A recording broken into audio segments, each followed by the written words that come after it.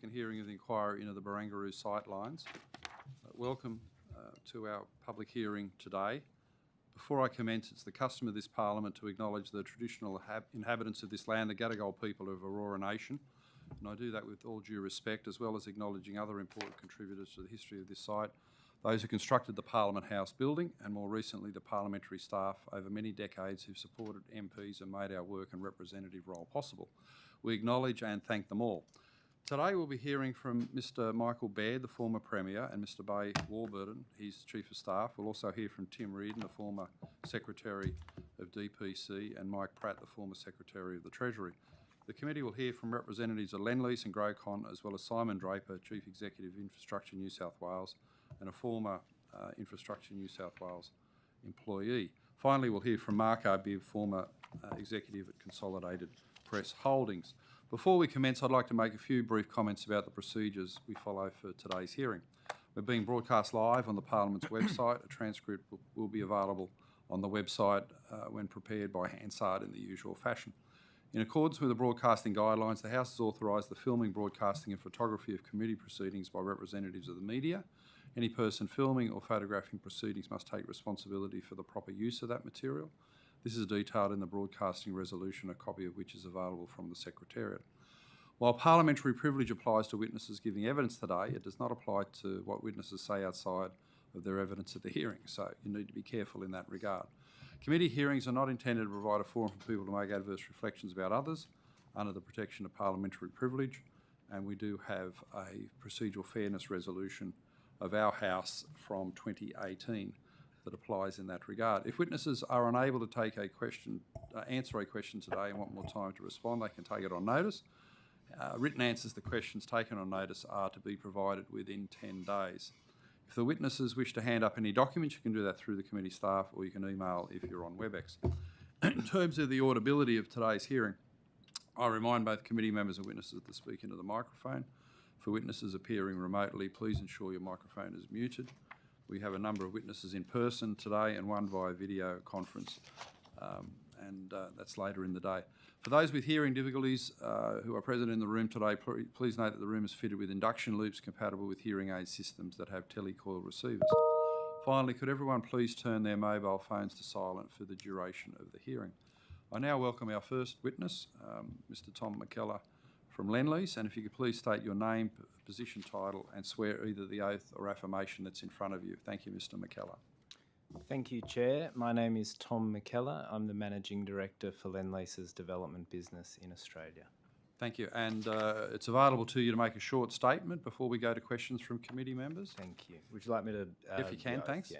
I swear that the evidence now about to be given by me shall be the truth, the whole truth, and nothing but the truth, so help me God. Thank you. Now that you're sworn in, would you like to make the short statement? Yes, I would. Thank you, Chair. Thank you, Chair, for the invitation to Lendlease to join today's session before the Select Committee.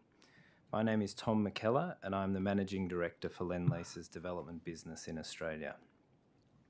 I want to start by first acknowledging the Gadigal people, the traditional owners of the land on which we meet today, and pay my respects to their elders past, present and emerging. First of all, I'd like to say that Lendlease is enormously proud of the world-class development that has been accomplished and continues in Barangaroo South. Representatives from governments and cities around the world routinely tour the precinct to see what has been achieved. As experience shows, all large-scale, long-dated and ambitious urban regeneration projects in global cities are difficult, complex and involve working with multiple stakeholders. Barangaroo South has been no exception in this regard. But Lendlease's assessment is that the broader Sydney community now loves Barangaroo, and it does so for a host of compelling reasons. For many, it is the cafes, restaurants, waterfront walks, open spaces that already form an integral part of Sydney's cultural and social life. As we all know, the site was locked from the public for generations. Today, more than 50% of the 7.5 hectare site is dedicated to open space, and 100% of the foreshore between Walsh Bay and Darling Harbour is fully accessible to pedestrians and cyclists. In addition, Barangaroo South has become a popular and major centre for employment in Sydney and a hub for some of the biggest companies in Australia. And in a world where one of the great challenges of our age will be how we tackle climate change, Barangaroo South is Australia's first carbon neutral precinct. Through clever design, the basement underneath the 3 office towers includes a district cooling plant that saves approximately 40 Olympics-sized swimming pools of water every year and a waste management system that diverts more than 80% of waste from landfill. Solar panels saturate all of the buildings, providing green energy for the entire precinct. Thank you again for the invitation to Lendlease to participate in today's session, and I look forward to assisting the committee today. Thank you very much. Thanks, Mr McKellar, and we'll now turn to questions, starting with the Deputy Chair, Mr Diadam. Thank you, Mr McKellar, for your attendance today. I believe you've been provided with a document, the Deed of Sightlines Resolution, is that correct? That is correct. Are you familiar with this document? I have seen this document, yes. Have you been briefed about the contents of the document? I have been briefed, yes. Okay, thank you. I wanted you to turn to clause 3.2 of the deed. On page 8, is it? Page 8, yes. Thank you.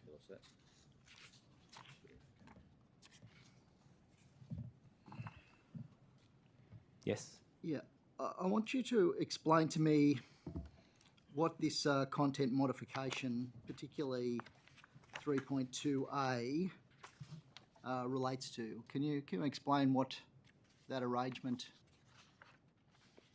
the material consequences of that arrangement were for Lendlease? Yeah, maybe if I start sort of a little bit back in this document. Essentially, through the Sightlines resolution, 2 things were trying to be achieved. Essentially, Lendlease had been delayed due to the dispute regarding sightlines by a number of years, and we were also looking to assist in Central Barangaroo proceeding as a development. In the document, it provides additional height for Central Barangaroo and parameters around that, which block views for Lendlease in certain areas.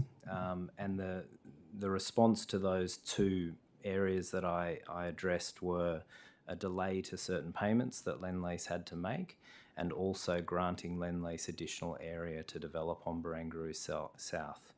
My understanding, and I'm not a lawyer, is that this clause 3A is referring to that additional floor space that was granted. How much additional floor space was it? My understanding is it's 8,000 square metres. 8,000 square metres, and that was on Block 4, which is as I understand it, the Renzo Piano buildings. Is that correct? Correct. The area was to be allocated on the remaining part of Barangaroo South, which was the three residential towers, and the area was spread across 2 of those 3 buildings. And so the additional floor space, that was additional height, effectively, wasn't it? In part, it was additional height, and in part, it was additional width as well on one of the smaller towers. So, what was the value per square metre of that additional floor space to Lendlease? We didn't ascribe a particular value to that additional floor space. We looked at the overall settlement that was resolved in this document holistically, and we didn't break down the component parts. Essentially, we were looking at the overall picture, again, going back to solve for the delays that we were caused and the value that was lost through granting additional height on Barangaroo Central. Effectively, it's compensation in the deed. Correct. For the delay and possible sightline intrusion? Correct. Okay, thank you. Surely, Mr McKellar, it's as a commercial operation, you must know the value of the various components of the deed. You must know how much that was worth to Lendlease, that additional 8,000 square metres. I wasn't part of the negotiations at that specific time. However, what I can say is that it is commercially sensitive to us, the value of all the elements of Barangaroo, but I will say that this was a holistic settlement from our perspective. Mr McKellar, I'm going to press you on this because you clearly know what the value, the square metre value of that 8,000 was. You must know that. I do not know the exact amount for those components. You're open As to we take the looked at it, question on notice and provide an answer. I'm happy to take it on notice. Well, Mr. McKellar, you're not a lawyer, but you're a senior executive with Lend-Lease. You've obviously, a commercial operator. You must know what the value of 8,000 square metres additional in that part of Sydney is to your company. You must know that. Whether you're prepared to tell us or not, you must know that. It is commercially sensitive to Lend-Lease, and yes, we can determine that value. let's just jump into Mr. that. McKellar, you've been sworn in under the Parliamentary Evidence Act. You have an obligation. It's not optional. You have an obligation to answer questions truthfully and directly. And if you know the answer to this question, I'd very much urge you to give it to the committee. I'm happy to take it on notice. Thank you. It's been suggested in another submission that the value of this additional 8,000 is in the realms of $300 million or thereabouts, perhaps even more, 400 million. Is that the ballpark? I'm not sure of where the value of the 300 million has come from. I will say that any additional floor space that is created, there are costs in developing that floor space. It's not appropriate to just put an end value on that additional floor space. There are costs of developing it, and there's those costs are significant that go with it. But So we'll take the question on notice about the value. Sure. I mean, I might take you then to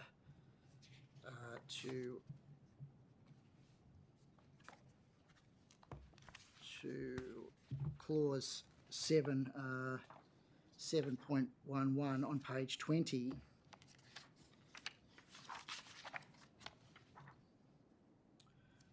Which appears to be a compensation arrangement in the event that the additional floor space doesn't eventuate, and that values this floor space at $10,000 per square metre. Is it fair to say that the value of the floor space is far in excess of that? This mechanism in particular is designed to calibrate if additional floor space is not granted, and there is a number attributed to that. My understanding is that number is part of the overall settlement again, and is there to adjust if that floor space is not there. So it applies a value. Can I take you to page 15 of the deed, clause 5.3? And particularly 5.3a. 5.3a. I wonder if you might be able to give us your understanding of the impact of this clause. So clause 5.3a seems to suggest that Infrastructure New South Wales effectively is taking on all the risk in relation to potential damages arising from a third-party action, and therefore is effectively indemnifying Crown and Lend-Lease, Millers Point, in the event of that third-party action. Is that your understanding of what you agreed to? So my understanding of this clause is there's two parts to it. There's the risk of consent of Central Barangaroo, which has nothing to do with us as parties to this document because we're not the developers of Central Barangaroo. And it has the reference to the additional area on Barangaroo South. And the Infrastructure New South Wales, or the BDA, are the proponent for planning purposes. So essentially they will be putting forward the planning submission. So I believe that's what that clause is designed to do. That's my understanding. Well, to be clear, so if we look at clause 4, clause 5.3 and 7.11 and other parts, it seems to me that this settlement contains essentially a promise by an agency of the state to give your company planning approvals, guarantees of additional floor space, compensation if that's not forthcoming, entirely outside any kind of planning process. Is that a reasonable characterisation of this settlement? No, that wouldn't be my characterisation. Well, how would you characterise it, Yeah, Mr. McKellar? maybe if I start where this journey began. So we won the project through a competitive tender process in 2009, Yep. which granted us development rights. Mm-hmm. At the time, the Barangaroo Central was to be a low-rise development that would enable views from various aspects for the building. We calculated the value we could pay to government on the basis of those representations. Fast forward a few years, we were asked to move a hotel from the water onto land. That had impacts on views. Mm-hmm. In 2015, we had a number of items that were either in dispute or attempting to be resolved between Lendlease and the Barangaroo Delivery Authority. Mm-hmm. Through that settlement, we determined a value of that settlement. That the value of that settlement relied on maintaining views to the Sydney Harbour Bridge and the Sydney Opera House, and that was where the origins of the sightline clauses were first introduced, because the value of our settlement at the time assumed those views were available to us. Mm-hmm. Fast forward to this point, we were delayed for various reasons for a number of years. Yeah, I that read your submission. did not give us that certainty. This document aims to do two things. It aims to compensate Lendlease for those delays. Well, that'd be very easy just to give you a sum of money. I mean, Well, that was the option, wasn't it? It was either I this get that. deed or money. I might, if I can finish. Sorry. Stop interrupting. Sean. The second part was to enable an certainty for the Barangaroo Delivery Authority on what development could continue on Barangaroo Central, and enabled additional height to do that. That had a detrimental effect to Lendlease. This document is designed to provide certainty for both parties to enable them to move forward with the development. The planning process for this project has always been extremely robust and goes through proper process. All this document doing is ensuring that the parties submit the planning proposals in due time, and that those planning proposals go through the course. And it has mechanisms if there are delays to that process, or if that process doesn't go as we assumed. Sure, but I am a lawyer, and I've had a look at this, and I see from your perspective that this agreement might have those characteristics, but it also does contain a promise by an agency of the state to procure certain planning approvals for your benefit. And how such a promise could be made by a government agency without going through planning processes in public just strikes me as extraordinary. From your knowledge, is this kind of settlement regular? So I think, again, I don't agree with that interpretation. Well, no, but I'm putting it to you. Lendlease has made very significant payments for the rights to develop this site. The landowner is the Barangaroo Delivery Authority. Yeah, on behalf of the State of New South Wales. And on behalf of the State of New South Wales. Therefore, they are the proponent for planning purposes. So as the developer, we are relying on them to make planning submissions, and we have made very substantial financial contributions in order for them to enable development on the site. If we didn't have these rights that ensured they submitted planning approvals, our site would not be worth what we've paid. And what would be the consequence? Once it is submitted, it then goes through proper planning processes with the Department of Planning. Mr. McKellar, There's also the State of New South Wales.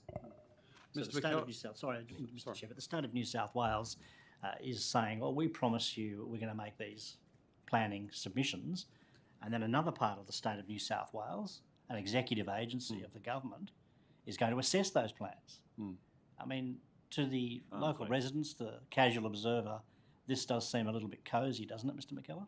No, I don't believe that's a normal process for a major state-based project. Yeah, but And- this is and we using have a the lot same of public experience. land, I very wouldn't have expensive thought so, public but land. that's a separate question we can interrogate with government officials. But Mr McKellar, in the formulation of the deed, who proposed this particular solution? I was not part of the negotiations. I was actually based in our European business for the few years while this was being prepared. I understand there were trade-offs from both sides in formulating this agreement. And in your understanding, have you got any knowledge of who proposed the formula that we're looking at, that instead of a payout, because the government's citing a metro at Barangaroo, your company gets these development bonuses? As I said, Lendlease secured the project as part of a competitive tender process, and in that we valued the views that were available to us in 2009. So I think that this document is to deal with changes that were made through the development But period. Mr McKellar, this deed preserves the sightlines. It preserves them. So Correct. you don't lose anything. They lost 2 I'm years. not exactly sure.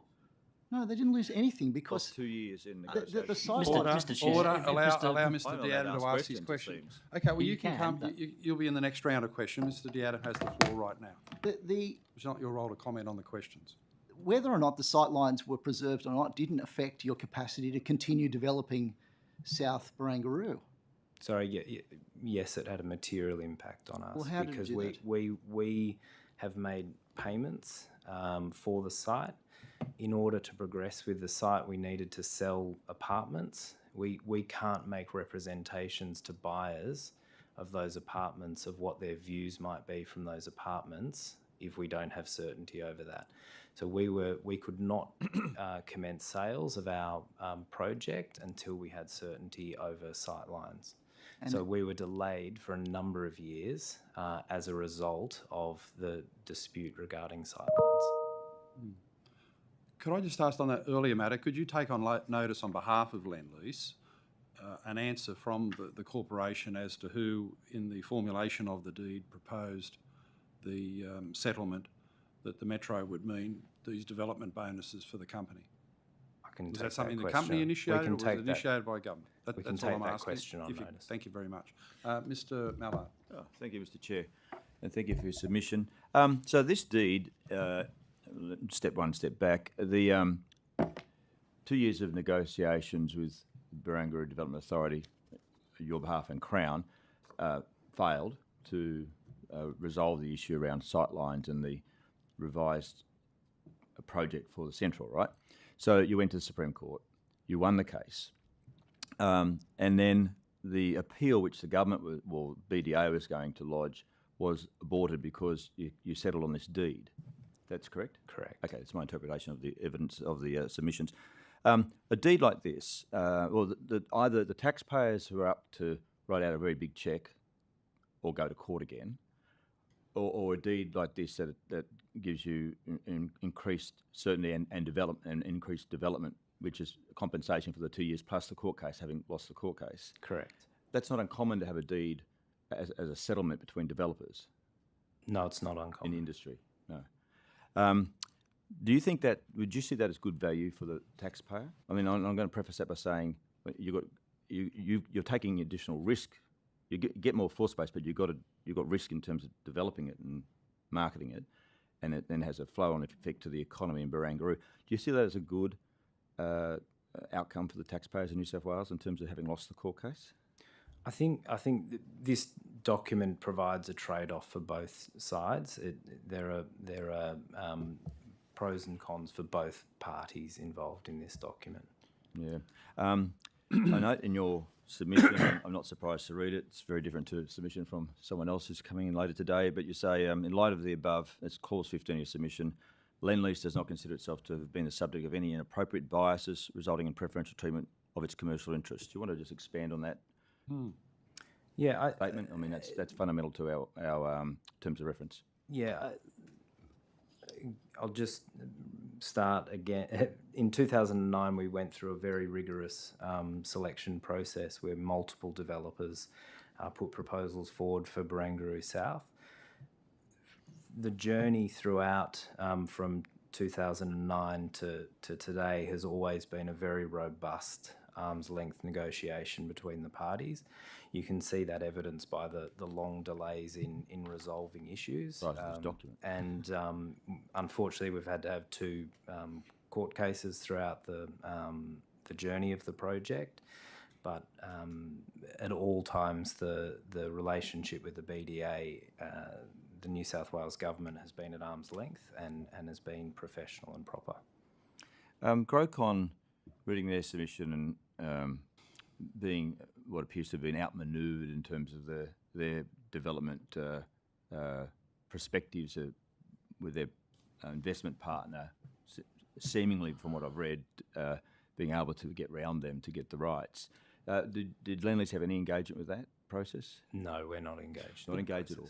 No. Okay, all right. But just on your claim that you haven't been subject of any form of biases from government, you must acknowledge, surely, Mr McKellar, that Lendlease has received a massively more favourable outcome than Grocon. I can't comment on the outcome for Grocon. I'm not party to their transaction. Have you got any explanation why Grocon didn't receive a deed like this in a settlement? I'm not party to that. All I can say is Lendlease is very proud of what it's achieved at Barangaroo South. It's been a very hard, long project, a lot of complexity, but we're very proud of what we've achieved. Have you got any knowledge of the way in which Grocon was manipulated out of the project, that there was a 3-year delay on delivering their sightlines? As soon as they were manipulated out and handed over to Aqualand, the sightlines were given to Aqualand? No, I have no knowledge of that. But if that was true, it just shows that your company's received a much more favourable outcome than Grocon, hasn't it? As I said, Lendlease were granted development rights in 2009 on a basis of a number of assumptions. We resolved a number of matters in 2015 as part of a settlement deed, and in that deed we assumed we had sightlines from the Sydney Harbour Bridge to the Opera House.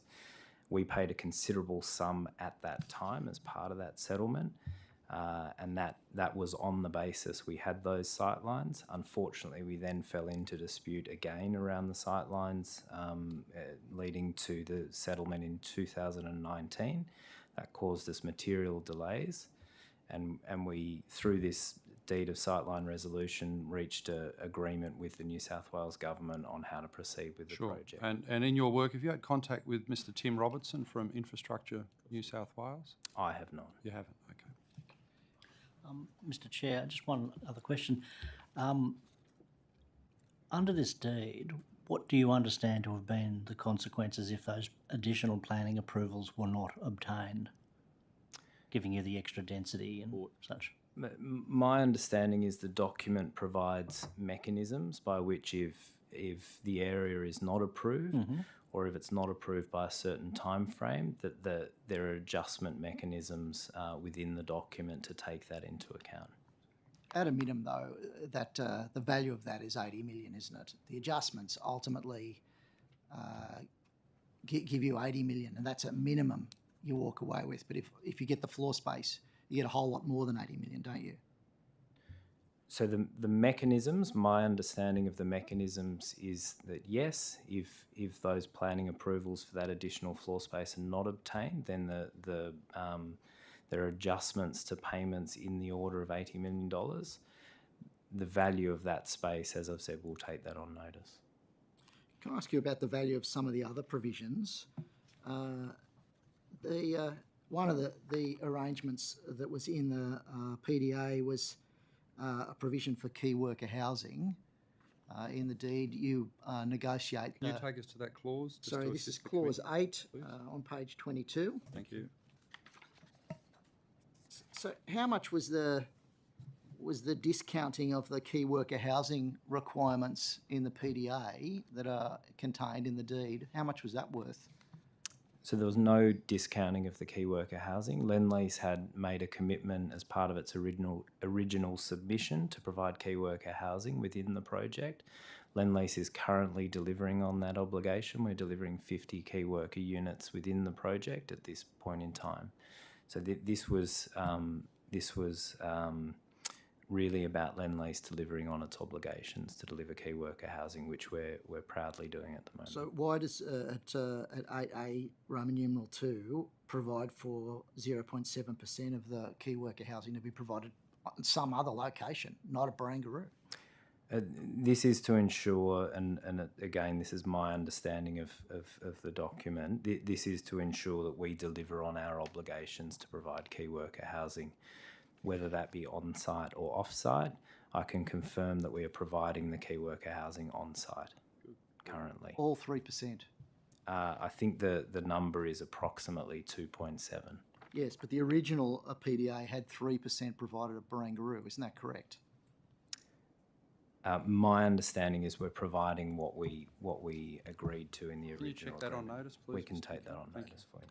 Can I ask about the value, taking you to clause 12 on page 25?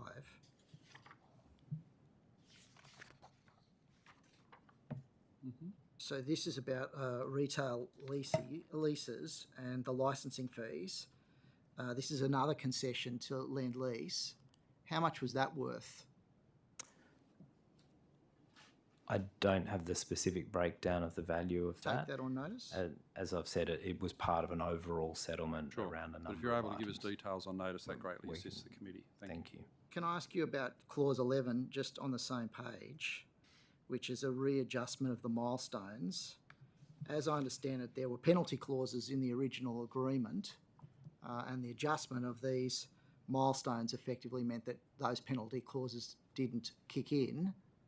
How much was that worth to Lendlease, that discounting of effectively the waiving of the penalty clauses for the milestones not being achieved? So Lendlease was significantly delayed in the development of the project as a result of the dispute regarding the sightline clauses. My understanding of Clause 11 is that it is designed to accommodate the delay to the program for the development. Lendlease gained no benefit from this. It was merely a contractual adjustment. Well, there must have been. So, I mean, obviously, your claim is that it offsets against the loss of time, but there must have been a value assigned to that particular clause. I think Value. I'm happy for you to take that on notice as well. There must have I'm been happy the to cumulative take it on penalties for notice. not adjusting the milestones must have had a dollar value. That's correct, isn't it? Really, the adjustment is to deal with the delays that were caused to I understand that, Lendlease as Mr. McKellar. developer. The question is, how much was it worth? Yeah, I'll take that on notice. Thank you. I think another question to balance that is, was there a calculation done at Lendlease at some point of the actual cost of you would have gone into these negotiations with a figure that this has cost us this much money. I mean, there's a threshold when you went to court where you said this enough's enough. So the delays, the inability to market the apartments because there was no certainty about the sight line. So you guys must have quantified the holding costs, the capital costs. You must have quantified the cost when you sat down at the table with the lawyers opposite BDA to negotiate this outcome.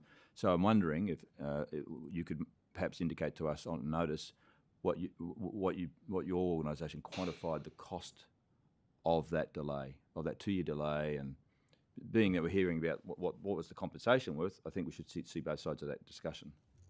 Is that helpful? I'm happy to take that on notice. Okay. As I said, the know delays were commercially- significant, Commercially sensitive. and the numbers are commercially sensitive. Thank you. Can I just clarify something about the litigation that gave rise to the settlement? So as I understand it, Lendlease had won in the first instance.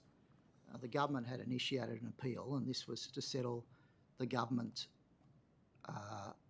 the government's appeal, basically to have the government withdraw its appeal on the original decision. Was there a counterclaim? Because if you'd won in the first instance, there would have been some assessment of damages, and there would have been payments. What was the quantity of the damages that had been either assigned or were being sought by Lend-Lease? So, to my understanding of the hearing was that it sought a declaration of the interpretation of the clause. It did not seek damages at that point in time, but it did note that there were damages in the claim, and then following the judgment that was handed down, we sought to negotiate with the BDA an appropriate amount following that period. What was that claim? I don't What have was your that initial? to hand. You can take that on notice if Take you like. that on notice. Okay, thank you. Thank you. Any other questions from committee members? Oh, actually, I do have a further question, which is just about the clause 9 on page 24, which is the public benefit and community use. Can you explain the nature of what clause 9 actually seeks to achieve? I mean, a raw reading of this is that if there's additional public benefit requirements that were contained in the PDA, that those costs were going to be borne by Infrastructure New South Wales and not by Lend-Lease. Is that?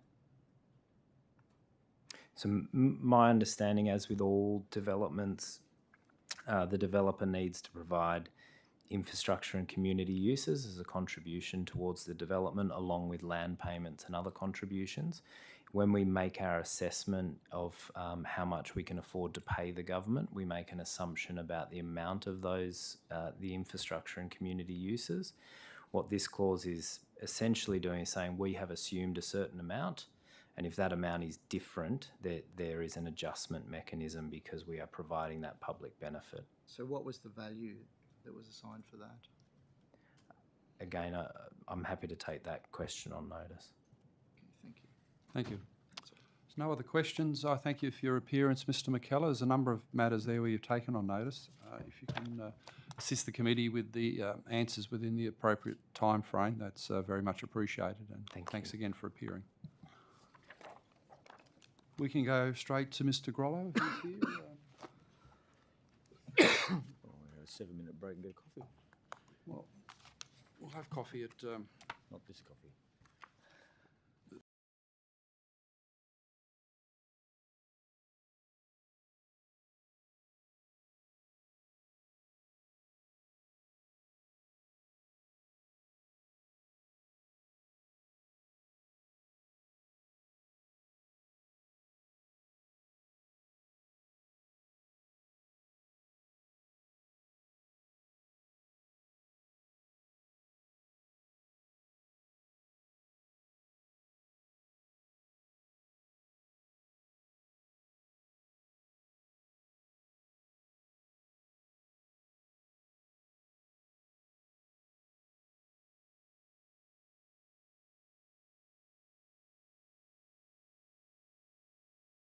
our hearing, and I you, assume Chairman. you heard the earlier evidence from Lend-Lease and the discussion about the deed.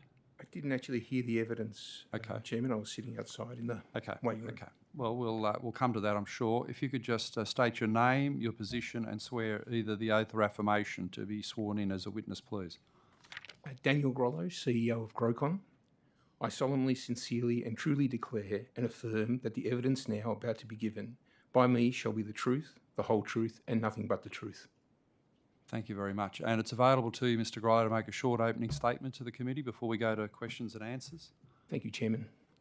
Ladies and gentlemen, thank you for the opportunity to share with you Grocon's experience at Central Barangaroo.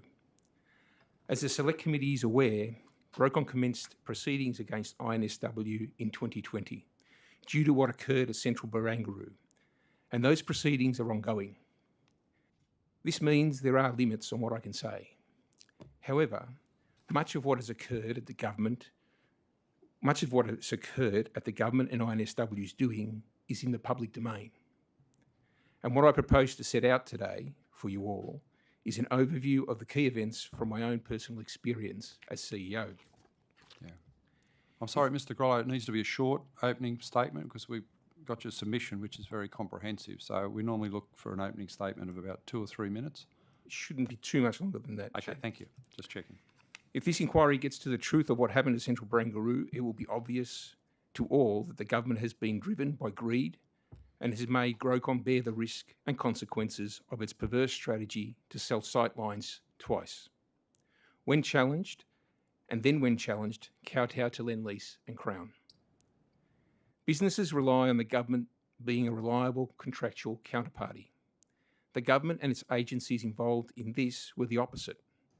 I've been consistently disappointed by the behaviour that is completely incomprehensible from a government body.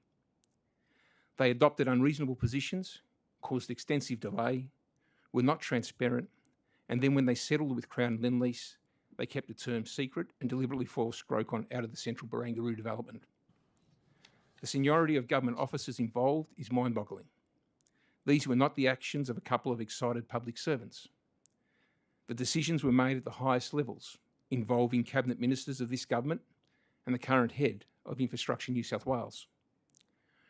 Grocon was incredibly proud and excited to have been awarded the opportunity to build Central Barangaroo. We all understood what a privilege it was to be able to put the Grocon name on the last jewel in the crown of the Sydney Harbour. We wanted to build a precinct that would take place on the global stage like Hudson Yards in New York City and Canary Wharf in London. The development agreement signed by the BDA in December 2016 said that the BDA would issue a sightlines notice to Grocon when its negotiation with Crown and Lendlease over sightlines were resolved.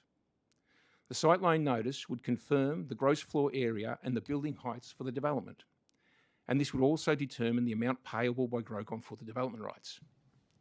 You don't have to know anything about property development to understand how important this document was to the project. Grocon was never issued the sightlines notice, ever. Grocon asked repeatedly in writing and verbally over the course of 4 years for the sightline notice to be issued.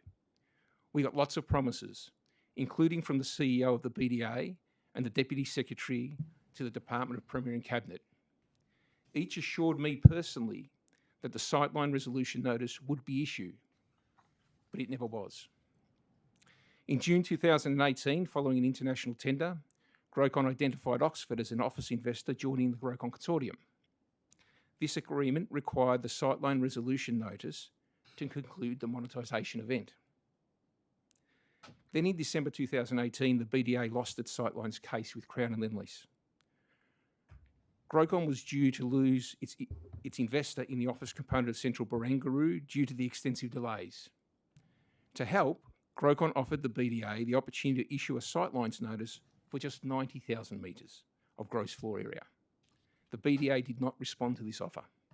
Instead, in April 2019, DPC put a broom through BDA, removing the CEO and the most senior advisor to the CEO. And the BDA ceased to exist, merging into Infrastructure New South Wales. On the 19th of August 2019, INSW settled sightlines dispute with Crown and Lendlease. INSW was contractually required to issue the sightlines notice to Grocon then, and it chose not to. In September 2019, after INSW had not issued the sightlines notice, Grocon was forced to exit the development at Central Barangaroo and sold its rights to Aqualand for half the price that had been offered 12 months before. INSW secretly issued the sightline notice to Aqualand the very day after we were forced out, the very day after. This secret was hidden from us and the public until 18 months later, when Grocon obtained the notice through the Supreme Court. INSW deliberately withheld the sightline notice from Grocon following settlement of the litigation with Crown and Lendlease. Without the sightline notice, Grocon could not monetise its largest, most valued asset. I was left with no option. In 2021, Grocon was put into voluntary administration to protect Grocon creditors. The approved deed of company arrangement provides for them to get paid in full before Grocon sees a dollar. I'm here today to fight for the recovery of funds owed to those Grocon creditors. Ultimately, the government's conduct on Central Barangaroo project has destroyed Grocon. The treatment of INSW inflicted on Grocon is unconscionable. 3 generations of operating as a respected and admired family company, a proud legacy on the skyline buildings in Sydney, Melbourne, Brisbane, irrevocably tarnished by the unconscionable conduct of this government. Thank you. Thank you, Mr. Grollo. If I could start the questioning. For me, the central question is why? Why do you think government acted this way? It's not clear to me the motivation other than a general position of greed to hang on to the original dollars that were paid by Grocon in 2016. That was a considerable sum, and I think they thought this was the path that would give them the greatest outcome. What was the greed for people like Tim Robertson at Infrastructure New South Wales? It's not his money, it's public money that we're talking about on the government state budget. For example, I've got here a WhatsApp message from Mr. Robertson to a number of his colleagues on the 10th of May 2019, where it says, and I quote, "Spoke to Greg Miles, said we were moving ahead on getting approval for negotiating terms for sightlines. Wouldn't be waiting for central transaction before talking to Crown and Lend-Lease," so they're in the loop. "Said we won't be negotiating forever, target a resolution within a few weeks. Said don't let that get resolved before your issues with John, because we'll all be forced to give a 1.10 notice to Daniel," yourself, that's the sightlines notice. It reads, "We'll be forced to give a 110 notice to Daniel, and then we'll all be fucked." Why would Mr. Robertson use such language in describing the impact on him and his colleagues if they gave you the sightline notice that you say they were legally obliged to give you? I guess you're asking me to speculate on what that is. I can't be clear. Well, you were on what- negotiating with Mr. Robertson and others, weren't you? So you must have had some sense of what they were up to. My sense of what's occurred in hindsight, looking back on this, is at some point around early of 2019, the decision was made that Grocon was expendable, and they should be taken out. Why do you think they made that decision? I mean, it's very blunt, crude language to say we'll all be fucked if you get fair and reasonable treatment. What was it that worried the likes of Mr. Robertson about giving you the same type of treatment that they'd granted to Lend-Lease, which we found out in this deed of sightlines resolution was effectively a series of development bonuses for doing nothing? I can't answer the question, Chairman. That's the problem. Were you constantly kept in the dark? You had no inkling at any time they were doing you over to manipulate you out of the project in favour of Aqualand? We were certainly kept in the dark. Right up until 18 months after the transaction, it was the only time that we knew that the 110 notice had been issued, and the only way we got it was by going to the court. So the day after you left and Aqualand come in and they get the sightlines notice, it was a complete shock to you that it was granted just one day after your departure. Yes, but I only found out that 18 months afterwards. Right. It was hidden from us for 18 months, and the only way we got it was through our proceedings in the Supreme Court. Right. So what's your best theory on why government has acted this way?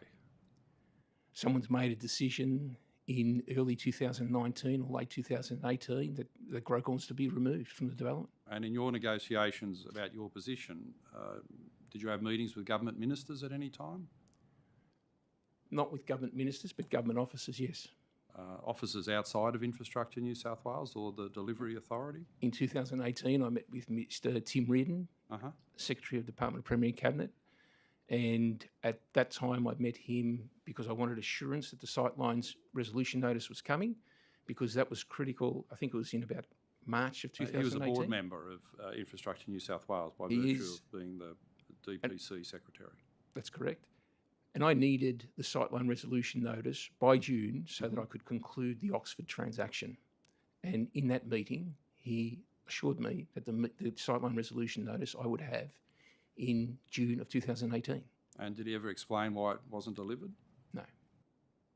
Do you believe he was manipulating you and keeping you deliberately in the dark at that time? He's a board member, he must have known what was going on. At that time, he certainly misled me. He's told me something that never occurred. And in doing that, I've signed a $150 million contract with an international organisation to have them come into the consortium, and the government never delivered the sightlines. Right. So other than direct officials at Infrastructure New South Wales, if you had a meeting with a board member, Mr. Reid, and any other board members? No, not of Infrastructure New South Wales. Right. Anyone else around the government, someone's chief of staff, advisors to ministers? No. No. So outside of the Infrastructure New South Wales officials, you just had the one meeting with Mr. Reid and a board member. I also met with Mr. Draper when Mr. Draper was acting Secretary to the Department of Premier Cabinet. And when was that meeting? They proceeded, that was earlier, I think, in late 17 or early 18. And what transpired at that meeting? That was more just a meeting to meet and say hello. Barangaroo was a big project, and it was more just a meeting to say hello. Right. You never followed up with Mr. Draper to say why the delay with the sightlines resolution for GrowCon? I followed up with Mr. Draper on a number of occasions once INSW took over BDA in 2019, but I got no replies. No replies. What, you'd send him an email and there was never even an acknowledgement of the email? Because he'd previously sent me an SMS to say, look, this has happened, nothing changes, which I appreciated. But then after that, I never got an answer to any of the texts I sent. Right. And after that meeting you described with Mr. Reardon, where you received the promise, what sort of follow-up did you have to say, hey, where's the delivery of the promise? I was following up indirectly through the officers of the BDA. Right. And, we talk about in our submission that we had constant assurances that the sightlines resolution was coming tomorrow, next week, next month. It was coming, and it never did. Right. So you never had any other contact with Mr. Reardon other than that meeting you've described to us? The follow-up was primarily through the likes of Mr. Robertson? Mr. Robertson, Mr. Vanderland and Mr. Finlay, who were all officers at the BDA. Right. And they just gave you, what, a non-stop series of assurances. It's like Christmas, it's coming. And That's it never correct. did. Right. Other questions? Yes, thank you, Mr. Grollo. I wanted to ask you, so had the sightlines resolution notice been issued in June as you'd asked, what would have happened? Well, we would have closed the Oxford deal and construction would have commenced. And if for some reason we couldn't close the Oxford deal, the sightline resolution notice was another way of remarketing the property that would have allowed us to monetise the event. And I think that in the SMS that was just quoted by the chairman, that's what Robertson was concerned about. Robertson knew that armed with what he described as the 110 notice, GrowCon would arrange and control and complete Barangaroo. Why would he think that was a bad thing, though? I mean, it's a hole in the ground down there. It's an urban planning disgrace. Why would he think that's a bad thing that a developer had a legitimate consent, had a sightlines resolution, got on with the development? It's why my despair with the behaviour of... We'll have to ask whose interests were harmed by you just completing the project? I don't understand. I mean, obviously, Aqualand were a beneficiary of the sort of bargain basement sale that was forced on GrowCon. Do you think that is the driver, that ultimately the Infrastructure New South Wales officials had a preference for Aqualand delivering the project? And so... After the sightline decision in late 2018, it was clear that unless the government appealed, the development was going to be much smaller. We paid for a 120,000 metre scheme, and the sightline compliance scheme, as we termed it, was only a 90,000 square metre scheme. At 90,000 metres, if the government was going to give away its appeal rights and only go with 90,000 metres, there wasn't much room for both GrowCon and Aqualand in the one development. And what happens from late 2018 and early 2019 is clearly the government takes a position to favour Aqualand in its decision making. And why do you think that was? I can't understand was there any kind of public benefit in favouring Aqualand over GrowCon in terms of the cut of the floor space in the reduced scale development? There's no legal right to favour Aqualand. Aqualand wasn't a party to the agreement with government. The agreement, the SENDA, the development agreement that covered Central Barangaroo, was an agreement between GrowCon and BDA, INSW. Aqualand weren't there. So for the state to favour Aqualand just, again, is a question of, it's very hard to find an answer as to what the motivation was. Right, just to tease this out further, I'm referring here to a briefing note written by by Tim Robertson, Phil Paris and Brad Kellerman, a memo, if you like, to Simon Draper and Tim Reardon, dated the 23rd of August 2019. And it's also marked in the attachment, Cabinet in confidence, moving ahead with Central Barangaroo. And I suppose the key phrase here is that the project team considers that the best opportunity for the Central Barangaroo project to progress in a manner that's consistent with the sender and minimises ongoing risk to Infrastructure New South Wales is for the transfer of development rights from Grocon to Aqualand. Now, why would they say that? What was the greater risk that you posed to Infrastructure New South Wales than Aqualand? I think that where the government will focus on is, at the time, they would say, I suspect that Grocon's financial stability was weaker than Aqualand's. We don't agree with that point of view, Chairman, because at the same time, within the same month, Grocon was awarded the development of the overstation developments at Pitt Street Metro, so Pitt Street North and Pitt Street South, and we were able to monetise those development rights. So Metro did what they said they were going to do, and we monetised. But what special knowledge did they have of your financial position to make them conclude that you're some ongoing risk to Infrastructure New South Wales and the extraordinary, unprecedented action of a government agency seeking, through manipulation, to transfer the development rights from your company to another? I don't believe they had any legitimate rights. They had no access to your finances. This was speculation. It was speculation from the press. From the press. And in the extensive experience of your company, and I know the work you've done in Melbourne, most particularly, where it's obviously been a standout in that state. Have you ever heard of a government agency acting in this fashion to transfer development rights from one company to another? No. In 35 years of experience in Melbourne, Sydney and Brisbane, I've never seen this. Okay, thank you. Mr Mallard. Thank you, Mr Latham. Mr Chair, Mr Grollo, good morning.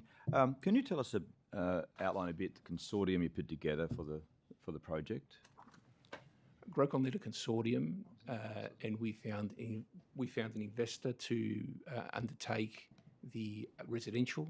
We found an investor to undertake the retail development, and ultimately we found an investor to undertake the commercial office development, and Grocon acted as the agent and development manager above. So can you name each of those entities? Yeah, so the residential investor was Aqualand. Aqualand. The retail investor was Centre or Westfield, and the office investor was Oxford. And who was financing the project?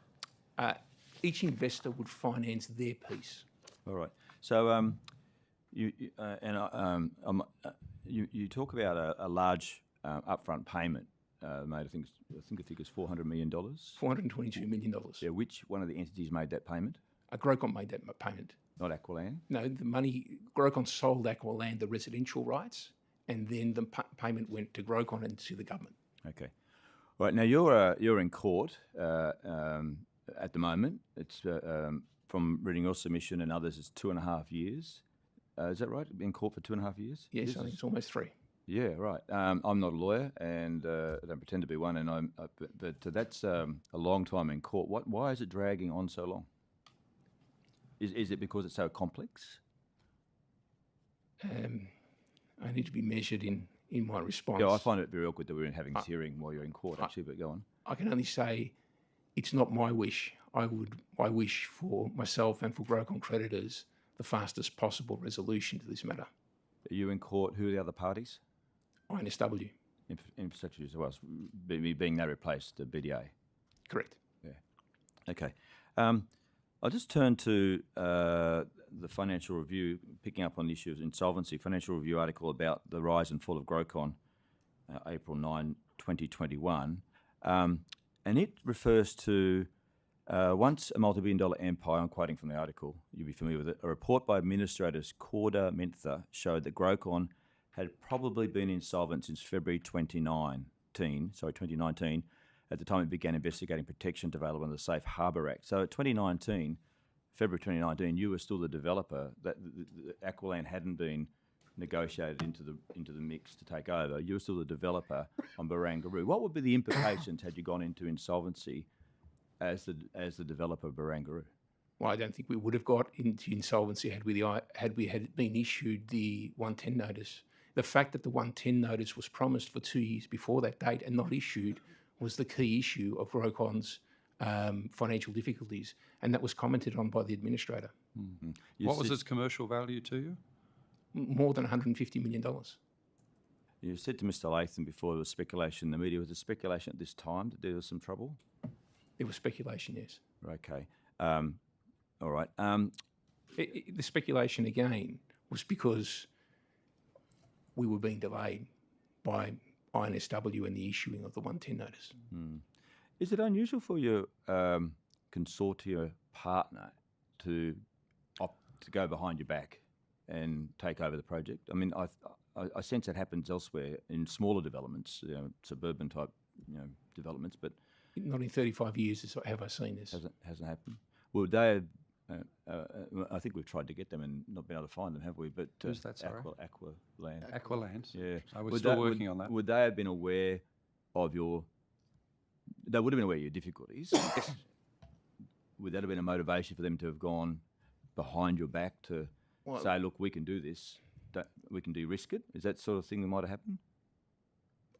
That would be speculating, so Yeah. I can't be certain, but that may have happened. Which would be attractive to BDA, being that having the main developer, I'm just hypothecating here, main developer in trouble, which would have been a big problem for the site. That white knight coming around from the consortium would have been attractive to BDA, I would imagine. Possibly, but they had contractual obligations. The sender was signed in 2016. Yeah. In 2017, when the sender went firm, they were supposed to, under the contract, they were supposed to use best endeavours to deliver it in the first quarter of 2018. Can I ask I just you want to about talk that? about the Sorry, sight lines. Can I ask a question No, about no, the I'll sender? let you No, go no, uninterrupted. one more, Mr. Yeah, Mallard, I and then want we to go to to the Mr. sight George. lines, and then I wanted to talk about some things you've raised, but I've Yep, stayed quiet. we've got a bit of time, so Yeah, Mr. yeah. Mallard. So you've said in the media and you've said in your submission that you were misled about the sight lines. I mean, the sight lines. But I understand, and you can correct me if I'm wrong, that the requirement to the obligation to negotiate sight lines of Crown and Land lease for Central Barangaroo was in the tender documents when they were distributed to all the companies who were looking to tender for Central Barangaroo. There was an indication in there that there would have to be a negotiation around sight lines. A mere indication. Sorry. A mere indication. The actual details of what existed between Crown and Land Lease and Infrastructure New South Wales in terms of the obligations around sightlines were never made clear. It might be suggested that because of the subsequent court case that the government lost, that they didn't quite understand how embedded those requirements were too. Would you not think that might be the case? Well, I Being think that went to court. the difficulty for me is that I think that the court case found that effectively the sightlines clause as was drafted between Crown Land Lease and the state gave Crown Land Lease a seat at the negotiating table of BDA, the BDA's process on Central Barangaroo. I mean, I just don't understand the whole Central Barangaroo process if in fact that was the case. If Right, they my last question. In the evidence you just gave to the chair, he asked you, trying to ascertain what high levels of government you had been engaged with around this time. Because when your opening statement from memory, you said that the highest level of governments have conspired against your company, and it's pretty much what you said in the media as well. But you've ruled out that there was any engagement directly with you, with ministers or even chiefs of staff, but departmental head you dealt with, and head of Premier and Cabinet. And I think the question the chair asked was about my personal communications. yes, There are numerous other communications in and around Central Barangaroo by senior members of government. Would you want to provide evidence of that? I'd have to say that I'd get confused at that point because that evidence is part of the court case. So if I share that evidence, I think that I might be going a bit... Right.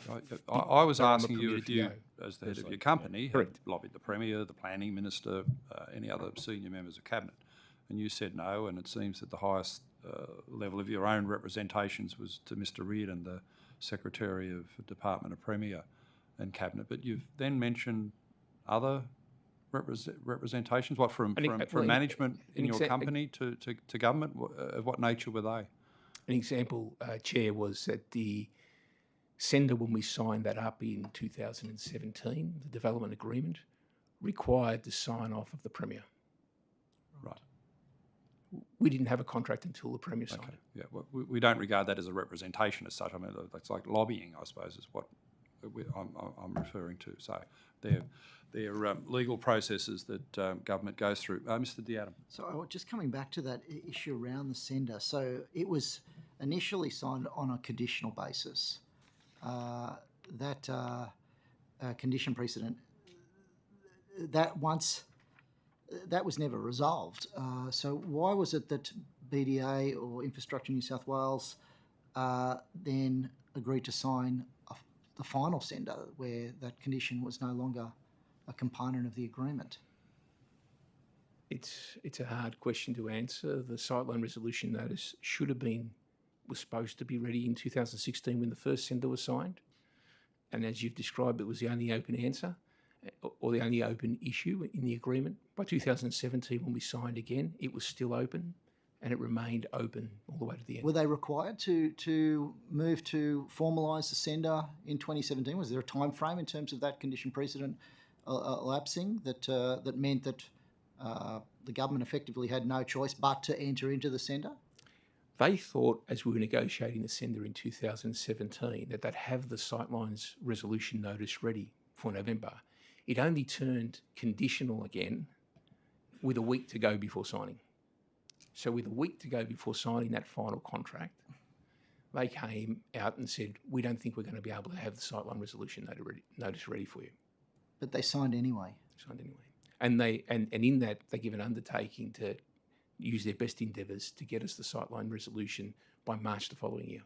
So once they'd signed, they were bound to provide the sightlines resolution notice. That was the sort of critical juncture, wasn't it, in terms of what the government had to do in terms of getting out of the kind of bind that's been created by the sightlines commitments that have been made to Crown and Lend-Lease. At that point, they could have chosen not to sign the final sender. Is that correct? Correct. Can I ask about, so clearly there was this bind. Was there ever a point in time where there was a discussion about trying to bring all the parties together and make some kind of grand bargain that either involved Grocon or try and achieve some grand bargain with Grocon sort of sidelined? Do you have any insight into whether there was some attempt to try and bring everyone together, try and get a resolution to all the outstanding issues? In late 2018, there was a period described as grand bargain where we sat with Lend-Lease, Aqualand and all consortium partners to see if we could collectively find a way through the deadlock that was sightlines. But that was ultimately inconclusive. Can I ask about, so you needed the sightlines resolution by June 2019. Now that you've seen the envelope that's an appendix to the deed, would you have been able to make money had that sightlines resolution notice been issued to you within those constraints that you now know applied? Yes. You didn't get it in June 2019. They signed the deed of sightlines resolution on the 19th of August. If they'd given you the sightlines resolution the day after, like they did to Aqualand once you'd sold your development rights, so if they'd acted in August 2019, what would have been the consequences for Grocon? I believe we would have been able to develop the project and successfully move forward. So even at that later stage, you still think you would have been able to proceed to deliver the project? Yes. Okay. Can I ask about the suggestions that have been made about Mr. Robertson? Obviously, there's a range of text messages or WhatsApp messages that are contained in your submission. You also make an imputation about Mr. Robertson, I believe, in terms of him ceasing work with Infrastructure New South Wales and then entering into some kind of employment or contractual arrangement with Aqualand sometime later. Can you perhaps elaborate on whether you think there was improper motives operating in relation to Mr. Robertson and his relationship with Aqualand? I have no evidence to that effect, other than to say it's highly unusual in my experience, to have seen someone go from one side immediately to the other side of the same transaction. Do you think Mr. Robertson how much discretion do you think Mr. Robertson had in terms of the timing of the issuing of the Sightlines resolution notice? Do you think that was a decision that he could materially impact at an individual level, or do you think he was wholly operating under instructions from others? I think he was operating under instructions. Yeah, just on this point, Mr. Grollo, your submission at the bottom of page 19 says that Grocon understands that Robertson Advisory, this is the consultancy that Mr. Robertson has established in late November 2019, having ceased his employment with INSW. You understand that he was engaged directly or indirectly by Aqualand to provide consulting services. Is there documentary evidence of this, or it's something you've heard from someone?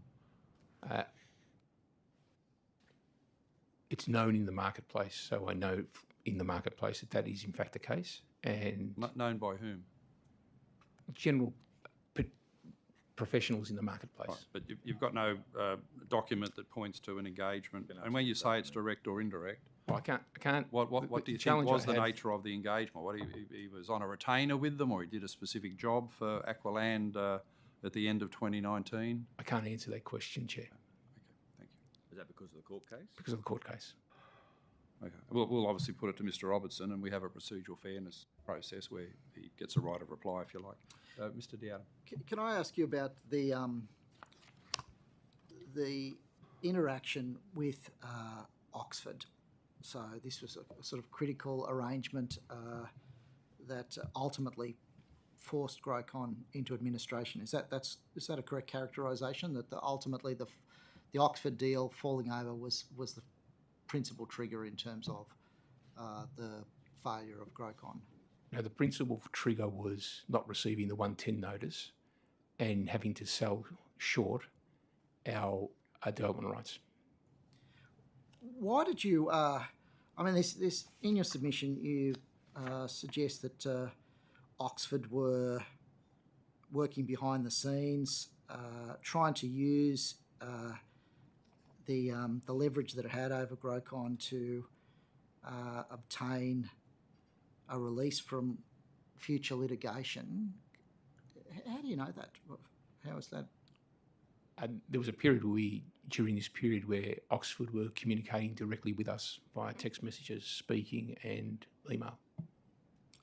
Why did you?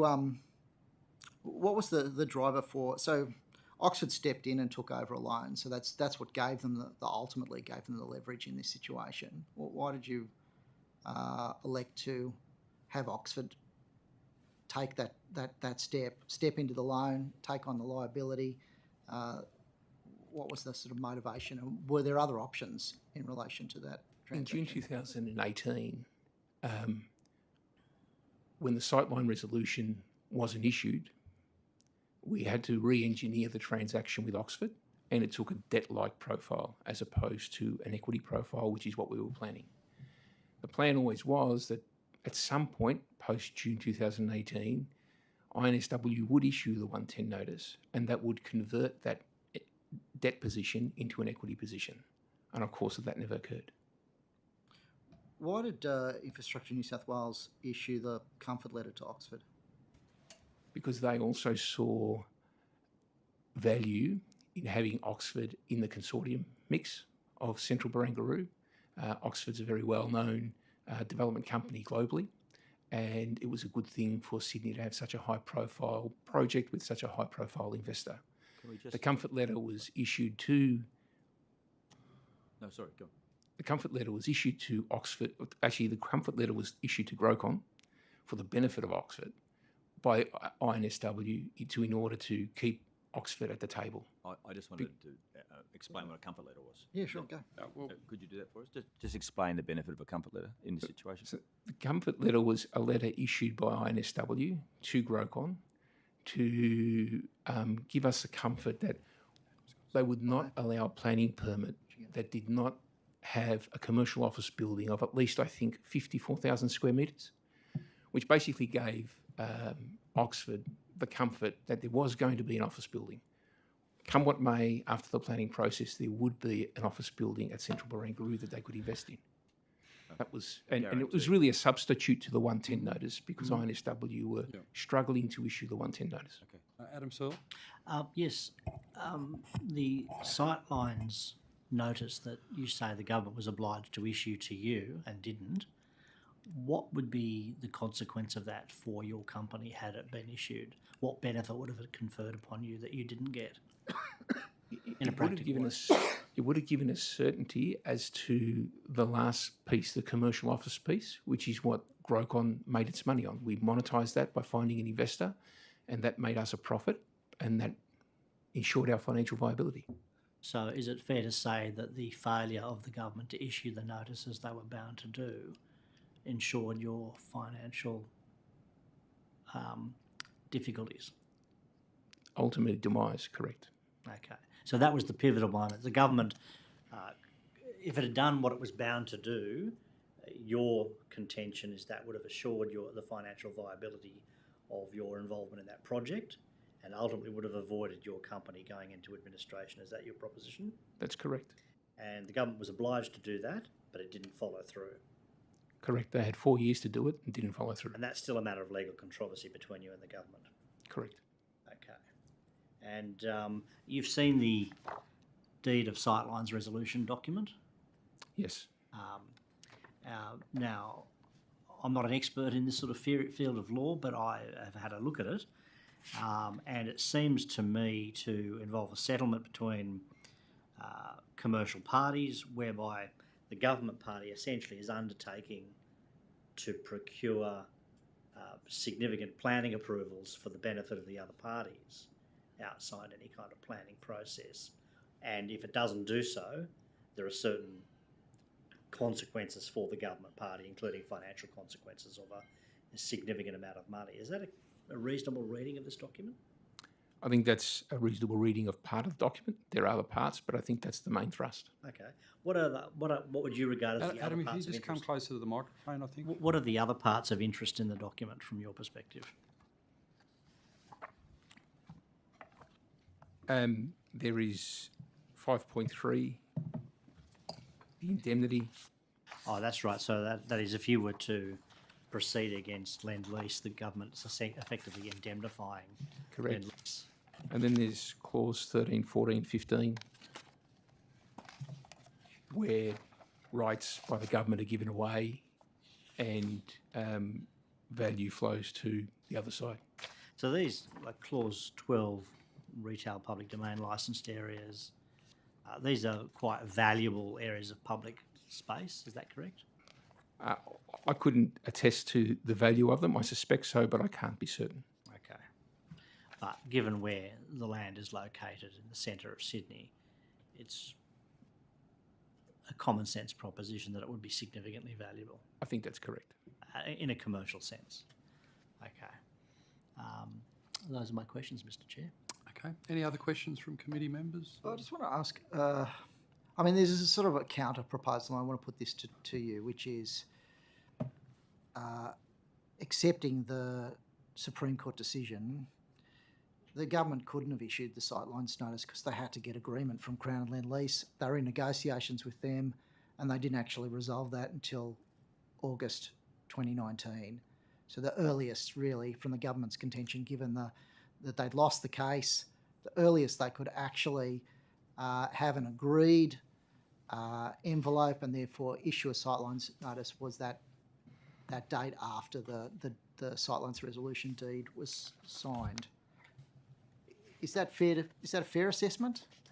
No, I would say that the INSW was free to agree terms and conditions with Crown and Lend-Lease any time over from 2016 on.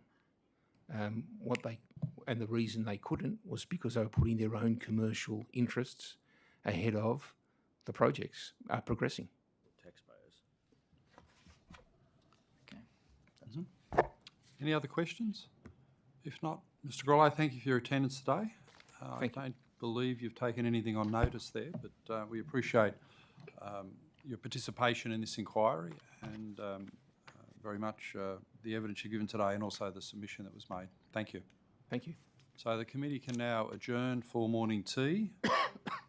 And we were scheduled to come back at 10:45, which is some 25 minutes away. Might try and come back at 10:40 with our next witnesses, Mr. Reardon and Mr. Pratt. 10:40, we'll have a 20-minute morning tea break. Thanks, everyone. Thank you.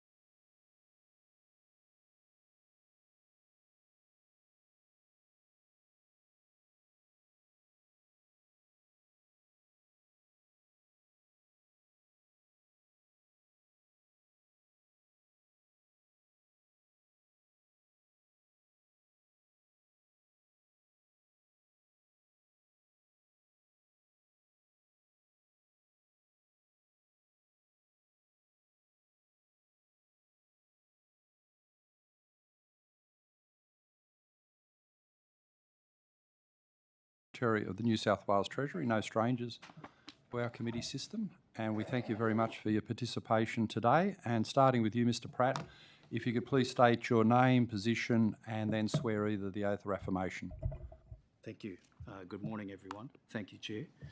Michael Pratt, former Secretary of Treasury, now private citizen. I swear that the evidence now about to be given by me shall be the truth, the whole truth, and nothing but the truth, so help me God. Thank you. And Mr Reardon, thank you. Tim Reardon, here as a private citizen as well. I swear that the evidence now about to be given by me shall be the truth, the whole truth, and nothing but the truth, so help me God. Thank you very much. And it's available to either of you, both of you, to have a short opening statement if you so desired. I will actually. Thank you, Mr Reardon. We'll start with you and then Mr Pratt if he wishes. So I'm here as a private citizen, but I'd like to just declare former roles just so we're clear. I'm formerly the Secretary of the New South Wales Department of Premier and Cabinet. During that period when I was the Secretary in the cluster of Premier and Cabinet, I had various agencies reporting into that cluster. One of those was the Barangaroo Delivery Authority, one of those was Infrastructure New South Wales, and the various functions that they had and how they changed over time. Also had the arts and culture groups within that cluster as well, so adjacencies for Barangaroo for the deliberations today included such things as the Walsh Bay refurbishment, consideration of the cutaway at the northern end of Barangaroo, amongst other things. I was also a board member of Infrastructure New South Wales for a considerable period of time. As Premier and Cabinet Secretary, I was an observer on that board as Secretary of Transport for New South Wales. As former Secretary of Transport for New South Wales, in the area of Barangaroo, I was involved in the delivery of the Barangaroo ferry wharves, involved in the delivery of CBD South East Light Rail, which then connected to Wynyard Station upgrade, the developments above Wynyard Station, Wynyard Walk, all which were delivered to facilitate the improvements that were made to Barangaroo. In much former lives, I've been involved in Sydney Ports Corporation way back when it was actually a working port. I remember when it clocked over its 1 million TEU, 1 million container, I think back in the year 2000, and subsequently have watched and observed it change over that period considerably. The Sydney Metro also, as former Secretary of Transport for New South Wales, in my period, Sydney Metro, City and South West was developed, announced and in construction, which meant a Barangaroo station for Sydney Metro, which is in development and build right at this point in time. And Sydney Metro West, in both former roles, was part of my deliberations and in its development. And finally, I'm a former member of the Greater Cities Commission on its board as well, where various matters such as precinct development came under its guise. I now work in Barangaroo as well, and I just thought I'd declare those things as an opening statement, Chair. Thank you very much, Mr Reardon, and we thank you to your service to the State of New South Wales. And Mr Pratt? Thank you, Chair. I have no opening statement, Chair. Thank you. Okay, well, we'll start with questions from the Deputy Chair, Anthony D'Adam. Thank you. I'm not sure whether you've been able to listen to the early evidence today, either of you? No. No. There's a document, the witness has been provided with a document. So before you should have the deed of sightlines resolution. You're both aware of this document? I'm not aware, no. I'm aware of documentation, but whether I know that one or not, you've just placed it in front of us and I haven't had a chance to look at it. Sure. Okay. Well, I might start with you, Mr Pratt. We've heard earlier evidence that suggests that that Lend-Lease and Crown got a pretty good deal when this deal was signed off. I wanted to ask you about the role that you had in relation to assessing the impact of this deal for the taxpayer of New South Wales. What role did Treasury have in the deal on sightlines resolution? Look, I don't recall. I certainly personally had no direct role that I can recall in this whole matter. In fact, I was somewhat surprised to be invited to the committee. I'm here because I will definitely help you if I can. That's why I'm here. But this was really run out of DPC, as Mr. Reardon's covered, and also Infrastructure New South Wales, who took the running on this. I do recall at some point something did come to ERC, but I can't recall the detail, I'm sorry. I mean, I've not had any direct involvement personally. Now, to your question directly, I would have thought Treasury would have had some role in assessing, the issues, but I really can't recall the detail, I'm sorry. So you've got no recollection of this. It's a major controversy. It's liabilities for the state and potentially in the hundreds of millions of dollars. Treasury, you have no Well, I've recollection of indicated that? Treasury were no doubt engaged at some point, but me personally, look, there are many liabilities on the state. There are as many uses of my time and pressures at the time, COVID and so on going on. So some of these things were delegated. As I've said, I had no direct involvement that I can recall. No conversations in relation to the issue of the problems around sightlines in Barangaroo? Mr. Reardon might have said to me at some stage, I'm having these challenges, etc. But as I've said, if I could help you, I would, but I've had no direct engagement that I can recall. So it is your evidence that the Treasury would have had a role in assessing the implications of the deal that was ultimately arrived Well, my at? evidence is I would think Treasury had a role. I can't absolutely say that they did. But to your point, I mean, given the liability here on the table, these are the sorts of things that Treasury would get engaged in. So I suspect they would, but I'm not able to commit to you directly that that was the case. Okay, well, I might move to Mr. Reardon then and ask you about the process of assessing the impact of this deal, the financial impact for the taxpayer of New South Wales. What role did you play? Sure. So in my opening statement, I gave some roles, but probably just a bit more detail. In late 2017, just coming up to 5 years ago, the Barangaroo Delivery Authority was in charge of the development of Barangaroo itself. Those functions were transferred to Infrastructure New South Wales from memory by the government in about April 2019, and I think they were formally handed legally to Infrastructure New South Wales, I think on the 1st of July 2019, as part of a significant machinery government change after the 2019 state general election. So since that time, Infrastructure New South Wales have taken on the functions, asset liabilities of both Barangaroo Delivery Authority, and if I recall at the time, we also abolished urban growth, and those functions, assets and liabilities transferred to Infrastructure New South Wales there or at a later date and vested in Infrastructure New South Wales. And since that time, that organisation has been in charge of resolving the developments in Barangaroo. Yes, so I'm more interested in your specific personal involvement. So did you have any conversations with Mr. Draper prior to Infrastructure New South Wales signing this deed? Yes, I'm sure I would have. I don't remember the details of them, but absolutely. Mr. Draper, as Chief Executive of Infrastructure New South Wales, he and I spoke about many things very frequently, including this matter. And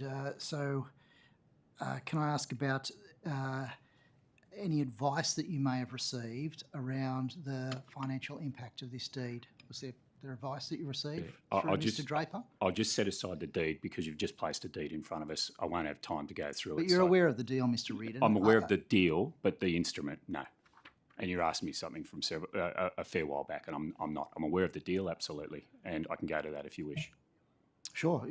So when Infrastructure New South Wales took over the functions of BDA, Barangaroo Delivery Authority, they then became charged with resolving any matters that it had on its books, and one of those matters was the resolution of how Barangaroo Central would be developed. That revolved around sightlines that two other developments within the vicinity had a claim for those development rights and had developed and had a view on what the sightlines were. Barangaroo Central Development had a view on sightlines as well, and they were in conflict. And NSW set about trying to resolve those. The matter had been considered in court, and there was an outcome of that matter in court, and then NSW set about trying to resolve the matter and did so. Why was the decision made not to proceed with the appeal? Why was there a preference for settlement as opposed to trying your arm in the appeal process? I don't recall. Mr. Draper would have described to me the sort of deliberation and thinking about that, but I don't recall. It's just I don't have a memory of exactly why. One consideration was no doubt the fact that the state had been to court with two other parties and had not been successful in that court action, and therefore that would have been an input to why they sought to settle.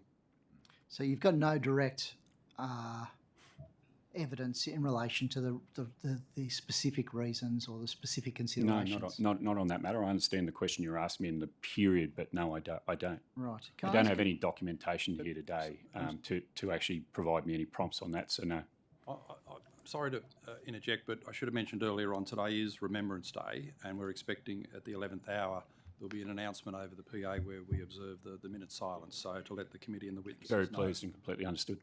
Thank you. Mr. Eden, can I ask you about your role in the question of the issuing of the Sightlines resolution notice? Did you have any role in the decision about when the Sightlines resolution notice?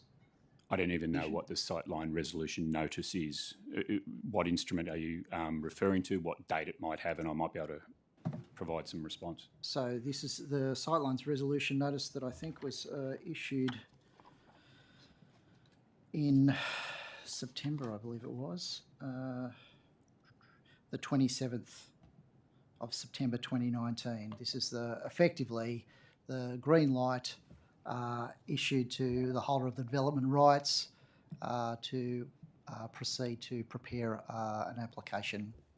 After the August deed.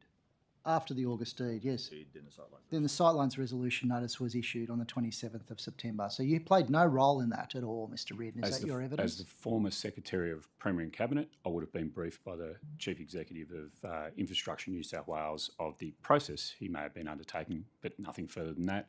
As a former board member of Infrastructure New South Wales, I believe from memory that the Chief Executive kept the board updated on the functional changes, the machinery government changes of the Barangaroo Delivery Authority and urban growth functions coming into NSW, but I don't believe, because it was an advisory board in nature, there were too many more briefings on this specific matter from memory. There's a court action underway initiated by Grocon. You're aware of that? I am aware of that.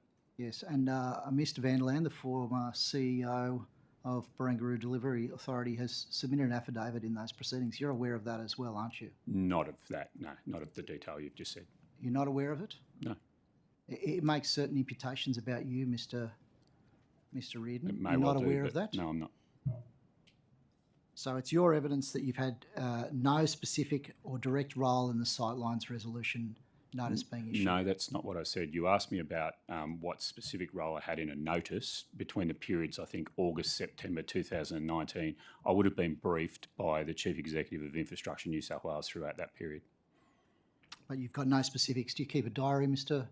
No, Reardon? Do you have any diary records? Not of these matters. I'm no longer in government. You've come here. You have, and I wrote when I responded to the invitation here that we're going to rely on memory as best we can. We don't have any documentation. You have documentation, and you can ask me anything you wish to on any particular topic around here, and you expect me to give you an answer.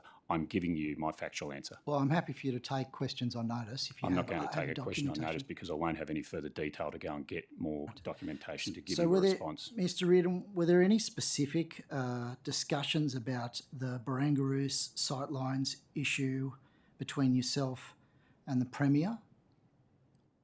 There would have been Any yes. conversations with the Premier about this issue? There would have been in terms of briefings.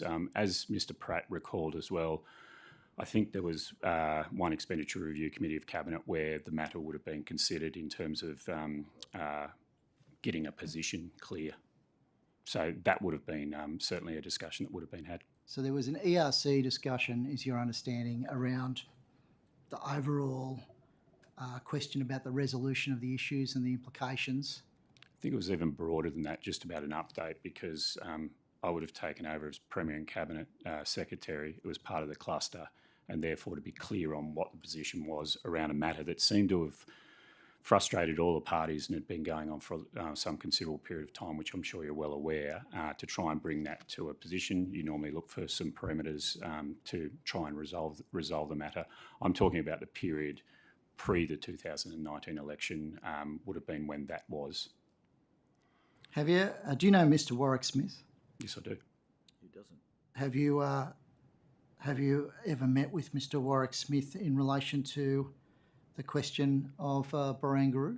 Yes, I've met with stakeholders, all of the stakeholders within the vicinity, particularly during my start-up as Secretary of New South Wales Premier and Cabinet. I wanted to get a position clear from any cluster agency that I had, and in this cluster agency for Barangaroo Delivery Authority, it had... Good morning, members, staff and visitors.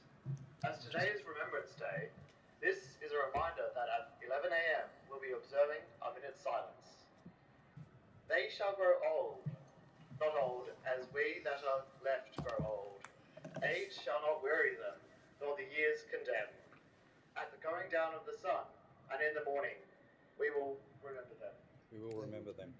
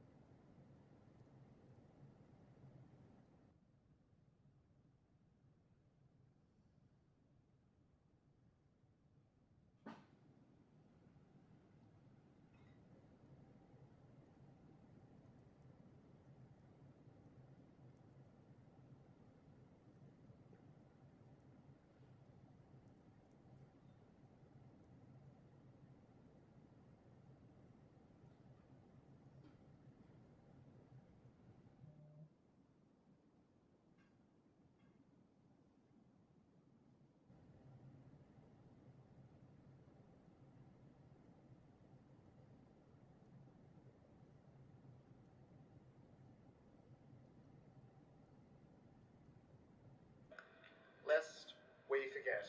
Lest we forget. Thank you, members, staff and visitors. Thank you, Mr. Reid, and you were mid-answer.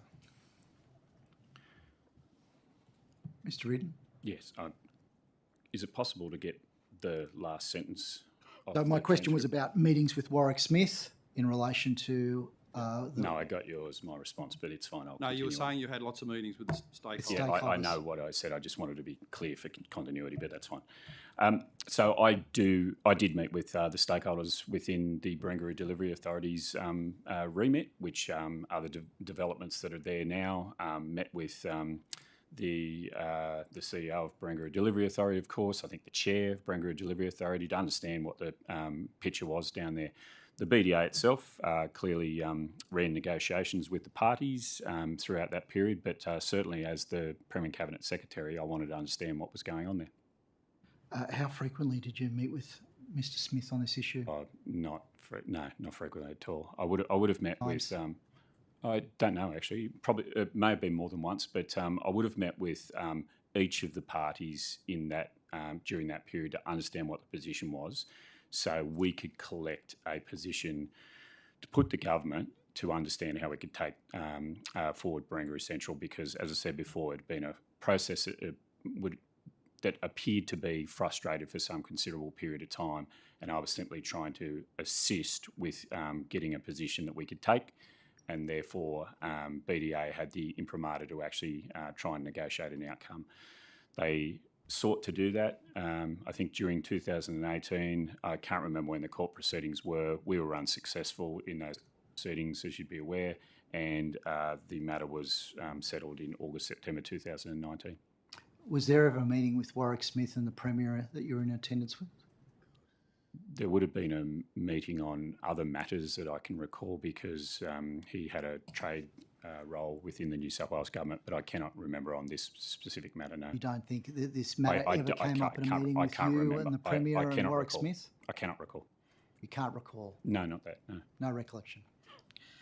Can I ask, it was suggested in earlier evidence by Mr. Grollo that Mr. Tim Robertson, are you aware of Tim Robertson? Do you know him? Working where? At Infrastructure New South Wales? Former BDA. An Infrastructure New South Wales But employee. before that, he's with Barangaroo Delivery Authority. I believe so, yes. Yes, that's correct. I do know him. You do know him? Yes. So it was suggested by Mr. Grollo that Mr. Robertson was acting under your instructions in relation to the delay of the sightlines notice. That's not correct? Is that your evidence? Is that a statement or a question? My question is, do you reject the assertion that Mr. Robertson was acting under instructions from you in relation to the sightlines Yeah, notice? I would reject that. In terms of probity, confidentiality in the process to resolve something, BDA had accountability to get on and do their job. I don't accept any third party explaining to me how to go about that job. Did you ever meet with Oxford Properties or representatives of Oxford Properties? Not that I can recall. I don't think so. No? Not that I can recall. Unless Any Oxford interactions at all? No, I think the only time that they came up, they were involved in the financing from memory. Were going to play a role, but I don't recall meeting them at all. Questions? Happy Yeah, to- Mr. Mallow? Did you want to say something? Thank you. Thank you, gentlemen, for coming in as private citizens today. Mr. Reardon probably would be the one to answer this, although Mr. Pratt may be able to. Was the old dashboard type progress summary you get on all these very high risk projects and infrastructure the government gets? Would there have been obviously the 2-year delay with the negotiations that failed with Crown and Lendlease regarding sightlines, which wound up in court? That would have been an orange light. Was there an orange light or red light concern around the financial viability of Grocon, given that early 2019 there are media reports, Financial Review and others, that they are in financial trouble, and that at that point they were still the preferred. They were the developer for Barangaroo Central. I'll try to respond as best I can. If you mean traffic light dashboards on major projects within the New South Wales government, I'm assuming that's what you mean. Well, I'm using it as an analogy. Was that raised as a risk for the Barangaroo project? You already had a 2-year delay with the Central because of the failed negotiations over sightlines with BDA and went to court. And at the same time, parallel to this, media reporting that Grocon was in financial trouble. Was that an issue that was raised or made aware to your level of government? It may have been, Liability? it may have been, but I wouldn't know the detail, quite frankly. BDA accountable for dealing with the parties, Barangaroo South, Barangaroo Central and Barangaroo North. They may have, but it's a matter of detail where if you think about the infrastructure program at $110 billion over the 4-year forward estimates, that is a lot of projects, a lot of contractors, a lot of financiers involved in delivering that, and one or more of them may have issue from time to time, but wouldn't have the detail. One falling over can create quite a headache for years. That has occurred. Yes, I know. And I don't mean on this. I mean that has occurred over a period of time. Absolutely. Yeah. So who would have been concerned around? Would that be like the BDA board or the CEO of BDA would be concerned around that issue in terms of that potential liability and a further great delay? Oh, I expect so, yes. And try to resolve it? In terms of all assets liabilities for the site, whether it was anything like the developers, the metro station build, the interface with Barangaroo Central, contamination, the visitation to the north, and actually managing things like New Year's Eve. In the normal course of a board and a CEO, they would be concerned about the matters you're raising. All right. The issue of the court case, obviously we accept the verdict of the Supreme Court that the BDA failed to negotiate with the parties about the sightlines, which is that's the pivotal point of the court case regards to the against the government.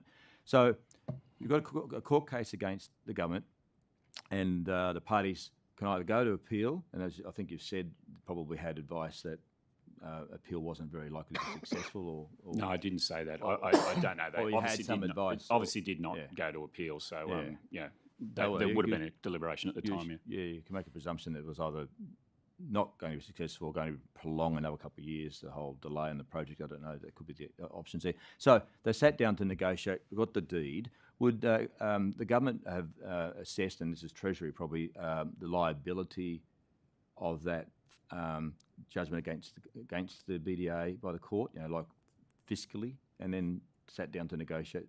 So by the time the functions transitioned to Infrastructure New South Wales, then Infrastructure New South Wales would have been charged with doing things such as due diligence along those lines.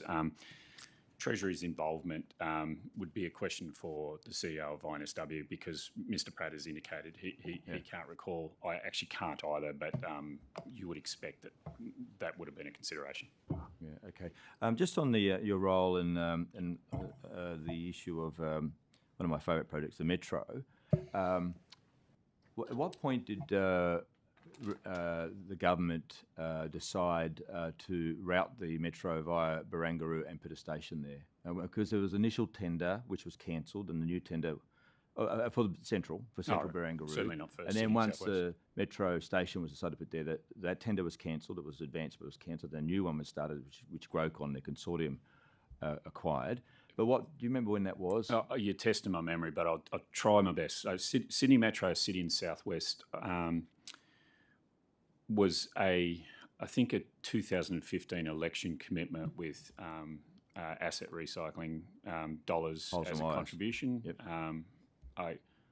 I think I remember a number of funding out of Poles and Wires recycling that was to go towards it, but I'm not sure if that's public, so I won't say it out loud. So the government, I think, announced late 15 that City and Southwest was a project and it would proceed. And at that time, from memory, Barangaroo, I'm not sure if it did have a station location at that point in time. And I think Waterloo and the University of Sydney were options for basically an internal bidding process to determine the latter. I remember that process fairly well because I was directly engaged. So Waterloo ended up being the preferred site as a major uplift in that part of the city. Barangaroo during that period was nominated to have a station as well. I can't recall any further detail than that. No. But it was certainly a more individual decision than just the overall, because, as I said, Barangaroo and Waterloo were not confirmed at that point in time. Right. Which individual was the main driver of the Barangaroo Metro station decision? Was it advice that came from Transport, or was there ministerial enthusiasm of a certain kind to do Barangaroo? I genuinely can't remember that. I know it was more standalone, but I can't remember. I just knew, to be frank with you, at that point in time, we were delivering WestConnex 1, 2, 3. We were delivering NorthConnex, CBD Light Rail, Newcastle Light Rail, Parramatta Light Rail. I could go on. So, and this is one specific amendment, a big amendment, but an amendment to one project. And I can't recall. I just know it was more of an individual decision, like Waterloo University. Right. Can you recall the context of the debate that, okay, we'll put a metro there. We're going to need greater housing density. We need more people there to justify the expenditure on the metro station?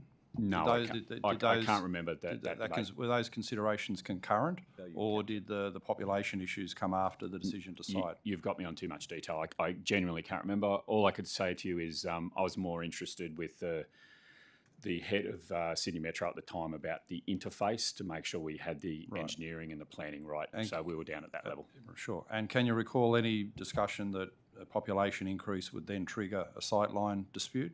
No. I can't.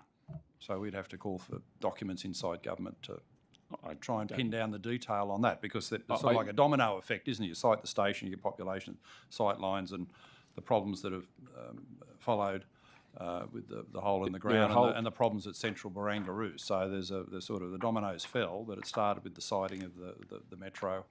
Can you remember any discussions? No, I'd more sort of say about, there's a precinct there, and if precinct has the level of density and development that it has, I don't think just Barangaroo Central. But someone changed that, didn't they? Sorry, I don't understand. Could I just finish that answer? Yeah. So it's like Waterloo. It's a precinct, or any of the stations on Metro West. They are a significant item to place, but it wouldn't be one driver of just whether it was residential or commercial. It'd be a combination of them. And for what is in Barangaroo, my terminology, but these things demand a mass transit solution there. I wouldn't say it was just one building was going to drive that decision. What you're saying, it was an implicit government policy that the siting of a metro station meant increased densities in the surrounding districts in population. No, but normally one does link with the other. Thank you. Because if you think of Northwest Metro, for example, the development around some of those stations is quite different. There's about 47 metro stations either in delivery or in operations now, and each one of them will have quite a significant precinct and personality around it. Yep. Adam Searle. Thank you, and thank you, gentlemen, for coming along today. And I appreciate you don't have detailed knowledge of the Deed of Sightlines resolution document, but the document was signed on behalf of Infrastructure New South Wales by Mr. Draper. I think the witness is Mr. Robertson. Just at a sort of structural level, I'd just be interested to know what kind of approvals process, if any, would the head of Infrastructure New South Wales had to have gone through with any central agency, whether it's Treasury or DPC, in order to settle litigation of this magnitude, which I think GrowCon's submission suggests could be of the value of something like $300 million worth. So what sort of processes would be gone through? So the Barangaroo Delivery Authority and Urban Growth and their functions being placed within Infrastructure New South Wales. Infrastructure New South Wales operates under the Infrastructure New South Wales Act. The BDA functions would similarly follow into Infrastructure New South Wales. So whatever delegations there were for board and for chief executive would have been considered at that time. But in most of these things, you seek, the approvals of a significant item through a cabinet infrastructure committee or an expenditure review committee. I can't recall detail on this.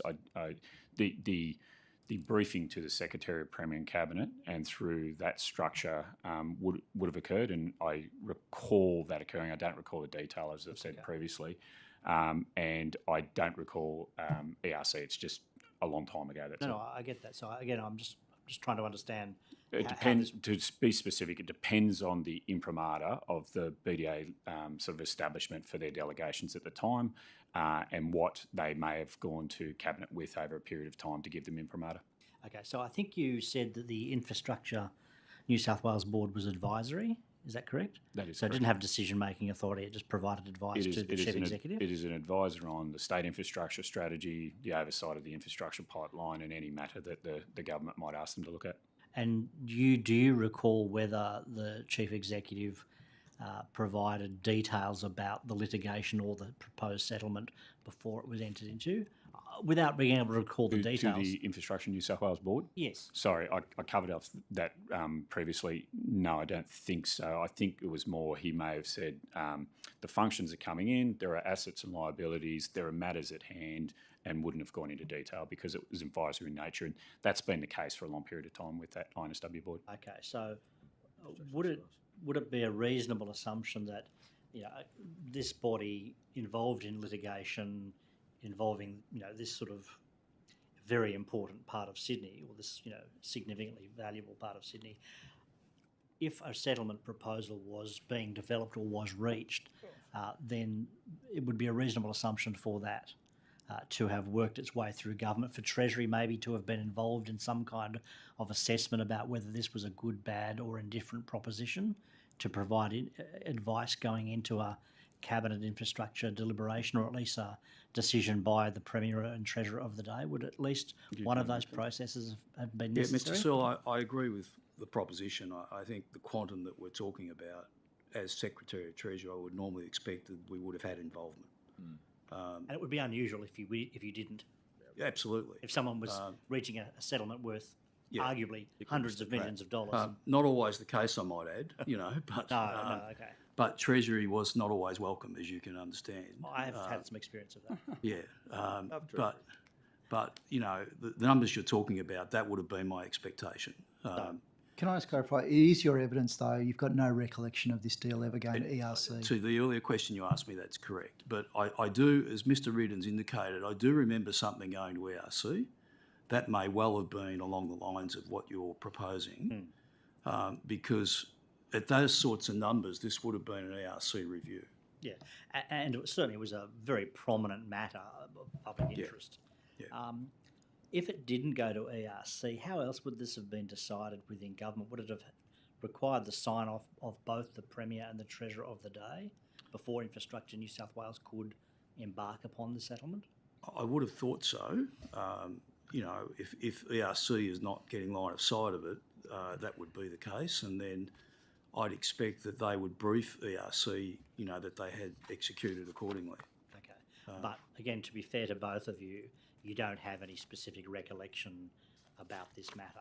I don't, I'm sorry. Other than Mr. what you've Silver. already said. Apart from, verbal briefing probably from the CEO, I just can't remember at that time. But to your point about Premier and Treasurer, they would normally consider those things in an ERC setting more than, it's a financial matter. So you're saying you expect it would have gone to ERC, but you've got no clear recollection if it did? Don't know. Just cannot. I understand it did go to ERC on more than one occasion. So does that prompt your memory? No, what prompted me is something actually prior. So back in, I think, 2018, as I indicated, understanding the position and doing the due diligence of what was happening in Barangaroo when I first took over as Secretary. I recall at that time taking a status update for ERC about what was happening across the board with Barangaroo.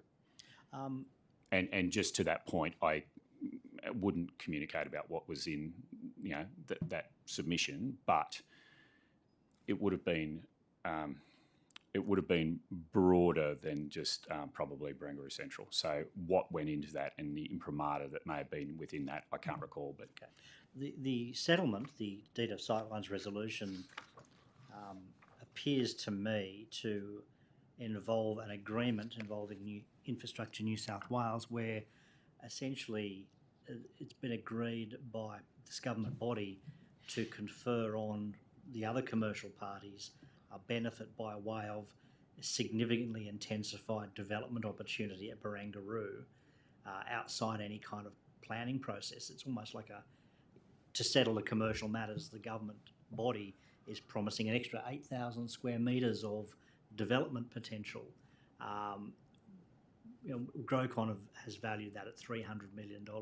There's a liquidated damages clause there, I think, worth at least 80 million. They've taken that on notice. Well, I'll come to that. Let Mr. Grocon Searle ask his asserted- question, yeah. please. Yeah, Grocon have asserted that Land One at a Lease has time. taken it on notice. But there's certainly a liquidated damages clause worth at least $80 million in there. In your time in government, does that kind of settlement seem unusual? And to in a settlement deed attempt or purport to confer a development outcome for any commercial party? could you clarify what part of Barangaroo are you sort of speaking about? South Barangaroo. South Barangaroo. And conferring a development right on one of the parties in South Land Barangaroo. lease. Land lease, Yep. in particular. So I recall that discussion with the CEO of Infrastructure New South Wales. I understood that was clearly subject to planning approval.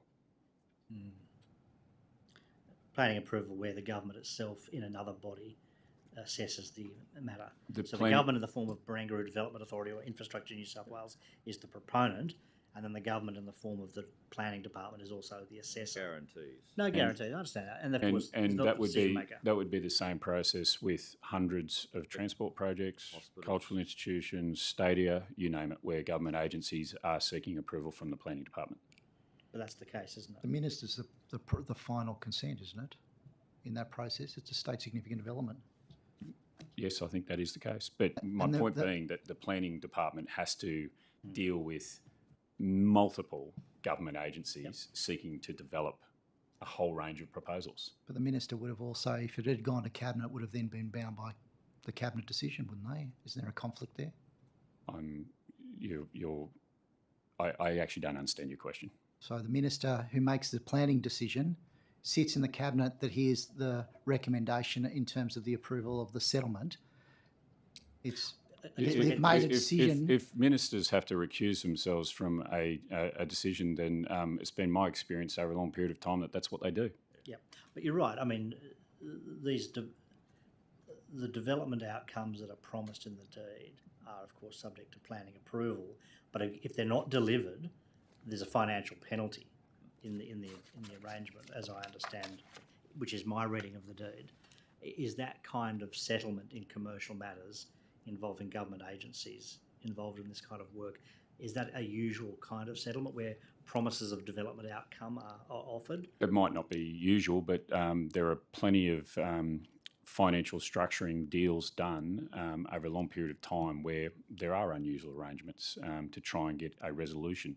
Yes, they have to accord with probity, confidentiality and processes of government, but if they're slightly unusual and innovation involved, then that's what they are. Mm-hmm. Can I?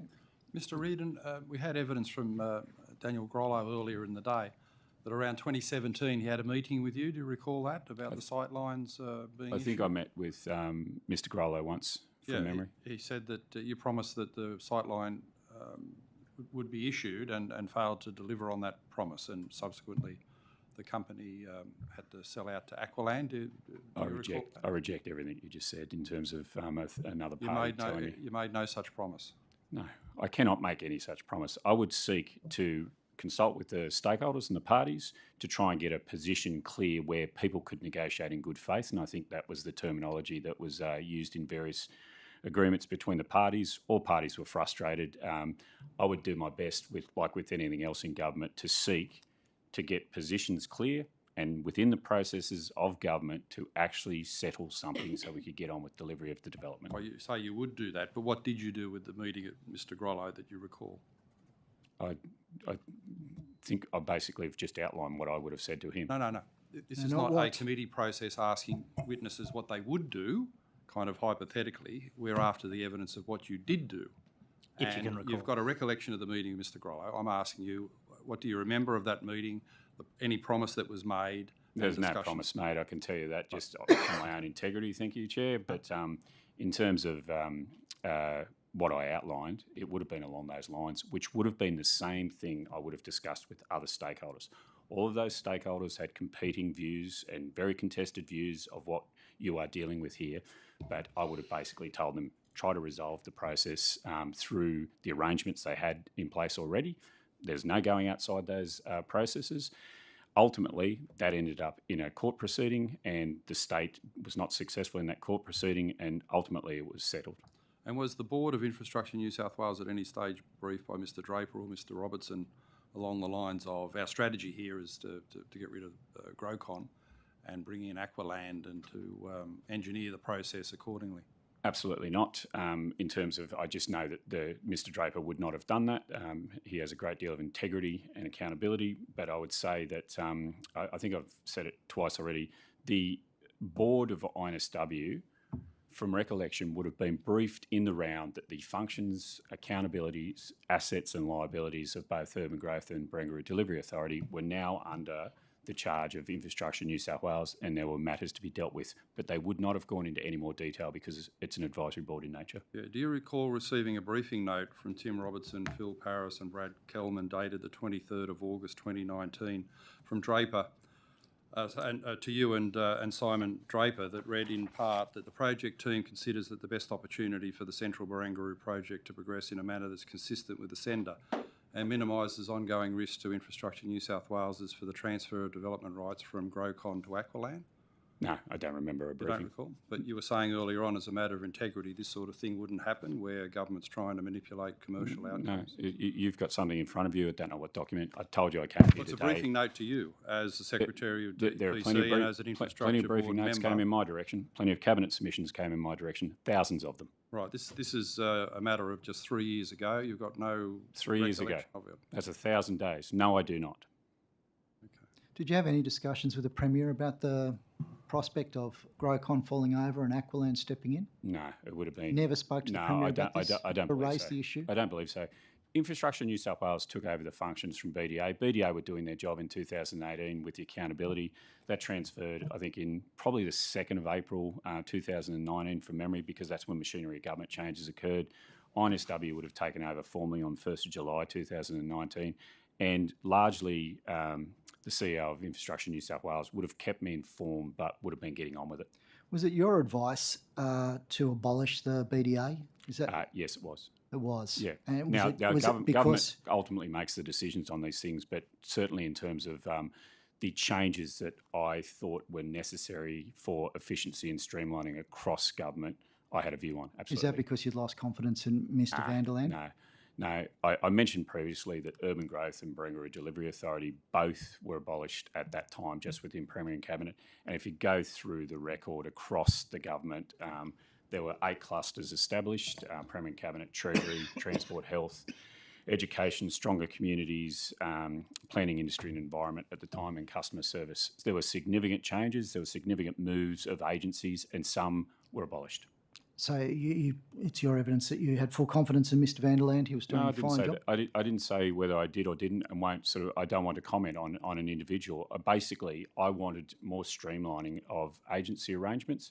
Some of the precinct arrangements that Urban Growth and Barangaroo Delivery Authority were dealing with, I felt like there was a opportunity to more streamline those, and they were provided into Infrastructure New South Wales to continue with that work. Are you involved?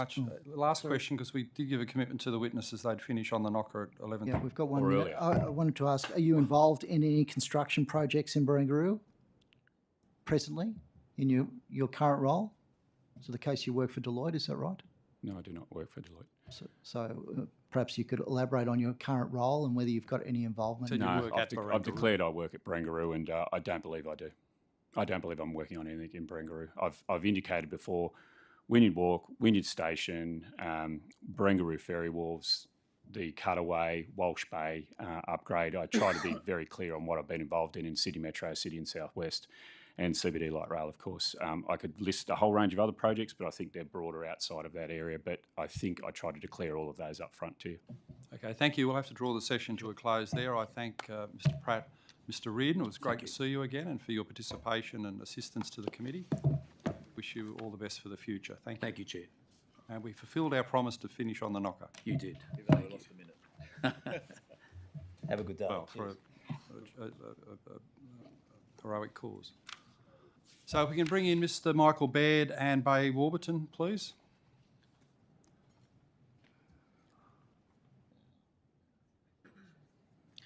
PwC, PwC, right. in the infrastructure space. Found that smoking gun. Oh, well, mate, sometimes it's a slow burn. Got a pretty poor memory, Mr. Reardon, I think. Yeah, no, it's 1,000 days ago and all that, and he doesn't remember much of what he did anywhere. But anyway, that happens. That happens. We welcome back to the New South Wales Parliament. Now these documents. Very much. Michael Baird, the former Premier, and his former Chief of Staff, Bay Warburton, to assist our inquiry. No strangers to this place, and you would have been through the griller of upper house budget estimates and the like, so we're nowhere near as prying and unfriendly as some of those characters in years gone by. But we thank you for attending today, and the process, as you know, is to state your name, position, and swear either the oath or affirmation to be sworn in as witnesses, starting with Mr. Baird, please. So Mike Baird, former Premier, I swear that the evidence now about to be given by me shall be the truth, the whole truth, and nothing but the truth. So help me God. Thank you. Mr. Warburton. Bay Warburton, former Chief of Staff to the Premier. I swear that the evidence now about to be given by me shall be the truth, the whole truth, and nothing but the truth, so help me God. Thank you. For both of you, or either of you, it's available to make a short opening statement, a couple of minutes to outline a position, or we can go straight to Q&A. No, just go straight to questions, mate. Okay. That's fine. Thank you. I will start with the Deputy Chair, Anthony D'Adam. Thank you. I wanted to ask about the context, and perhaps I'll ask Mr. Warburton about the context of the arrangements that led to this meeting that occurred between Mr. Packer and Mr. Baird.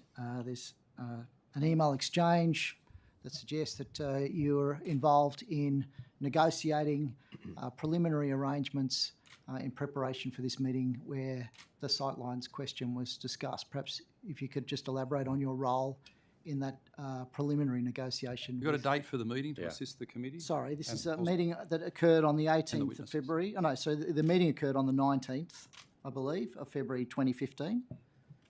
Right. I mean, as part of my general role as Chief of Staff, I'd coordinate with the office and with various visitors who are coming to see the Premier. I'd work through the logistics of those and coordinate those as part of my job. All right. So maybe I'll ask Mr. Baird about the meeting. So the meeting occurred, yes? It did, yeah. Yeah, and the sightlines issue was on the agenda for discussion, wasn't it? Well, I'm obviously not going to go into the details, of that meeting, but I can give you a broad sentiment, which should assist the committee. The meeting was, reasonably cordial, would be the description. There was angst, but it was about the timelines. So there was limited discussion that I can recall actually specifically about the sightlines. There was angst about the time it had taken a government to address a range of issues. And I understood that. I mean, it's a significant project. There had been a significant amount of time taken, and that really was the key sentiment of the meeting.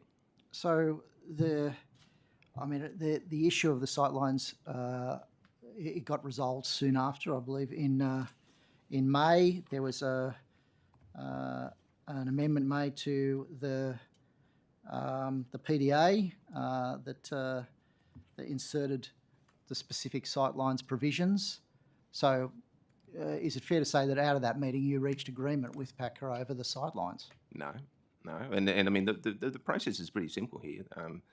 Mr. Deputy Chair, give you a context that I'm not a planning expert. I'm not a legal expert. I would take advice from DPC in relation to both those matters. As I considered those briefs and recommendations that were brought forward, there's kind of three considerations. There's a consideration, one, of public interest. There's a consideration of state interest, and there's a consideration of the proponents. And in that context, there's three competing interests. You obviously have to weigh that up, but you weigh that up on the advice that you're given. But there was no explicit guarantees on sightlines. Well, there must have been some agreement reached because in May, the relevant authority agreed with Crown and Lend-Lease on sightlines clauses. So you must have signed off on that sometime between that meeting in February and the meeting in May. You will see that the clauses did not give an explicit guarantee of sightlines, did it? Well, interestingly, in the preliminary discussion that Mr. Warburton was part of, there's a set of words that was put forward. And what do those words say? The words are slightly different to the words that ultimately ended up in the contracts. So I'm interested in understanding how the wording changed to a point where. Well, give me what the wording Crown is. Crown and Lend-Lease. Committee, if you can give us the words from the Warburton document. So and the then Warburton, the words that were subsequently adopted. The Warburton document suggests that BDA acknowledges the retention of sightlines across central Barangaroo, from Harbour Bridge to Sydney Opera House, including the Harbour Bridge and Sydney Opera House, is of critical importance to Crown and Lend-Lease. Prior to seeking any amendment to the currently approved master plan for central Barangaroo, BDA will discuss and negotiate in good faith with Crown and Lend-Lease equally to agree a master plan which provides Crown and Lend-Lease with sightlines across Barangaroo, while at the same time optimising the development opportunities for central Barangaroo. And the final wording is prior to considering any approval which provides for development different to that provided in the concept plan approval, relates in part or in whole to central Barangaroo, the Barangaroo Delivery Authority will discuss and negotiate in good faith with Lend-Lease and Crown equally to agree any changes to the application so as to retain the sightlines, while at the same time optimising the development opportunities. So clearly the wording was strengthened in favour of the interests of Lend-Lease and Crown, and what I'm trying to understand is why that decision was made. And they wanted an unequivocal approach to all sightlines, which wasn't given. And the negotiation, to negotiate in good faith, was exactly right. I mean, if you reflect on it, as I said, you have public interest, you've got state interest, and you have their interest. And they do have interests, because clearly they are adjoining a significant development. They've been anchored tenants for Barangaroo, so they obviously have interest. But there was no unequivocal guarantee on sightlines. It was the intent was to negotiate in good So faith. what did and New that- South Wales get from the deal? That's what I don't understand. Why do we give the sightlines away? Well, we didn't, and you're making up words. That's not the fact. And I So, can assure you, as a part of that, Mr. Deputy Supreme Chair. Court Yeah, no, we'll let the witness finish, please. I mean, I think, Deputy Chair, in terms of before, during, and after, for Crown and Lend-Lease, I was not on the Christmas card list. I guarantee you. So I tried to balance across all those parameters the right decision. Now, you could have a view that the ultimate decision wasn't right, and I know that there was, court proceedings around it. If you listen to the words, you can understand that, negotiating in good faith and how does that look. Like, that is something for others to deal with. I can tell you, in our stewardship, it was trying to balance those three, and there was no explicit undertaking given in relation to sightlines. It was we would negotiate in good faith, take into account the public interest, the state interest, and their interests. So, I mean, it's clear that that's the court. The Supreme Court disagrees. So, is it your evidence that you were poorly advised? Well, I mean, I can't. At the end of the day, it was a costly decision, wasn't it? Well, I can't attest to that. What I can attest is that what I can't attest to either is the negotiations that took subsequent to us. I don't know what negotiations were taken in good faith. I mean, that wasn't something I did. I can tell you at the outset that was the way it was balanced. You tell me if you think it's unreasonable to balance those three things. That is public interests, state interests, and those of the proponents, which are, obviously have some rights and some considerations, being right next to the development, and trying to balance those. They didn't get unfettered access to sightlines, was not given. What was given was that we're negotiating in good faith. Were they happy with that? Absolutely not. And that's what I'm saying. They weren't happy. Lend-Lease wasn't happy. But I've got to balance those things. And that was the position. That was back on the advice I'd got, both in terms of planning advice, legal advice, and that's what I had taken. Well, just on that, the deed of sightlines resolution may not give unfettered access, but it does purport to confer upon Lend-Lease significant additional development opportunity.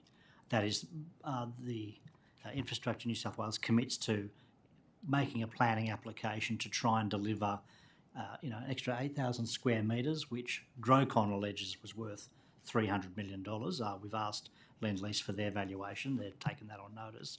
But on any analysis, it's of very significant financial benefit to Lend-Lease to have extracted that settlement from Infrastructure New South Wales. And if this is not delivered, there are financial penalties, which of course would be paid for by the state.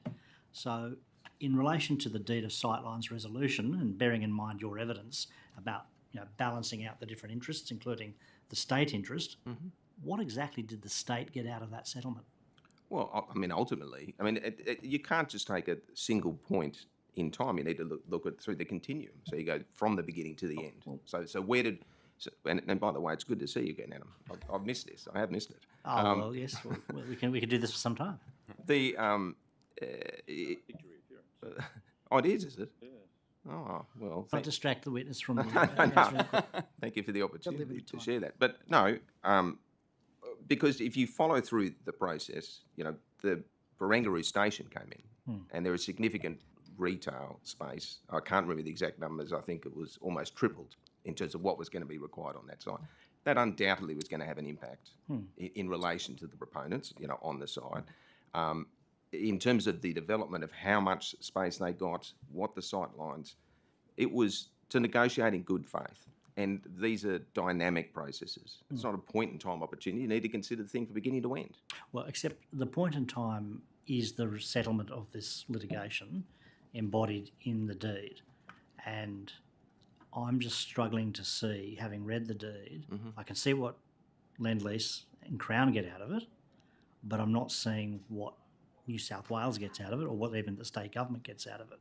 Now, presumably Infrastructure New South Wales would have had to have taken this proposed settlement at least to the Premier and the Treasurer of the day, if not to the Cabinet Infrastructure Committee. So presumably there had to be some evaluation of the benefit to the state or the potential cost if the settlement wasn't reached. No, of course. But do you have a recollection of what those competing interests were? Look, I can't remember. I mean, there was always numbers involved, you know, in the sense of the financial implications across the various.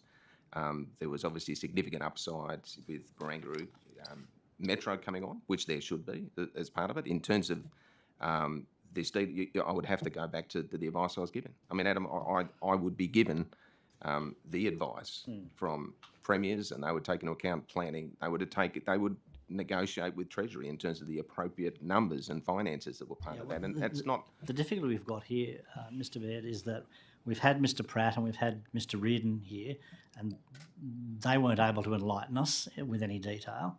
And I'm I don't think they were in the roles, were they?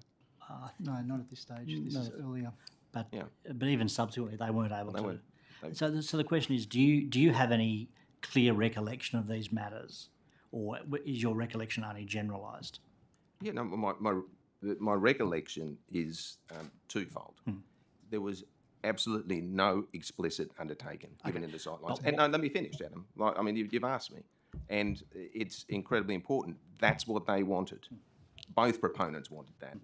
I refused to give it because the advice I give, that's something you can't give because we need to negotiate on the basis of public interests, state interests in the overall platform, and in terms of the overall. But you signed off on the wording, Mr. Baird, and ultimately it was a dud. You made a mistake, a costly mistake for the taxpayer. Incorrect, because it was to negotiate in good faith, and I was not part of that negotiation, so I can't tell you how that took place. But the consequences of that arise from the decision that you made to incorrect. Have this ambiguous wording rather than a clear statement that the sightlines weren't guaranteed. You know, I don't know whether you're a lawyer. I'm not a lawyer. You would rely on the words that you're given on the basis of advice. The intent I can give you, no explicit sightlines, and we would negotiate in good faith on the basis of public interests and state interests, and also their interests as an adjoining agenda. So, whether those words were clear enough to that sentiment, well, that's really a matter for the advice and the lawyers involved. Yeah. Mr. Baird, can I ask you just also about the height of the Crown Barangaroo Tower? How did it go from being agreed that it was going to be 170 metres to 272 metres? Was that a decision that you made? Not that I'm aware of. Were you ever involved in any discussions with Packer or Crown in relation to the height? Certainly not The that I'm additional aware of. height that was conferred, millions of dollars worth of value given to Crown? Well, as That I wasn't said, something that you were consulted on? I think you need to understand, Deputy Chair, before, during and after, I was not on the Christmas card list of Crown or Lend-Lease, and that's part of the role. In terms of the individual allocations and how it came out in the overall redevelopment of that precinct, that had some way to go. Surely this was an issue that you as Premier would have had a say on. Like, it's millions of dollars worth of value. Well, Being it's conferred through the on Part private 3A and where it reported, when that decision was made, how that was made, I'm not clear. Got no recollection of that at all. It's not clear. Mr. Baird, one of our terms of reference is regarding any potential bias resulting in the preferential treatment of the commercial interests of one party over the other. And this goes to your colourful point that you weren't on the Christmas card list. Mr. Grollo suggested this morning that he didn't say the Premier, but ministers and highest levels of government have been involved in the conspiracy against his company. No, he didn't say conspiracy in all fairness, well, and he went specifically to Mr. No, he did say ministers, and we can check the Hansard. Anyway, let's not debate amongst ourselves. Just ask the question. The point being, he has suggested that highest levels of government. What I'm getting at here is that across the board, it's been open and fair and transparent. Mm-hmm. You've put that, and you probably weren't on GrowCon's Christmas card list either, I imagine. No, I can't remember an interaction with him. But again, it's the individual developers will have their interests. I've got to balance other interests. It's part of the job. Is it lonely, Had 2 lonely job getting no Christmas cards as We had Premier? 2 years. 2 years. Probably true, mate. Yeah. There were 2 years of trying to negotiate in good faith by the Barangaroo Development Authority with Subsequent. Land Lease and Crown, and that clause. The Supreme Court took that clause and said you didn't do it, and that's when we lost. The government had an adverse finding in the Supreme Court, and then that led to this deed of arrangement to find a recovery position for the taxpayer. That's how you would see it. Yeah, Yeah, and Mr. Baird, you did have Tim Robertson working for you at one time, is that right? I did, yeah. And what was his role? He was a policy advisor, predominantly on planning. And approximately when did he leave your office? I think when I left, I think he was he there? Just before mid 2016, I think. Oh, was he? 2016, so some 7 or 8 months before you left the Parliament. Right. How did he come to be in your office? How many policy advisors you had? Yeah, I mean, he's Maybe Mr. Warburton can. Where did you find him? How did you?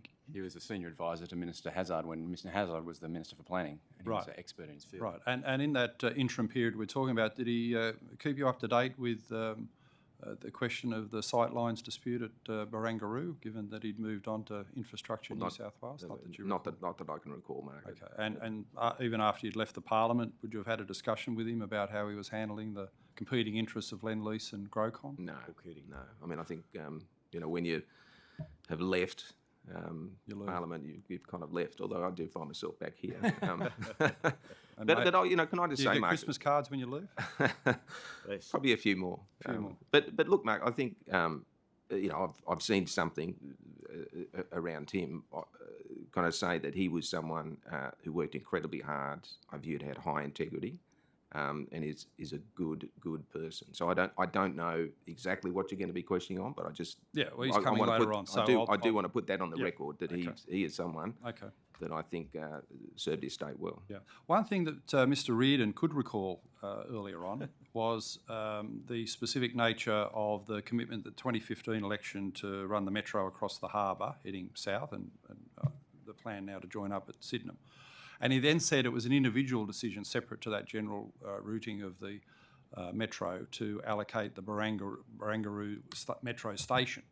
What's your recollection of how we arrived at a metro station at Barangaroo? I mean, similarly, there were a range of options. So I think, unless I'm incorrect, I don't think the specific route was guaranteed before the election. I think we said There would have been some indicative routes, yeah.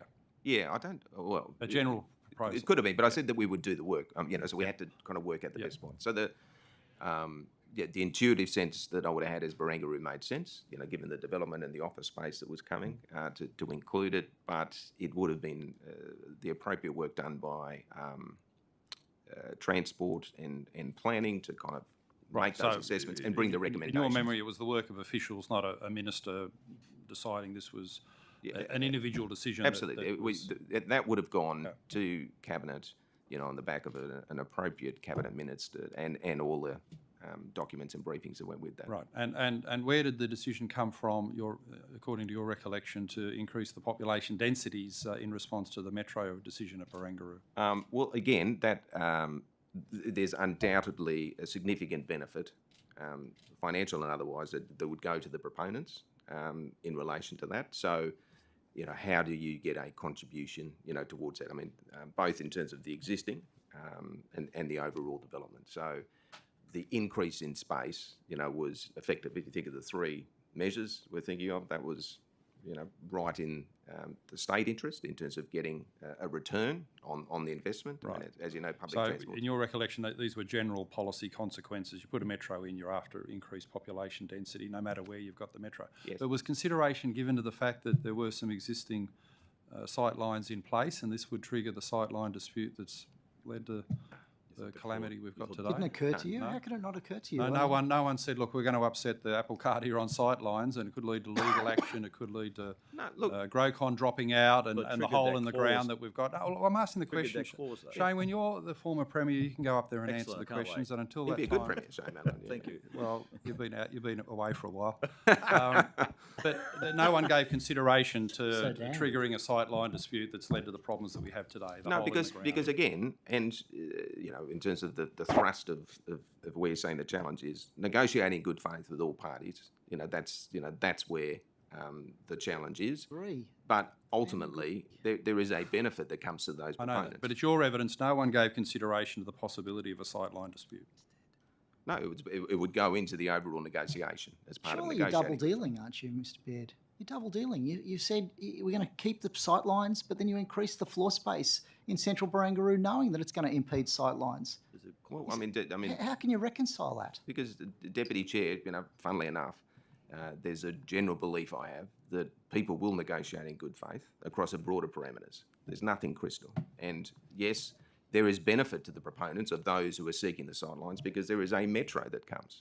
And with that metro, in terms of the state interest, coming back to the middle, there needs to be an additional financial contribution, an appropriate density to justify that investment. But that's not how the company saw it. They took the increased population, put that in their pocket, and then said, we'll have some money for sightlines too. That probably gets a sense on why I wasn't on their Christmas card list. Okay. Well, maybe you should have been. They as it's Well, they came pointed out out, ahead. they sort of double dip because no one thought of the sightline problem. Anyway, but if that's your evidence, that's the way it is. Mr. Warburton, have you got any recollection of anyone raising the sightline problem? No, just exactly as the Premier said, former Premier said. Okay. Can I ask Mr. Warburton, there's an email that's after the meeting with Mr. Packer where there's effectively a discussion with David Tao about the proposed wording, the settled wording, and you reply to Mr. Tao by saying, due to various issues today, the Premier has not been able to see it. However, I'm confident that these words would be approved by him, having reviewed them myself. So is it the case that the Premier actually, at the time, Mr. Baird, never actually saw the final wording? That it was all done on your sign-off? What was the date of the emails?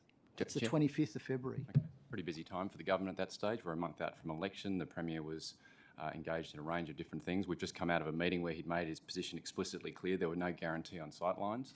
We then worked away with the department, as I recall it, and those words reflected that intention from the Premier. It was flawed wording ultimately, and the Premier, it's your evidence that the Premier never saw the final wording. Is that the case? That was the sign-off that was required That was- just on your authority In terms with of multi-million dollar consequences? in terms of allowing the BDA to go away and do negotiations, which then would have resulted in a final agreement, that was needed to get those negotiations underway. So it is your evidence that the Premier I couldn't never... say, sorry, It is your evidence the Premier never saw the final not my words. evidence, no. I can't say what happened subsequent to that, but in order to get negotiations underway after the meeting, we needed to get things going, and that was my... The sentiments were very clear. Sorry, Mr. Baird, could you... The sentiments were very clear in The terms of... sentiments. Yeah. So, but it's your recollection, Mr. Baird, that you, after that 25th of February email, you did see further wording and signed those off. Well, obviously, there's a document that's signed, so... And so you sign off on the final wording. That's your evidence, is it? That's my understanding. Did you have other meetings as Premier that were set up in this fashion? I read the documents and I thought this is sort of like a Brezhnev-Nixon détente meeting where Henry I Kissinger saw has your set comments. out... Yeah, you've got a colourful turn of phrase. I'll give you that, mate. He sure does. No, look, It did remind me of that. Mr. Warburton undoubtedly is very thorough, but did you have other meetings where you set it up with this level of detail, where it was just a matter of you have a cup of tea with Mr. Packer and rubber stamp the wording that was predetermined? But that's not what happened, and you know that's not what happened, and that's... Well, that's what the documents look Well, like. the evidence I've just given has told you that is exactly not what happened, Mark, so don't try and put those words on it. I as Premier, made the decision that we should disclose ministers' diaries, and that disclosure was to put some accountability on government to enable, the processes of government, this sort of inquiry, to actually ask those sort of questions. Mm-hmm. So, I think to say that I was there trying to have meetings behind closed doors, I tried to do the opposite. I tried to shine the light on these sort of meetings, because if you go through the history of New South Wales, there's a lot of those sort of meetings that have taken place. And my thought, as one of the things, hopefully, while I had the opportunity and privilege to be Premier of the state, that would be something that would be helpful. And you can see all the meetings subsequent. Thanks for that. Did you have in mind the initial problem with the unsolicited proposal in the meeting between Packer and Barry O'Farrell? Overcoming that type of... I don't know. I don't know about that meeting. Well, you must know about that meeting.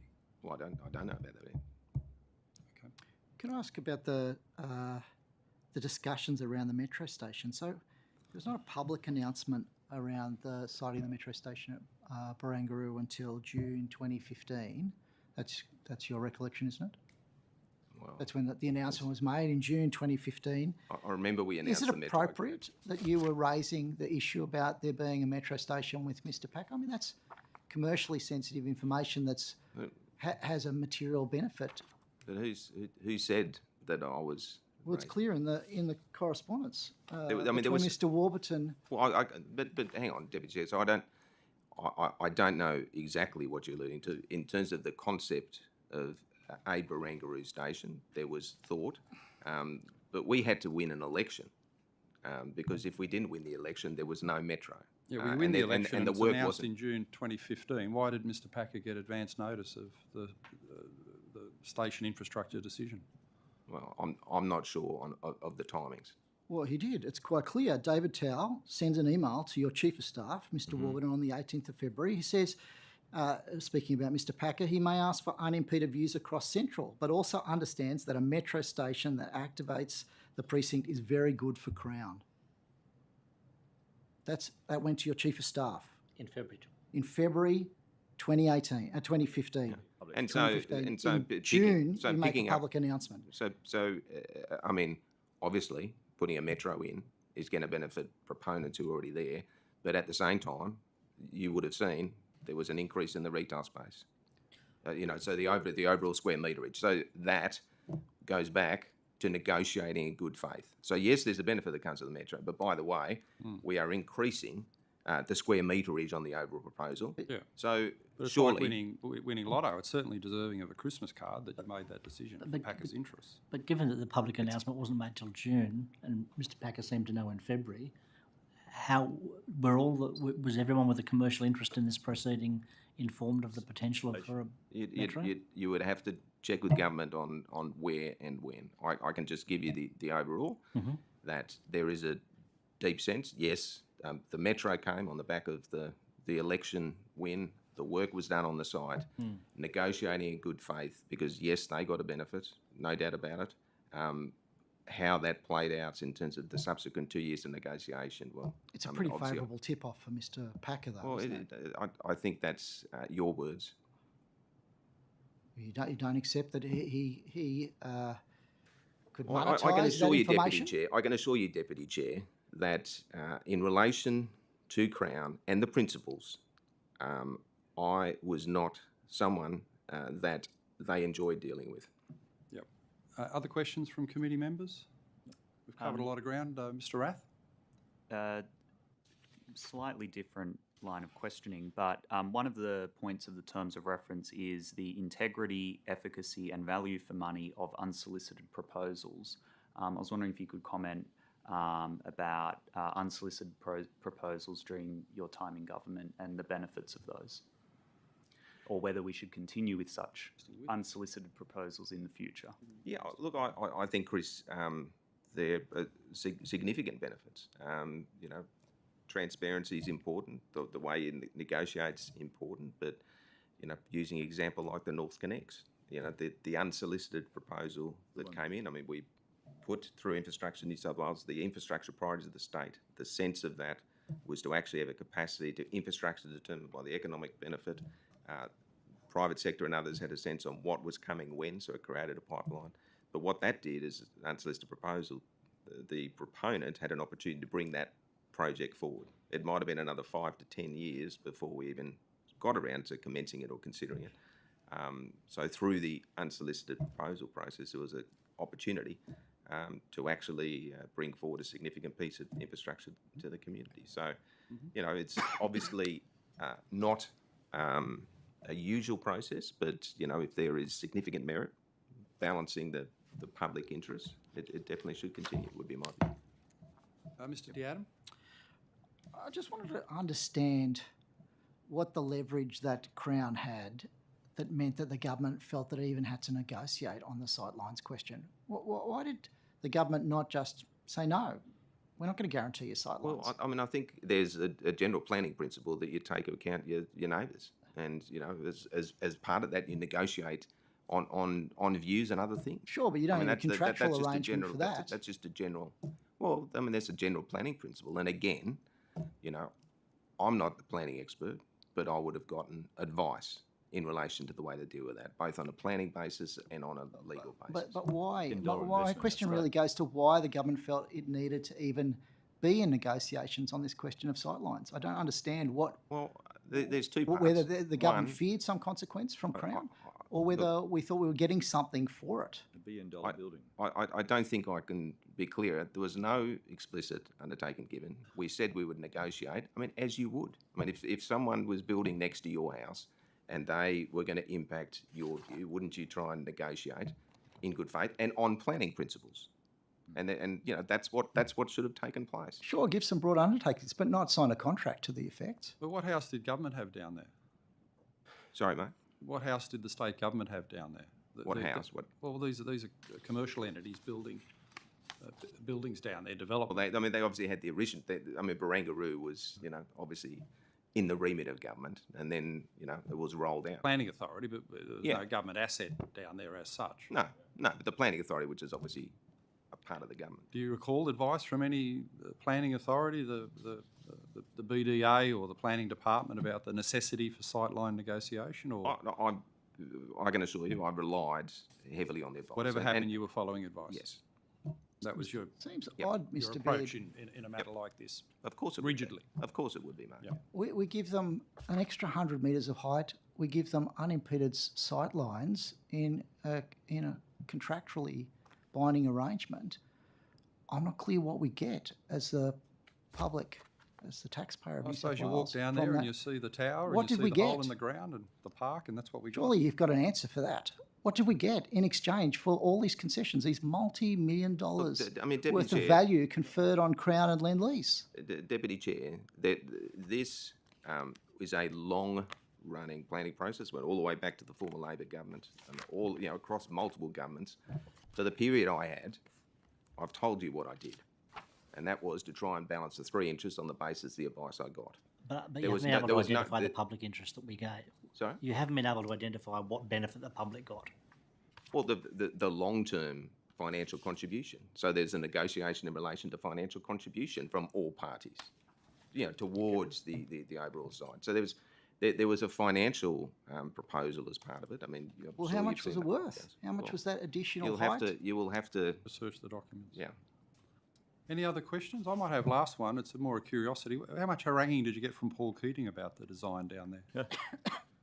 I don't recall any. I mean, he had a lot of views. And look, you know, I think. Pretty good mates with one of your most immediate successor today. Oh, look, I've got a lot of time for Paul Keating. I do, and I think it's a great testament to him.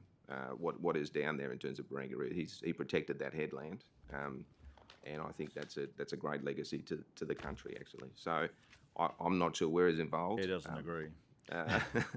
Certainly from my perspective, I think we owe him a Right, gratitude. you thought he played a positive role. I really do. Thank you. Have you ever stayed at Crown Tower? Enjoyed the sightlines? Well, what's the relevancy of that question? Why don't we have a site inspection one night down there? Deputy Chair, No, we're starting to drift into the answer is no. No, we're But, drifting into matters not relevant to the committee. We want to thank Mr. Warburton and Mr. Baird for your evidence today, your time. Thank you very much for coming back here. Good to see you again. And Thanks so much. We See you wish at the you all next the best inquiry. going forward, and hope you get a few more Christmas cards. You might get one from us. We're feeling sorry for you. Have we got Thanks, Christmas mate. cards? Have a great Christmas and New Year. All Thanks the very best. much. Thank you. And we'll Thanks, adjourn guys. now for a lunch break that'll run through to 1:45 if that's okay.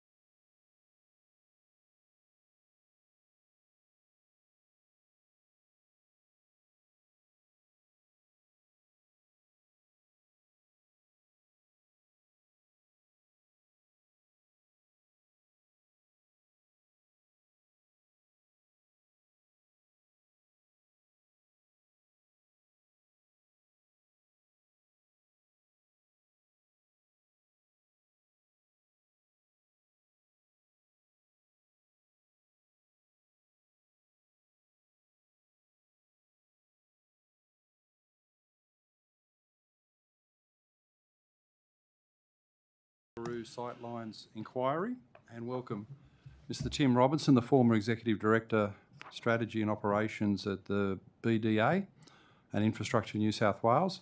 So thanks very much, Tim. If you're able to swear yourself in by stating your name, position and taking either the oath or affirmation, please. Sure. I'm Tim Robertson, appearing as a private citizen, and I swear that the evidence now about to be given by me shall be the truth, the whole truth, and nothing but the truth. So help me God. Thank you. And would you like to make a short opening statement? Just very briefly, Mr. Latham. I'm pleased to appear to assist the committee's inquiry and happy to answer your questions. I was an employee of the Barangaroo Delivery Authority and then Infrastructure New South Wales from the start of 2017 to 30 November 2019.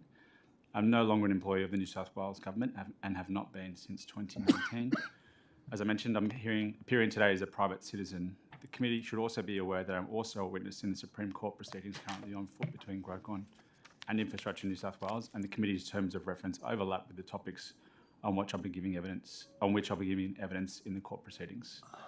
Happy to take your questions. Thank you very much. I don't know if you saw the evidence from Daniel Grollo earlier in the day. I caught some of it, yeah. You caught some of it, and we would give you an opportunity to respond because his evidence, supported by some of these WhatsApp messages that have been furnished, seem to indicate that you played a role in ensuring that his company was out, Aqualand was in, and that the sightlines process was manipulated to that effect. And your response? I'm not sure I'd agree with that characterisation, Mr. Latham. Grocon and its parties entered into a binding transaction on which ultimately the government was only asked to indicate whether or not it would give it a reliance on or enforce a reliance on parent company guarantors, and the decision was to not enforce those guarantors, and the transaction took place.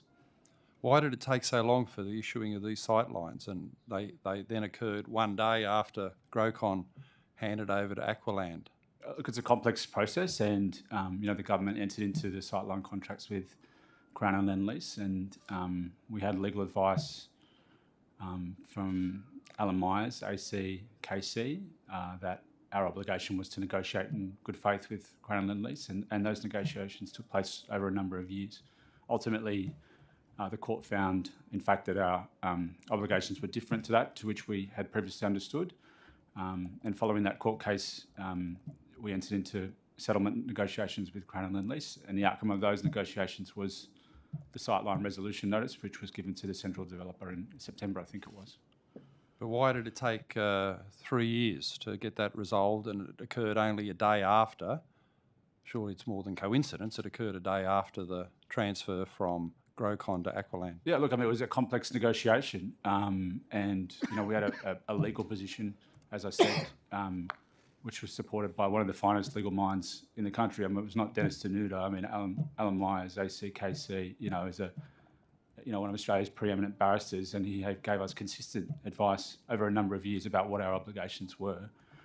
Ultimately, the court found differently, and we secured a settlement with Crown and Lend-Lease. And that settlement, I think, was secured in August, around 19th of August. And at that time, Grocon, Oxford and Aqualand were bound to transact, but commercial parties bound to transact to transfer the commercial or development rights from Grocon to Aqualand. So it wasn't the government's decision on who should be the developer. Those commercial parties had resolved that between themselves. Yeah, sure. Well, Grocon will say they had to because they were going was broke. it, Mr. Robertson? So at the 19th of August, Grocon hadn't actually entered into the final arrangement to transfer to Aqualand. I think That didn't happen until the 20. Well, they might have been in discussions, but they hadn't actually executed that. Well, I'm not, That didn't happen the evidence that I've seen, and certainly the discussions we had with Grocon and Oxford and Aqualand at the time, is that on the 25th of July, they were bound to transact for the transfer of the development rights. Mr. Guello wrote to me on the 23rd of July and asked what our conditions were for that transaction. We outlined those conditions. So I know he's presented a view that these things were happening behind his back, but he spoken to me, had written to me asking what the terms were for the transaction. So they were hardly an unknowing party to that transaction. So your understanding is that Grocon was in a binding contractual arrangement to transfer the development rights from Grocon to Aqualand at the time that the sightlines, the deed of sightlines resolution was executed. Correct. The committee's become aware of a WhatsApp message that you sent to Paris, Pawley, Kelman and McCracken on the 10th of May 2019 that reads as follows. Spoke to Greg Miles, said we were moving ahead on getting approval for negotiating terms for sightlines, wouldn't be waiting for central transaction before talking to Crown and Lendlease. Said we won't be negotiating forever. Target of resolution within a few weeks. Said don't let that get resolved before your issues with John, because we'll be forced to give a 110 notice, sightlines notice to Daniel Grollo, and then we'll all be fucked. Why did you write that giving the notice to Grollo would result in the FUCKED outcome? Because as at May of 2019, our understanding was that those parties, particularly Grocon and Aqualand, were bound to transact. That was a proposal that was brought to us by Grocon and Aqualand in February. And that transaction was still on foot. So had we resolved the sightline negotiations and issued the sightline resolution notice at a time when those parties were in the midst of a transaction, and we understood Grocon to either be in severe financial difficulty, if not fully insolvent at the time. How did you understand that? Well, because they'd come to us to seek our agreement to sell the development rights for Barangaroo, and they had creditors with whom we had a contractual relationship, who from 13th of January of 2019 were saying, well, either there's an orderly path out of Barangaroo for us, this is Oxford Properties, or we'll call on our debt that we have with Mr. Grollo and we'll bankrupt him. Well, Grollo earlier today said that issuing of the 110 notice, the sightlines, would have provided, I think, $150 million benefit to his company and saved them financially. So how would that then result in we'll all be fucked?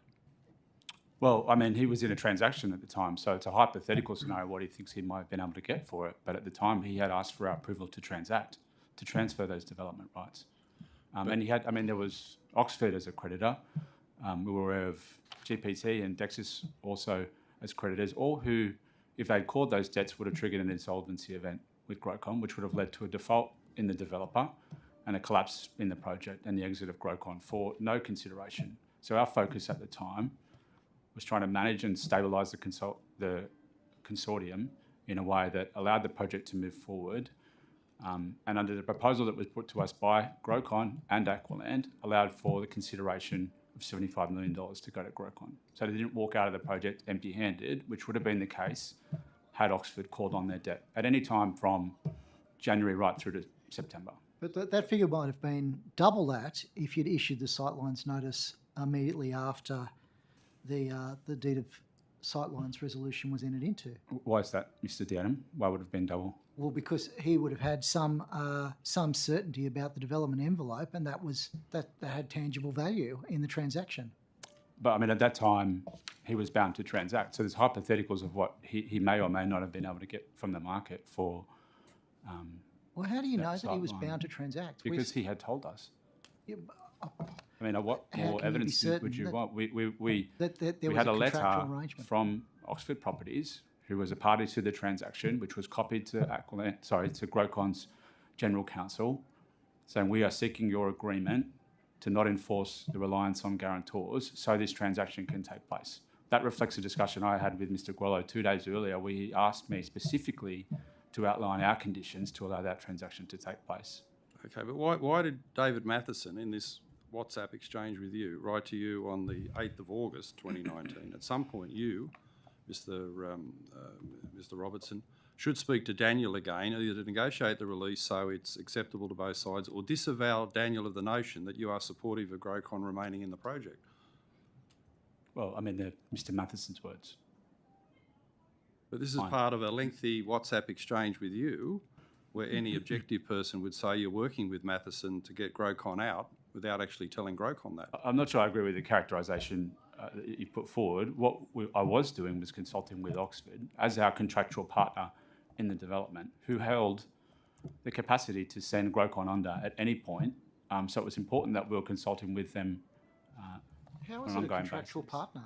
Wasn't the contract with Grocon? No, we had a contractual relationship with Oxford through the Oxford Comfort Letter. But the comfort letter was provided to Grocon, wasn't it? Yeah, for the benefit of Oxford. For the benefit, but the contractual relationship wasn't with INSW, it was with Grocon. Well, I mean, I dispute that, but I mean, it was important for us to consult with Oxford. And indeed, we were consulting with Oxford because we were encouraged to do so by Grocon from about July or August of 2018 on a regular basis. But you were doing more than consulting with anyone. Here's a WhatsApp message to Matheson and Gawain Smart on the 19th of August 2019. Hi Gawain, David, I spoke with Daniel this morning and told him we'd be in touch re next steps. I'm hesitant to give him the 110 notice, knowing that what he may do with it, and it may just further complicate the project. I'm putting the strategy to Simon, I assume that's Simon Draper, tomorrow morning to move things forward. So you were deliberately withholding the 110 notice because you thought if it was handed over to Grocon, it would further complicate the project. And according to your earlier email there in May of 2019, you know, we'll all be fucked. So isn't this just a deliberate attempt to meddle in the commercial aspects of the project and for you to engineer an outcome that was favourable to Aqualand and Oxford and disadvantaging Grocon? No, not at all, Mr. Latham. I mean, what was further complicating why was the project further complicated? To if repeat, Dan got his 110 notice, according to this WhatsApp message. There was a Aqualand, Grocon, and Oxford had entered into a binding agreement to transact for the central development rights. That's a matter of fact. Whether you want to contest that or not is up to you. Our view was that it was in the public interest for that transaction to complete, either to fall over or to be fully executed. And as at August, our understanding was that transaction was taking place. We had been asked by Grocon and indeed by Oxford whether we would enforce a reliance on parent company guarantors, because in the event that Aqualand stepped in as a developer, we retained the benefit of the parent company guarantor, which was a Grocon guarantor. And in the event that that parent company guarantor defaulted for whatever reason, it would bring down the whole development. So it was important for us to resolve that question. It was important for the commercial parties to resolve that question. And that's what was happening from July through to September. At what point did you tell Mr. Grollo that he wouldn't get his 110 notice? I don't believe I said that to him at all. You didn't, but you've told everyone else he's never going to get it for the reasons it complicates the project or it fucks you all. So why weren't you upfront with him? Why are you playing this game as a government official with these competing commercial interests? Because the expectation of us was to act commercially and in the public interest, and we were doing that on an exclusive and unequivocal basis. So how did you define the public interest in this case? Moving forward with the project, with Central Barangaroo, with a development partner that was capitalised and able to take the project forward, and wasn't, effectively a mess within the consortium, which was the status as at August of 2019. Mr. Robertson, if there was, as you say, that the Grocon was bound to transact the transfer, what harm would have been done if the sightlines resolution notice had been issued earlier? What harm would have been done? There was no contractual obligation on the government to issue the sightline notice within a specific period of time. No, but you've made it. But I mean, that's the point, isn't it? Right? There was a transaction on foot to transfer the development rights. There was no contractual obligation on us to issue the sightlines notice. Doesn't it follow that it would be a sensible thing to do to let that transaction either be executed? Because why would you give a sightlines notice to a party who's transacting to leave the project? They did have a contractual right to that sightlines notice, didn't they, under the SENDA? No. There's a 110 notice. There's no contractual obligation on the government to issue that notice within a specific period of time, nor is there an obligation to issue that 110 notice ultimately. So the problem, I think, with your evidence, Mr. Robertson, is that the delay, the manipulation, does confer a substantial financial benefit on Aqualand. Do you accept that? No. You don't think Aqualand had a substantial benefit as a consequence of the delay, that the price that ultimately was paid by Aqualand to Grocon was substantially less than had Grocon had the sightlines notice at the time of the transaction? No, I don't accept that being effective? characterisation. The benefit that flows to Aqualand was the commercial deal it did with Grocon and Oxford. But there was transfer of, what was it, 75 million, I think, from Aqualand to Grocon for the development rights, wasn't that? Correct. Is that the figure? Correct. That's my understanding. And surely that price is affected by whether the sightlines resolution notice is available. It must have been. No, I don't accept that. You don't think so? No, I don't, Why I don't you think accept that. Why not? Because, I mean, the price had already been rights- set, is that what you're saying? The development rights at that time were transacted in a way that none of the parties, had full knowledge of what the agreement was with Crown and Lendlease, specifically the envelope that was agreed. So this idea that there was this hypothetical, bounty to be found when we issued the sightline resolution notice. The sightline resolution notice of itself doesn't contain value. It's not a planning approval. Well, if it had no it value- articulates an envelope under which a development must be developed. If it and had no pursued through a value, planning Mr. application. Robertson, why didn't you just issue it when it was first Because they were in the possible to midst. issue it? They were in the midst of a commercial transaction. Why would you issue a notice to a party when there is no contractual obligation on the government to do so? When those commercial parties are in, I'm not sure how that serves the public interest in the slightest.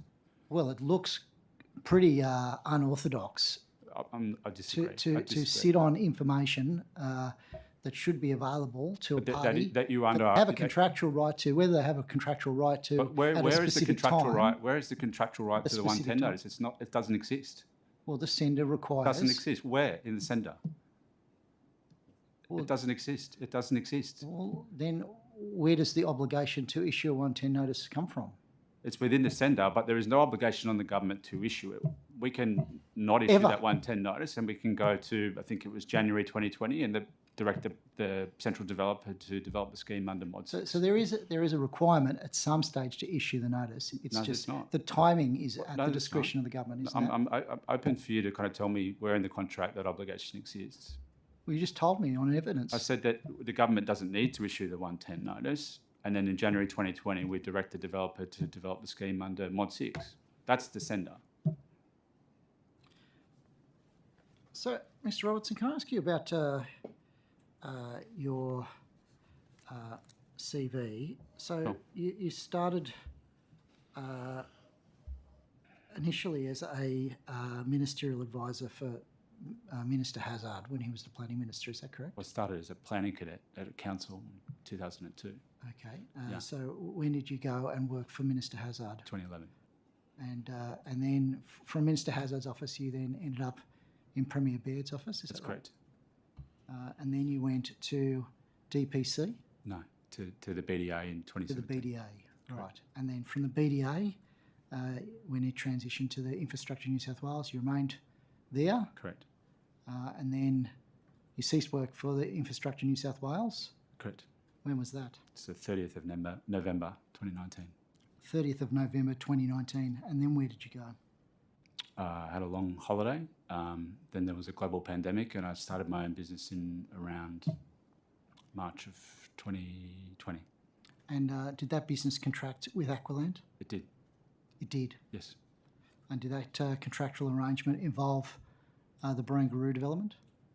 Well, I mean, I'm not sure that contractual arrangement falls within the terms of reference, Chair. Well, I think there's certainly a perceived problem here that you sat on critical information, you had an influence on an outcome that you say didn't favour Aqualand, but I think other witnesses suggest that it did commercially favour Aqualand, and then within a short period of time, you end up in a financial arrangement with Aqualand, working on this issue.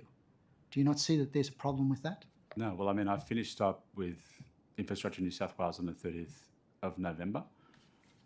I had no contact with Aqualand prior to that period about a future role. I had a long holiday, I got engaged, and then there was a collapse in the global share market and a pandemic from around February of 2020. And at that stage I was unemployed. And then on or around the beginning of March, I spoke with Aqualand, and we entered into a contract to provide consulting services. But before I signed that Is that contract, on a retainer or sorry, Mr. Latham, I'll just finish that point. But before I entered into that contract, I consulted with the CEO of Infrastructure New South Wales, and That's Simon Draper, correct.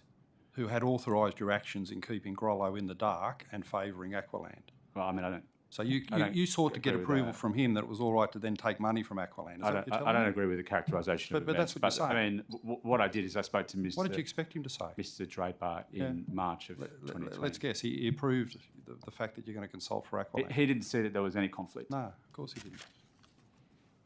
But you agree, let's just clarify this, you agree that there was a strategy to keep Grocon in the dark and not tell them that they'd never get their sight lines? No, our focus was exclusively on the public interest and to take the project forward, and presented with the facts as they were in August.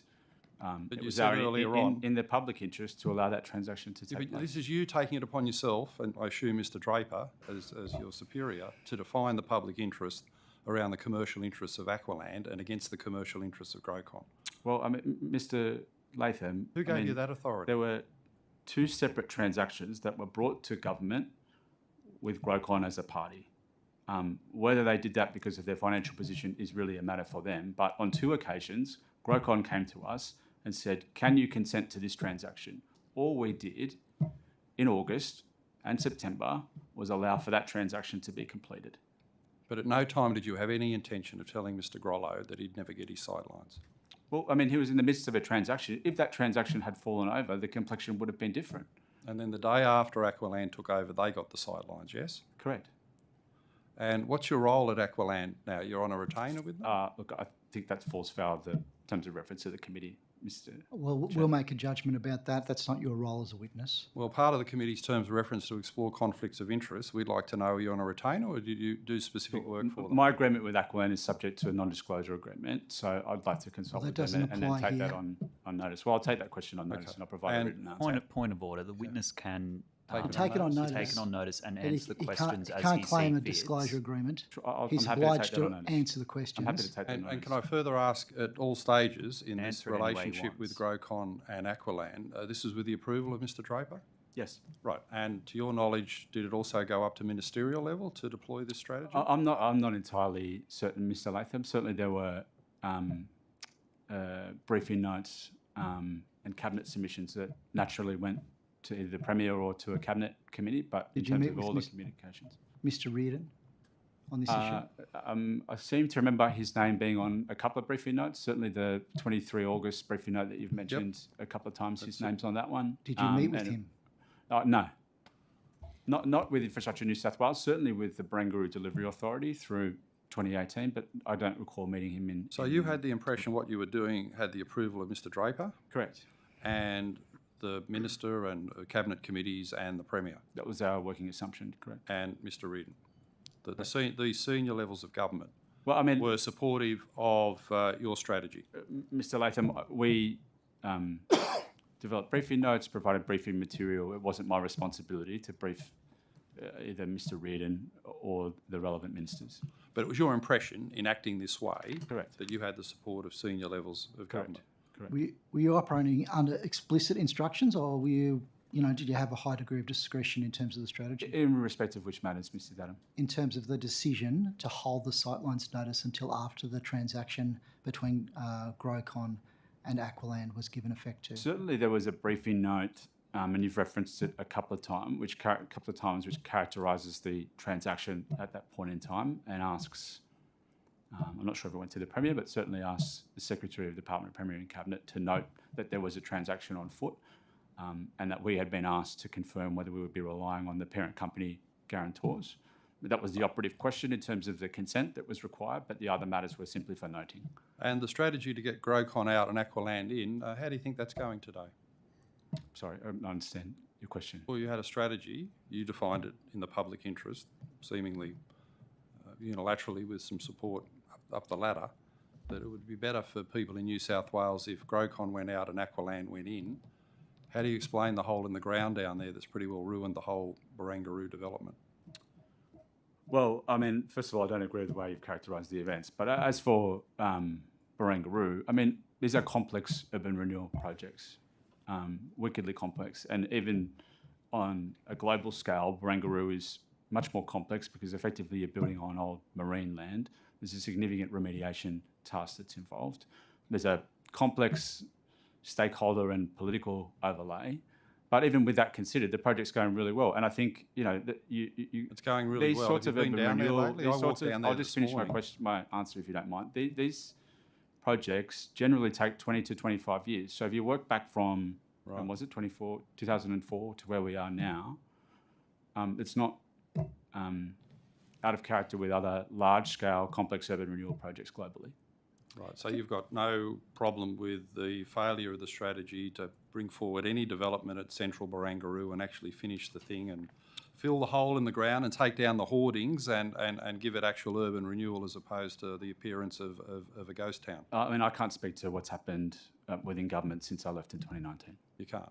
But this was your strategy that you pursued, keeping Grollo in the dark, getting Grocon out, bringing Aqualand in. You're not taking any responsibility I mean, you keep for repeating what's those, down there today. I mean, you keep repeating those points. I don't accept the characterisation, but certainly there was a view in 2019 that given those parties were bound to transact and had asked for our consent, or I should say whether or not we would enforce the waiver, that there was a capacity to move the project forward once those matters had been resolved. Right. And is Aqualand your only a client for Robertson Advisory? No.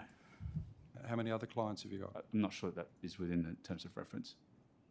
Is it fair to say Aqualand is your main source of income today? No. Okay.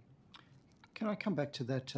You said that the strategy around withholding the sightlines notice. No, I didn't say anything about withholding the site. They're your words, Mr. Dadham. Well, they're your words in WhatsApp messages. No. Time after Okay, time. let me reframe it. The issue around the approach to the issuing of the 110 notice, that the proposal to hold the 110 notice until after the transaction was effected was contained in a briefing note that went to the Premier, or, sorry, that's my first question. Did it go to the Premier? I can't recall, sorry. Did it go to Mr. Reardon?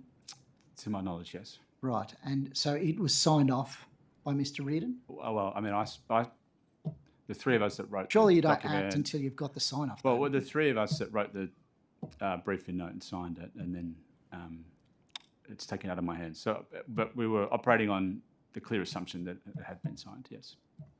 So you're operating on the clear assumption.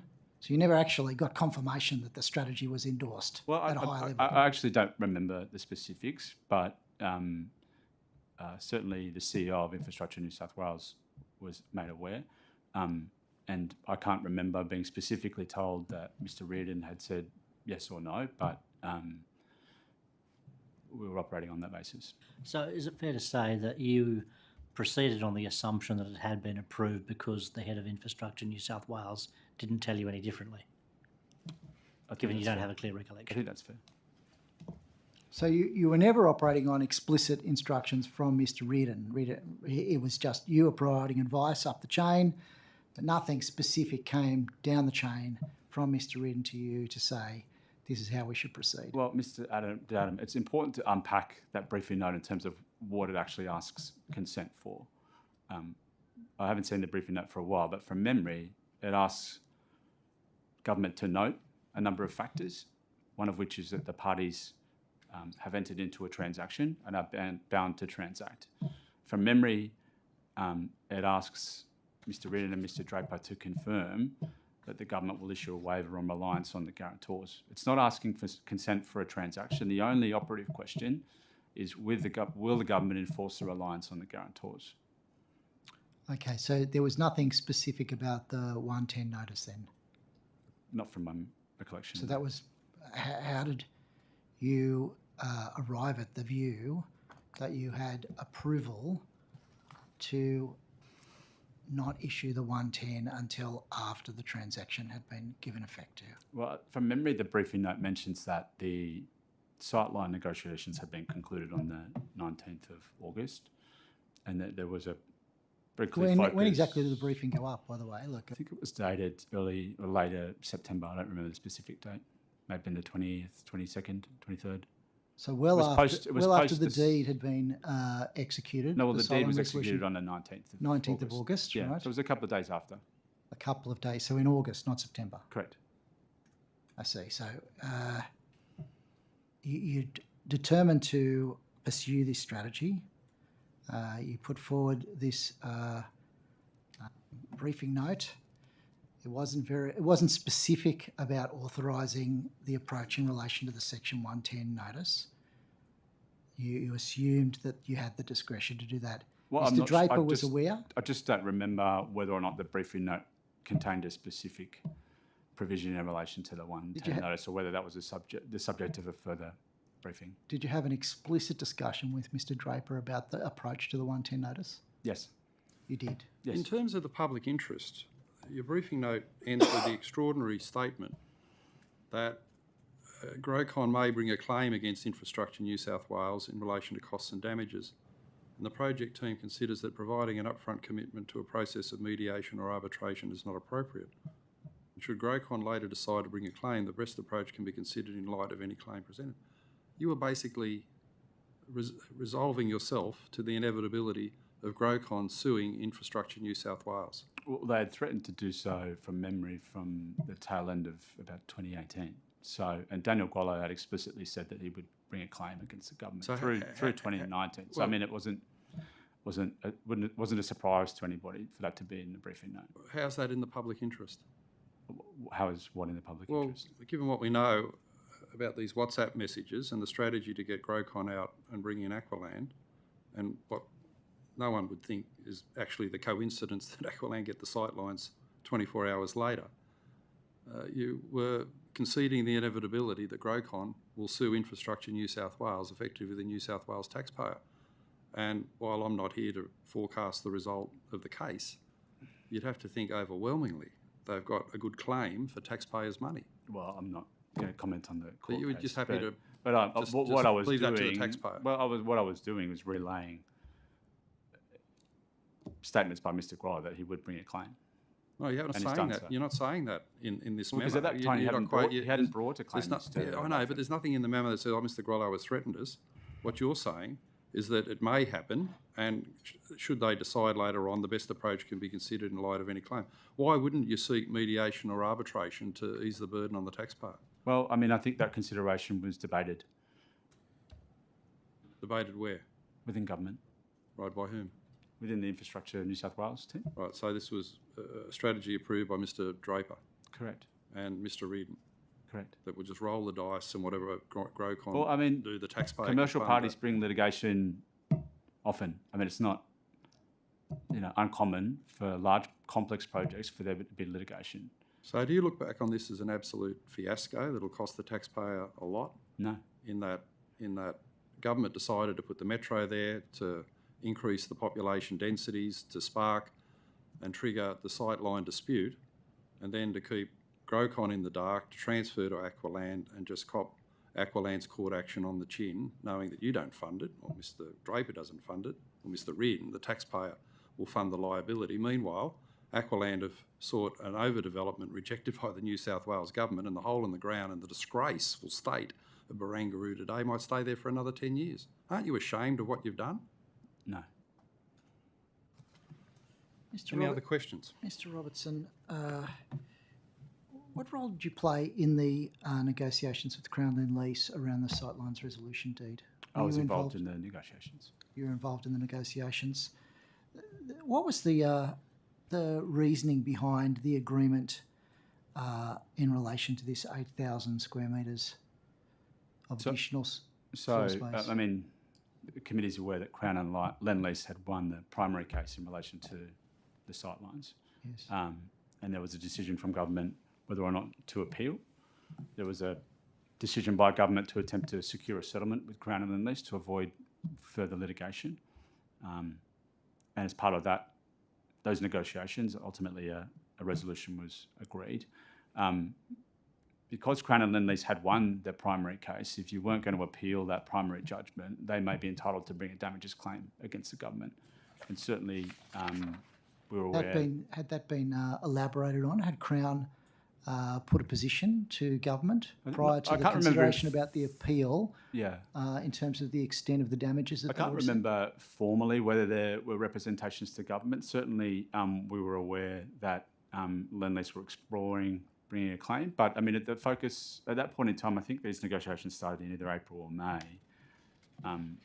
The appeal was still on foot, so it still remained open to the government to pursue the appeal. I think in August the hearing was set down for. But it was a clear preference from government to seek and secure a negotiated outcome. Was that a decision of the Cabinet? I'm not sure. How high did it go? I'm not sure. I don't know.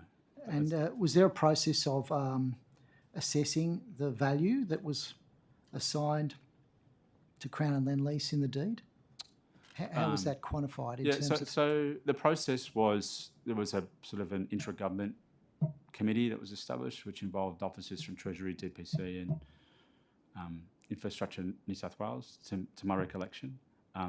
That committee developed, I suppose, what you call negotiating parameters and modelled a range of those parameters, knowing what we knew about Crown and Lendlease and their commercial intentions. I mean, as at 2019, the government, NSW and its predecessor organisation had been involved in these negotiations with Crown and Lendlease for coming up on 3 years. So I think it's fair to say there was a reasonable level of knowledge about different sort of commercial drivers for the projects, and certainly Lendlease had made representations that the delay brought by the sightline negotiations had caused them significant commercial harm, particularly in relation to the delay in the delivery of their residential towers. So we were certainly aware that there was the potential for Lendlease and Crown to bring damages claims against the government. So I mean, there's a range of concessions in the deed. They must have been costed by Treasury or Infrastructure New South Wales? Yeah, to my recollection, they were. And so in terms of the concession on floor space, what value was assigned to that? Do you recall that? I don't know that there was necessarily a view taken as to the commercial value to Lendlease. I think there may have been estimates provided, but obviously the value there is highly sensitive to what's happening in the residential market and timing and so forth. But I think I've seen estimates put forward by Grocon that were around 300 million. That is probably ballpark where that would have landed. But I mean, the rest of the document is premised on a sort of $80 million. So the 80 million is effectively a floor on the settlement. So the 300 million that has been estimated in terms of the value of that GFA was at risk because you needed to go through an independent planning process to secure that. Why not just cut the deal for 80 million? 8,000.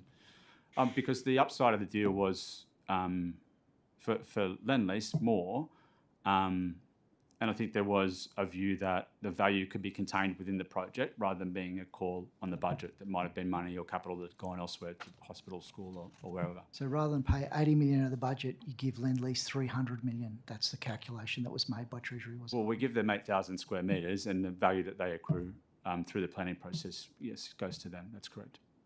So, Mr. Robertson, in anticipating that Grocon would sue, what legal advice did you take as to the prospects of defending that action and defending the public interest and finances of the New South Wales taxpayer? It's a good question, Mr. Latham. I think the first sort of tentative claim from Grocon came late in 2018, and from memory there was advice on those prospects at that point. As for where we were in... Where did that advice come from? It was from the government's lawyers at the time. Right, and what did they say? I can't remember the specifics. And then as for 2019, I don't remember whether there was advice sought. It's highly likely that it was, but I don't remember specifically and whether there was any advice as to prospects. Right, so at no stage did you have advice that you had a defensible position against the Grocon action that was inevitable? I can't recall specifically, but it's highly likely that we did secure advice. I just can't remember, I'm afraid. You can't point to any advice that your position was defensible in the courts? I just can't recall, I'm afraid. Shouldn't you be able to recall? Wouldn't you, just as part of your job, do the due diligence of getting advice as to whether or not the action is defensible? And the taxpayer could be exposed massively. And isn't that something that would be factored into public interest considerations? It is coming up on, well, greater than 3 years ago, so I don't remember all of the specifics, but it does strike me that we may have secured advice. Any other questions Yeah, to the were witness? you a senior executive at Infrastructure New South Wales? I was. Yeah, so was there not some restraint in your contract in relation to work after exiting Infrastructure New South Wales? I don't believe there was a specific constraint. That's why I consulted with Mr. Draper before starting any consulting work with Aquilin.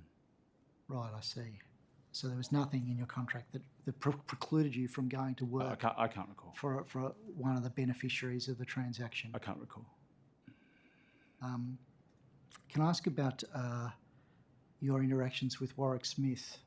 Did you interact with Warwick Smith over the course of this? No, I mean, the only meeting I can remember being in with him was with the then chair of the BDA, Mr. Terry Moran, AC, and that would have been, I think, in the early part of 2019. In the early part of 2019. So who was your contact point at Aqualand? Before 2018 was, I think, Ray Carslake or the managing director, Mr. Lynn, and from about 2018, John Carfey, the CEO. Right, I see. And so it's been suggested that that the contractual arrangements existed between Infrastructure New South Wales and Grocon, and that that any negotiations over the dimensions of those contractual relationships should have been channeled through Grocon. What do you say to that proposal? I mean, obviously, there's these other players to which Grocon had effectively subcontracted the arrangements, Sure. but they were the principal, and Infrastructure New South Wales had the contractual relationship with Grocon, not with these other parties. Well, Infrastructure New South Wales has a contractual relationship with the other parties through the multi-party investor deed or the MUPID. So there is a contractual relationship. So you say that gives you open slather to negotiate alternative arrangements that might be to the disadvantage of one of those contractual parties? That is not what I said. Any other questions to the witness? If not, thanks very much, Thank Mr. you. Robertson, for your participation, and we'll write up our report accordingly and make recommendations, and we thank you for your attendance. Thank you very much. So our next witness is Mr. Draper, due at 2:30. Seeing we're back on time.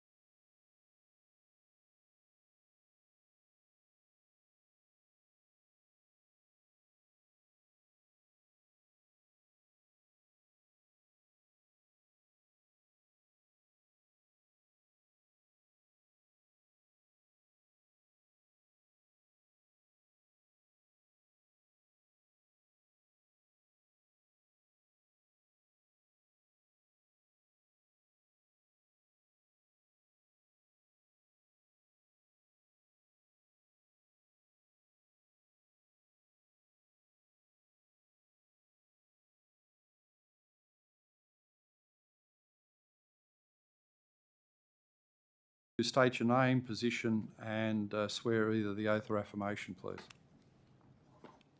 Thank you, Chair. My name is Simon Draper. I'm the Chief Executive of Infrastructure New South Wales. I solemnly, sincerely and truly declare and affirm that the evidence now about to be given by me shall be the truth, the whole truth and nothing but the truth. Thank you. And it's available to you to make a short opening statement if you wish to. Thank you, Chair. I will. I'll be trying to be brief. It's only a page, just over a page. It's not a repeat of our submission, and it is on matters directly relevant to the questions you might want to be asking. Thank you for the opportunity to assist the committee's inquiry. Infrastructure New South Wales has made submissions to the inquiry, which are publicly available and which I'll resist restating here. However, I do wish to mention briefly a small number of important matters. Infrastructure New South Wales functions in relation to the Barangaroo precinct include the orderly and economic development of the precinct, including the public domain.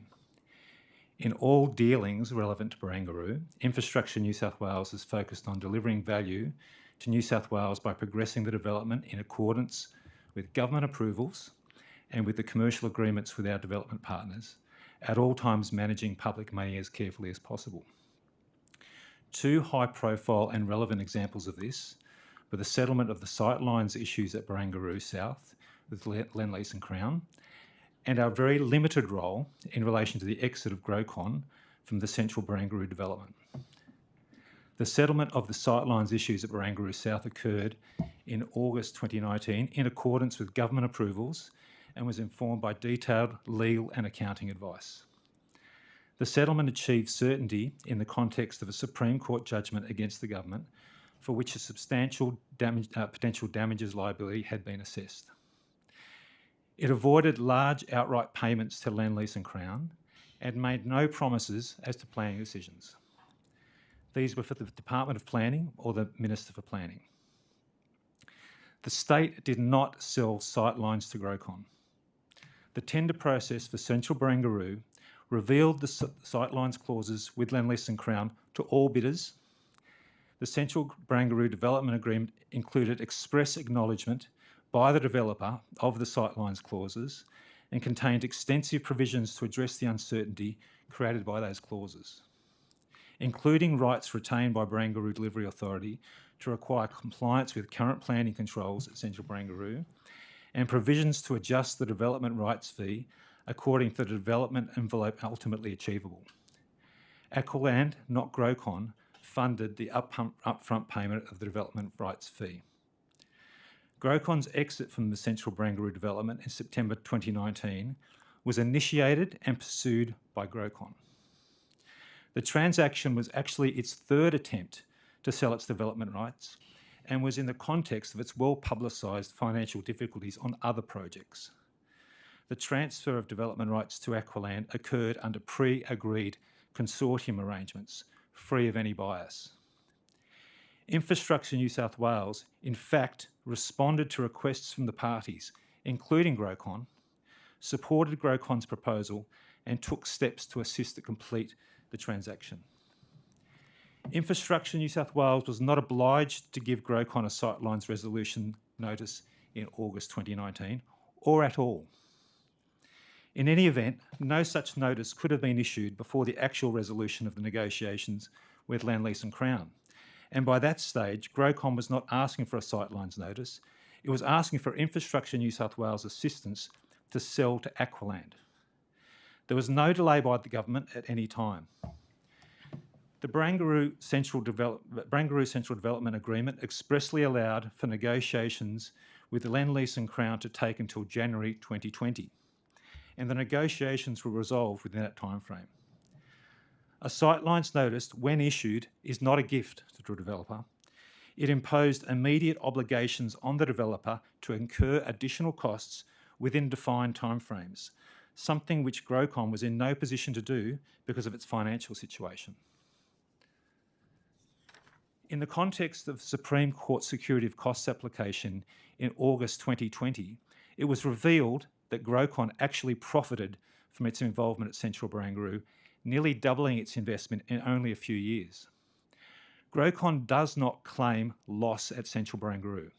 It claims only that it could have made greater profits on a project that it wanted to exit. Grocon was unable to convince the court that Central Barangaroo project materially contributed to its financial issues. the court noted the existence of liabilities unrelated to Central Barangaroo and that Grocon's financial difficulties dated back as early as mid-2017. Grocon subsequently appointed administrators to a large number of its companies in November 2020. The administrators found that Grocon was unable to pay its debts and had likely been insolvent for over 18 months, well before its exit from Central Barangaroo. Finally, I wish to address two matters of procedure. First, as the committee is aware, Infrastructure New South Wales is presently involved in Supreme Court litigation with Grocon. I will of course seek to answer questions to the best of my ability, but if any question is directed to matters yet to be determined by the court, I may alert to the member of that fact, and so as to allow the member and the committee to determine whether to press the question. Secondly, I commenced with Infrastructure New South Wales in April 2019, so my direct knowledge of events prior to that time is limited. I will seek to answer questions where I have a direct knowledge or have sufficient information, but there may be some matters within the committee's term of reference on which I cannot provide any information. I look forward to assisting you with your questions. Thank you very much, Mr. Draper. If I could just start by asking, do you agree with Mr. Robertson's depiction that everything he did in this matter was with your consent and approval? The decisions that were made were approved not only by me, but by the New South Wales Cabinet, and all of the decisions made were done without authority. Many of the matters to which you've asked Mr. Robertson about, I wasn't involved in. I wasn't party to some of those communications that you've asked him about, but all of the primary decisions entering into the deed of sightlines resolutions, allowing Grocon to complete the transaction which it had initiated and supporting it to do so, yes, he did that with our approval. Right, and who was the main Cabinet Minister that you reported to and sought these approvals?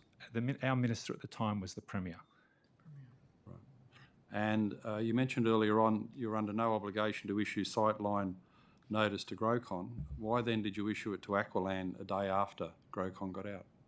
We're under no obligation to issue it, but at a point at which it is productive to do so to the developer with responsibility and is capable of undertaking those expenditures and that work that I described earlier, it was worthwhile doing so. So it became a discretionary decision to do it for Aqualand, but you made a discretionary decision that Grocon wasn't a suitable participant at the site. No, it was a discretionary decision to do it at a time when a developer could have done something with it and had the financial capability and will to proceed with the development. Right, and did you take any advice from financial advisors about this strategy, that Grocon wasn't suitable because of its financial position, but Aqualand was? How did you make that assessment? There was no strategy, Mr. Latham. There was no strategy at all in relation to Grocon's participation. At all times, Infrastructure New South Wales was responding to requests by Grocon. And this, as I say, was the third attempt on their part to exit with a profit from the development. Their first attempt was in late 2018. That did not proceed because it couldn't get agreement from one of its consortium partners. There was another attempt in February 2019, which ran through to about May 2019.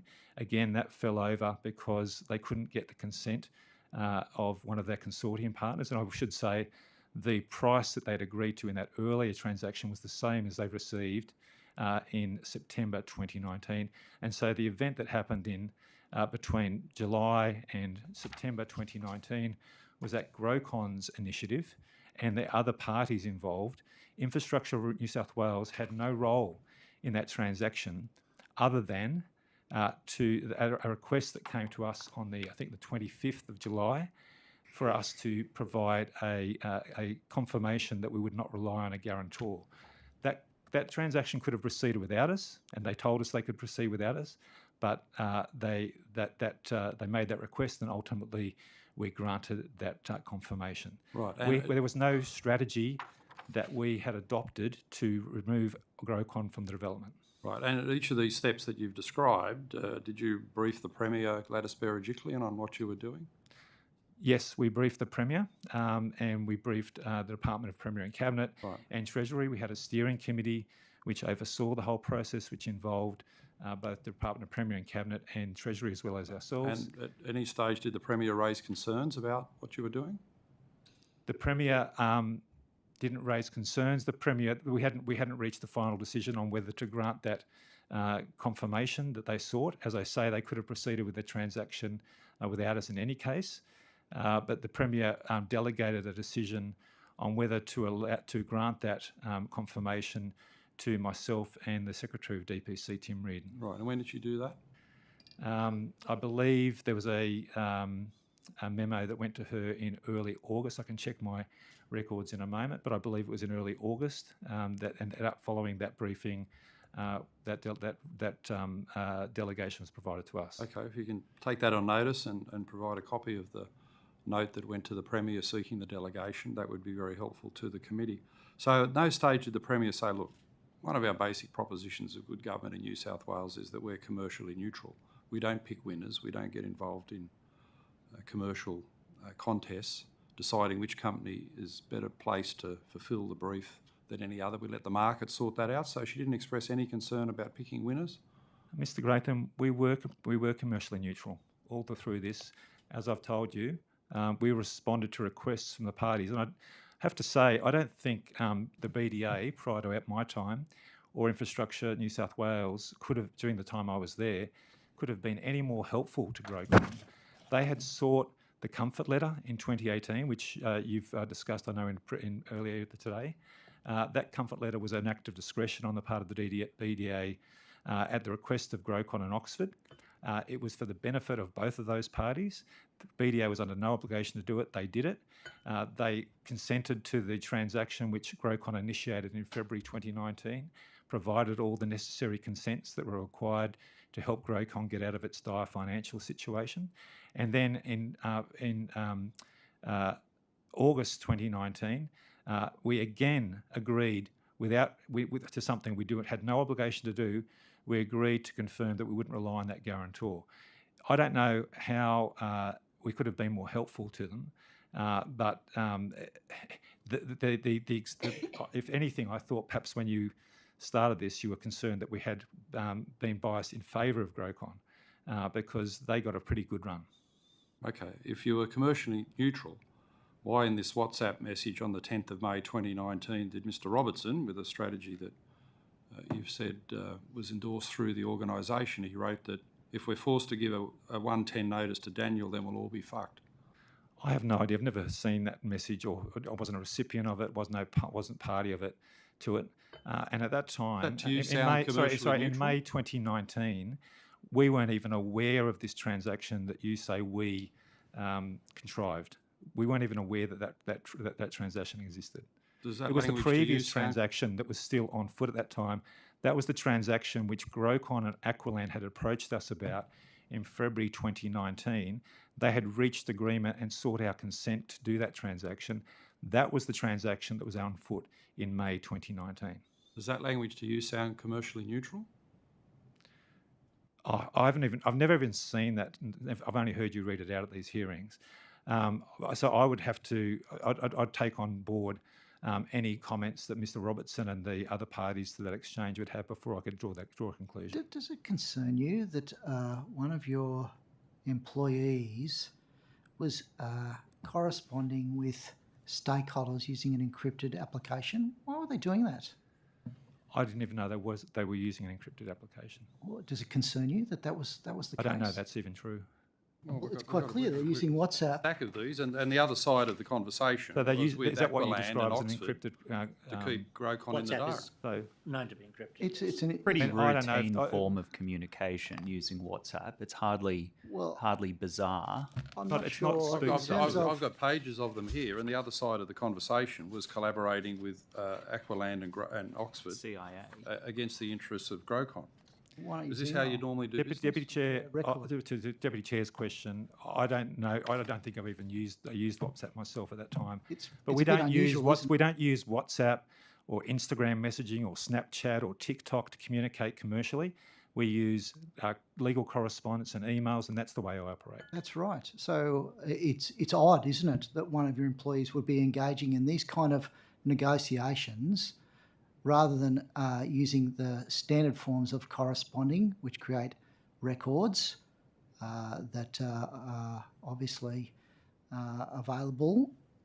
they're using an encrypted application. Doesn't that concern you, that might be the motivation for using that way of communicating? My own practice would be that anything of any substance, I would use formal correspondence, which would be by way of the old-fashioned letters or emails, which are also recognised as an acceptable form of transaction. Now, I understand that a number of those commercial parties, Mr. Grollo, people from Oxford Properties, others use those mediums. So that's a matter for them. But it's not you're something Mr. I Robertson did, and do you concede understand that that he people did that with normally those use parties, these yeah. encrypted messaging devices to maintain secrecy as to what's going on? Again, I know nothing about encrypted messaging devices. I think most people commonly in the public to whom we're all answerable would understand that WhatsApp is a pretty common form of communication. Not in terms of public administration, I wouldn't have thought, Mr. And Mr. Draper, are you aware of any legal advice responding to Mr. Robertson's stated acceptance that Grocon would sue New South Wales as they're doing, and whether or not the action was defensible before your organisation went down this path, virtually inviting the legal action? Chair, on that point, I might just question whether you're asking me to express an opinion about not what the advice said, but did you take advice about the worthiness of? Oh, okay, if you're asking me, at any stage, did you think what you were doing was yes. defensible? So the answer is yes. We have legal advice in Right to say relation it's to the defensible. litigation with Grocon. And in picking a winner there for Aqualand and Oxford. No, we did not pick a winner. Oh, well, okay. So I reject Well, that. in issuing the sightlines notice to Aqualand a day after they took over from Grocon, how do you now look at the scene at Barangaroo with the central Barangaroo hoarded up, a massive hole in the ground, the taxpayer funding a metro station that's not servicing anyone in particular, and it may well stay like that for another decade? Well, that's not factually correct. So South Barangaroo is largely complete. There's a fantastic reserve. I know you don't like it, but there's a fantastic reserve that most other people seem to really enjoy, a coastal reserve that's with a natural landscape there. It's serviced by Aboriginal visitor guides who take many groups around there who all love it, school groups, etc. The foreshore is continuous along all the way around from Darling Harbour right around to Walsh Bay. There's a metro station being built there. It's not unused. It's being constructed, and that line is not finished till 2024. So that you wouldn't expect to see anything there today, given that the whole development is premised on the idea of a metro station, and that metro station isn't scheduled to be completed for another couple of years. Mr. Draper, can I ask you about? You said earlier in your opening statement that all the decisions, including entering into the Deed of Sightlines resolution, went to ERC and were supported by legal and accounting advice. That's correct. Is that right? That's correct. Yes. So can I ask you about, I'm not sure if the witness has got the Deed of Sightlines resolution before them. I do have a copy here, thank you. Yeah. Can I ask you about clause 5.3a on page 15, where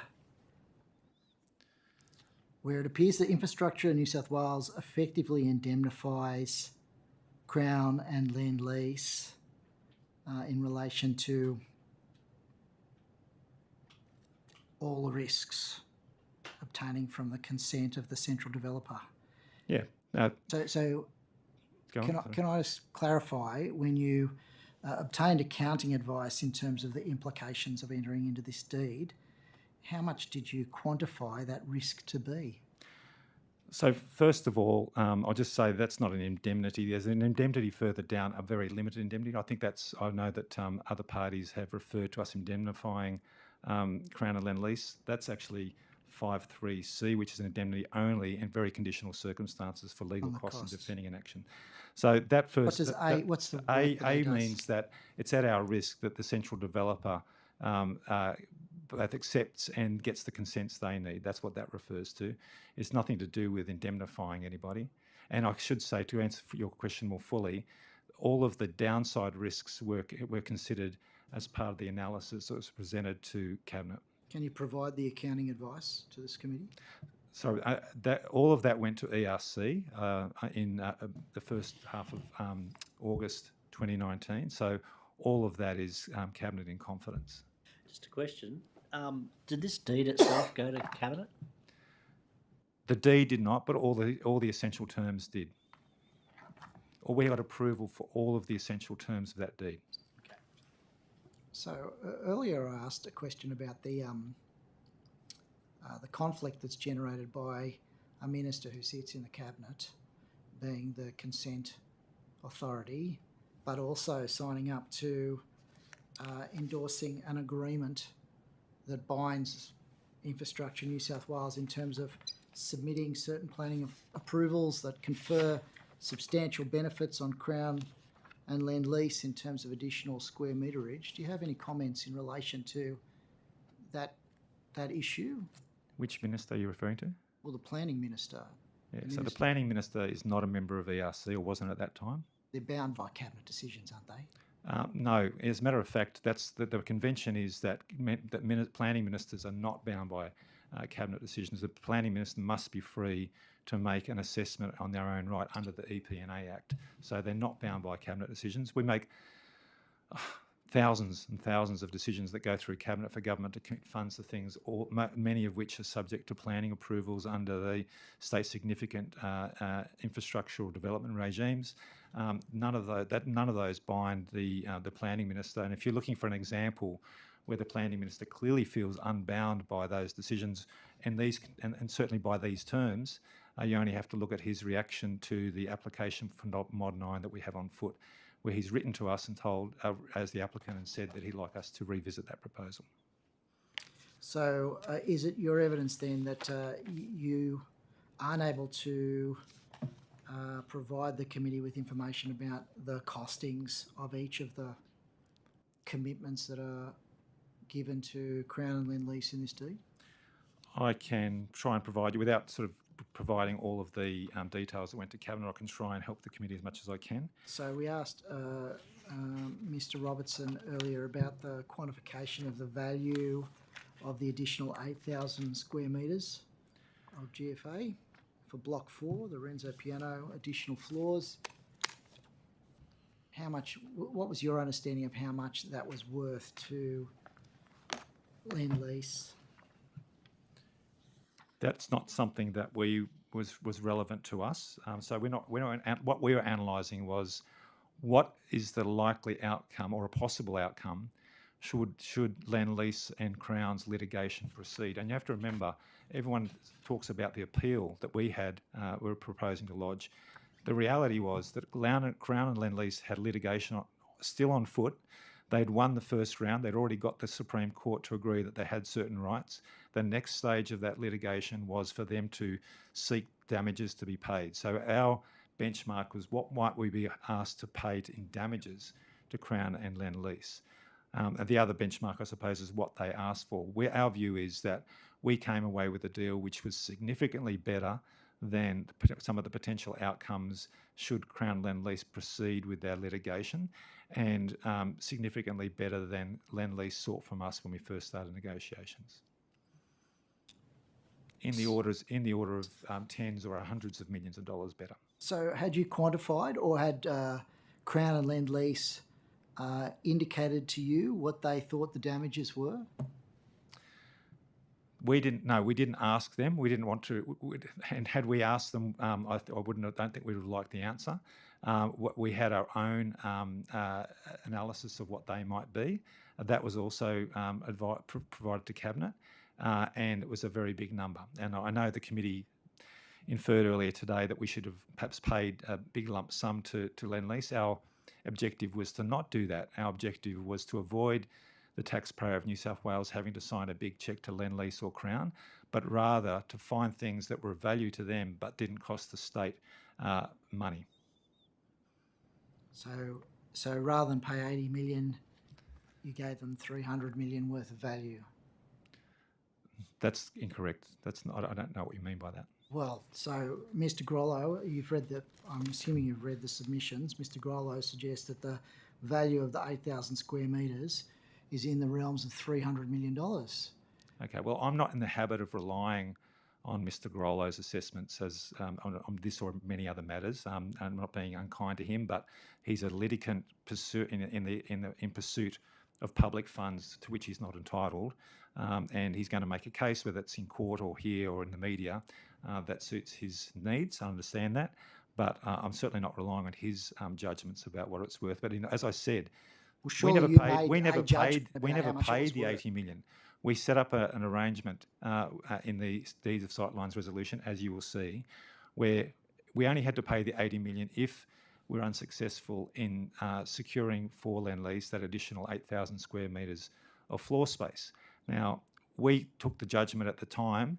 There was a pretty good chance that most people in the community would not have a problem with that extra floor space in that building.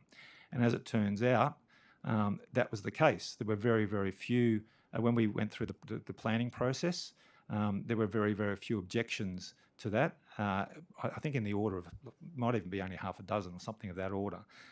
So I think we were right on that, and we avoided the people of New South Wales having to pay Lendlease $80 million because of that clause.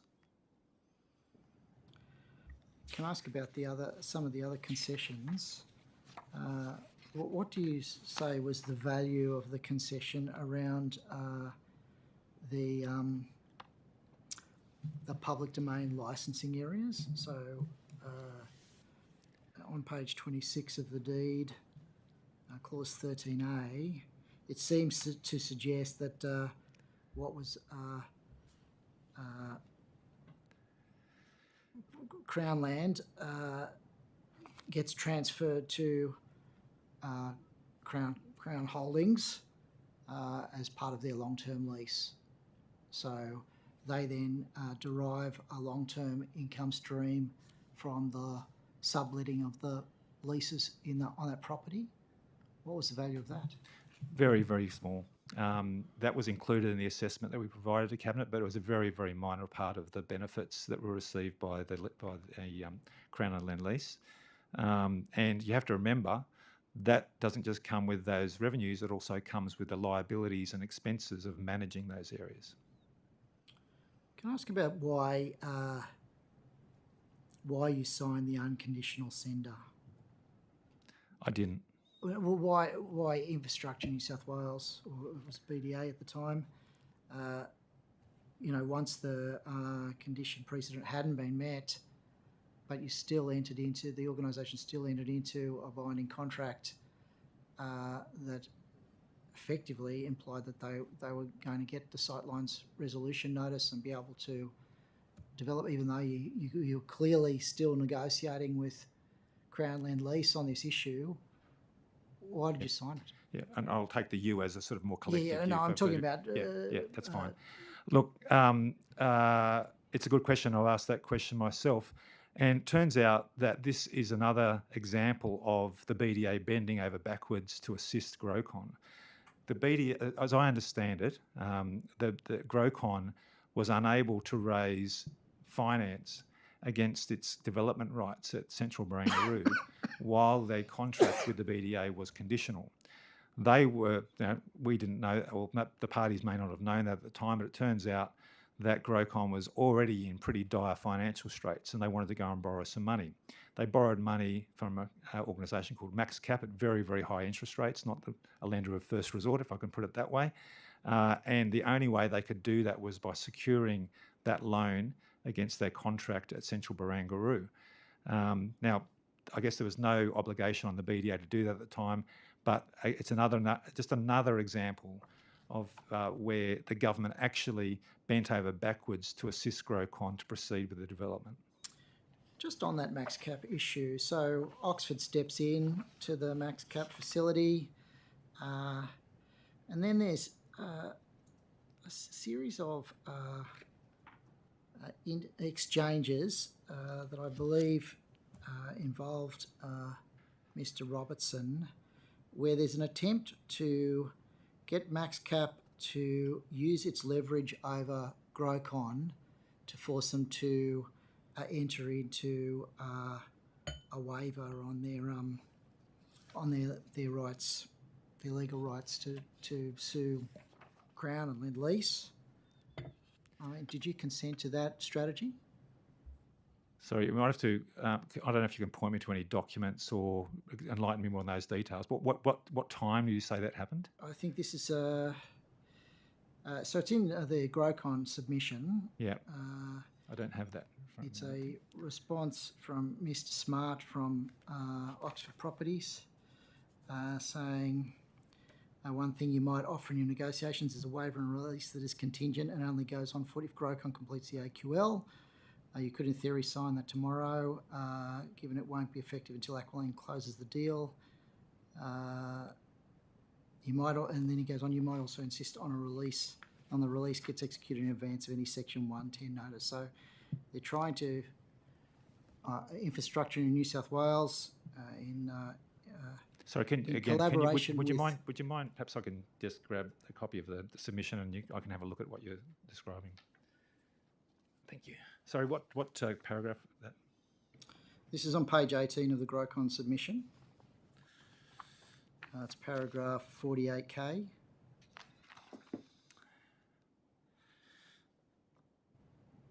So just going back a few paragraphs, it looks like the dates that they're referring to are in around August 2019. So that was what I was trying to get to, was to understand when this was actually happening.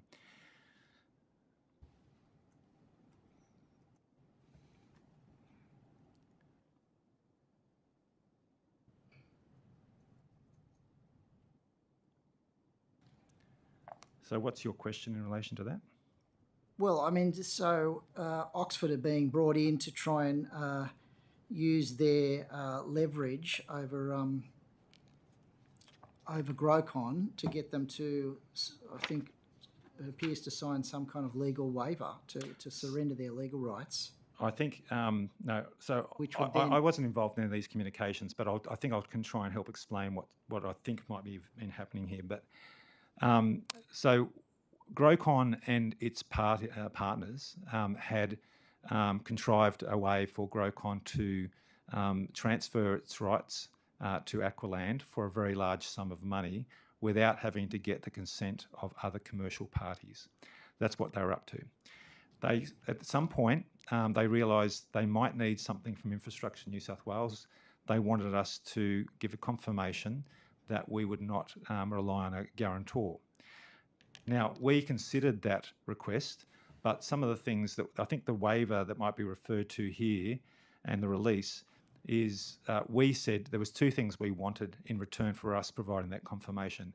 And frankly, they both go to the public interest and trying to protect public funds. The first was we wanted a release from what was called the Oxford Comfort Letter, which I know you discussed earlier today. We didn't want to be bound by that any longer. And secondly, if we could, we wanted a release from Grocon that they would not pursue any legal action. Not that we thought they had any basis for doing so, but they were certainly reasonably liberal, as I understand it, with threatening to do so with various parties and had been in litigation with other parties unrelated to Barangaroo. So we sought a release in relation to that as well. We didn't ultimately get that second release, but I imagine what some of these parties, they were all keen to close their transaction, and they may have been having suggestions to NSW about how we might get some of those things that we were after in order to provide that confirmation letter. But I reiterate and emphasise, we were responding to requests by the parties, and I'm happy to tender documents to show you this, every single piece of correspondence that we received or issued or that went between the parties on this went to Grocon. They were in it up to their armpits, I have to say. And the idea that they were not, that this was something that was a surprise to them or was forced upon them, is preposterous. Can I ask about the Oxford? So, was the reason why you were keen to get to withdraw the Oxford Comfort Letter because you'd overcommitted in terms of the floor space? You understood with the Sightlines Resolution D that you're going to have to reduce the floor space in central Barangaroo, and you couldn't actually accommodate all the consortium partners and the commitments that have been made to the various carve-up of the floor space? It wasn't anything as contrived or developed as that. It was simply that here was another constraint that was imposed upon the development of central Barangaroo, a commercial constraint. We already had all of the PDA with the Crown and Lend Lease. We had the sender with the central developer. We had the multi-party investor deed that Mr. Robertson referred to earlier, we already had all these other constraints. And we had, of course, planning constraints, but they operate separately.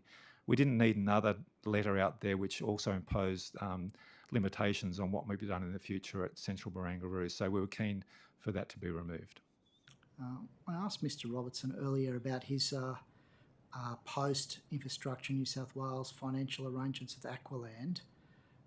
He suggested that he consulted you and that you green-lighted him pursuing those financial interests.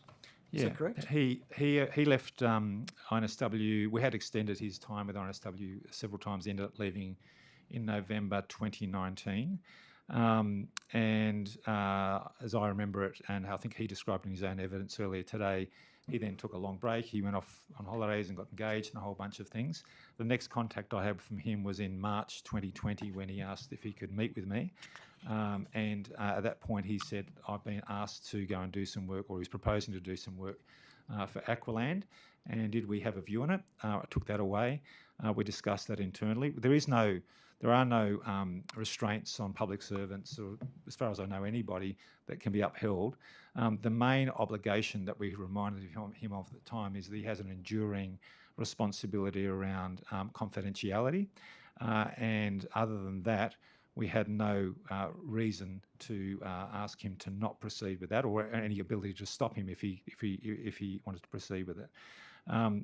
And I guess by that point, a lot of these issues that you have been asking about had all been resolved, in the sense that there was now a new consortium in place, and we were very keen for the new consortium to have an ability to move on and progress with its proposals at Central Barangaroo. So that was in March 2020, is that right? March 2020, yes. Well after he had left our employment, and a very long time after all these other matters had been dealt with. So we had no ability to stop him. We had no reason to stop him either, because, as I said, we were quite keen for Aqualand to resource itself as well as possible. And it's in fact one of the obligations on those developers to have a good resourcing plan with people who could help progress the development. Okay, but did you take any legal or ethical advice about this, or was it just your own decision? Yeah, we discussed that internally with our general counsel and I think probably our head of corporate services and perhaps a few others. And the only thing that came out of that was about Tim Robertson's enduring obligations as to confidentiality. Right, and do you agree that it's a bad look that the process that led to Aqualand getting their sightlines notice the day after GrowCon exited, that the fellow who arranged that effectively ended up taking money and working for Aqualand? Well, Chair, GrowCon had no need of the sightlines notice. They never asked for the sightlines notice. They didn't pursue the sightlines notice until they were deep in litigation, a long time after they left. This idea that they were going to get the sightlines notice and sell their rights for a lot more money is just fanciful. The price that they got in the transaction that they engineered with other parties from July to September 2019 was the same price they'd agreed to earlier that year with Aqualand. They couldn't sell their rights for a large sum to someone else. The only way they could proceed with the sale was with the consent of the other consortium parties. And both of those other consortium parties had already, in 2 cases, refused to provide that consent. So the idea that they were going to receive the sightlines notice, they were going to make a mozza out of it, even more money than they already have, that 100% or nearly 100% profit they made on their expenditure. That idea is fanciful. Now, as to the mechanics of the issuing of the sightlines notice, I think Mr. Robertson has given evidence on that earlier. For me, once, frankly, the process of the deed of sightlines settlement had been finalised, and the question of whether we would provide this confirmation letter that GrowCon and the other parties had sought, the only my attention moved away onto other things. At that time, you might remember, we had a big contract with Lend-Lease at the Sydney Football Stadium, and I was in the midst of terminating that contract. It was a very public and embarrassing event for Lend-Lease. Again, another example, the idea that we've got some sort of cosy relationship with Lend-Lease or Aqualand or somebody else is just demonstrably wrong. Right. And the answer to my question that I asked? What was it? I thought I'd answered it. What was you want to Well, I didn't repeat? ask about the football stadium. I asked about the ethical concern that the senior staff member, Mr. Robertson, who effectively tipped Aqualand into this Barangaroo development and issued the sightlines within 24 hours of them taking over from Grocon, that he's now working for them and taking money from the beneficiary. Well, Having been on an encrypted device as thick as thieves with the people from Aqualand, almost at the point of chortling that Grocon don't know what's going on and you guys will be the beneficiary. Your whole question relies on the idea that there was some contrived strategy by Infrastructure New South just Wales. the decent ethical standard, just the decent ethical standard that you might attend to. No, that's exactly what you've said. You've characterised this as Tim Robertson having gone through a contrived process to exit exit Grocon in favour of Aqualand and then end up working for Aqualand. That's made up. That's totally made up. It's in the documentation. It's he wrote totally, to you saying that was the objective. I'm happy to table, I will table, in fact, a number of documents which show the communications that were happening between Grocon. I'll just get my staff here to pull out some of the things that I'll table. But on the 24th of July, Mr. Grollo personally pursued Tim Robertson, asking him, what's happening with this transaction? Why isn't it proceeding? What do you need? I am answering your question because your question is premised on the idea there's a strategy here that Mr. Robertson contrived, and then he ended up working for Aqualand. That's where you see the ethical problem. Well, the truth is there was no strategy. There was nothing. NSW did not contrive this. This was an initiative of Grocon and its commercial parties. Well, Mr. Draper, given that you picked the wrong winner in Aqualand, and Central Barangaroo might not be developed for a decade or more, and there's a disgraceful hoarding and hole in the ground down there, and your abandonment of ethical standards in this matter, are you a fit and proper person to be the head of Infrastructure New South Wales, and have you considered your resignation over this matter? That's obviously not, because we're quite proud of what we've done at Central Barangaroo. Have you We're been very there proud lately? of the fact It's that a we've disgrace. defended. We're very proud of the fact that we've defended the public of New South Wales from large financial claims, first from Lend-Lease and Crown, then from Grocon. We've put ourselves in a position of having to defend those claims, and it's taken a lot of time and effort of staff. We're very proud of what's happening down at Central Barangaroo, the opening up of the foreshore, the development of the reserve, the way that's operated, the popularity of that precinct. We're very happy with that. And I go back to the point you sort of a moment ago. We had no role in picking Aqualand. Aqualand was picked by Grocon. Aqualand was picked out and partnered by Grocon. They brought Aqualand into this process, and they precipitated the step in of Aqualand in July through to September 2019, not us. Other questions to the witness, because we're running out of time, Mr. Searle? Yeah, I've got a couple. In relation to the deed of sightlines resolution, it appears that INSW has agreed to do its best to procure additional development opportunities for the beneficiaries. And I'm just wondering what, given your earlier evidence about how you save taxpayers' money through this settlement, what exactly did the public get out of this settlement? I can see what Lend-Lease got out of it. They got an extra 8,000 square metres and, basically a further financial advantage if INSW didn't comply with making the planning applications and delivering the additional development opportunity. But what did the public get out of this deal? The public, I think to answer that question properly, you have to remember that we were dealing with the circumstances that we had. When I arrived in April 2019, Lend-Lease and Crown had a Supreme Court judgment in their favour, which was hurtling towards a damages claim. What was the rough quantum of that? We don't know what they actually would have claimed, probably a lot more than we could ever have imagined, but we would have expected it to be in the hundreds and hundreds of millions of dollars, or up to that amount.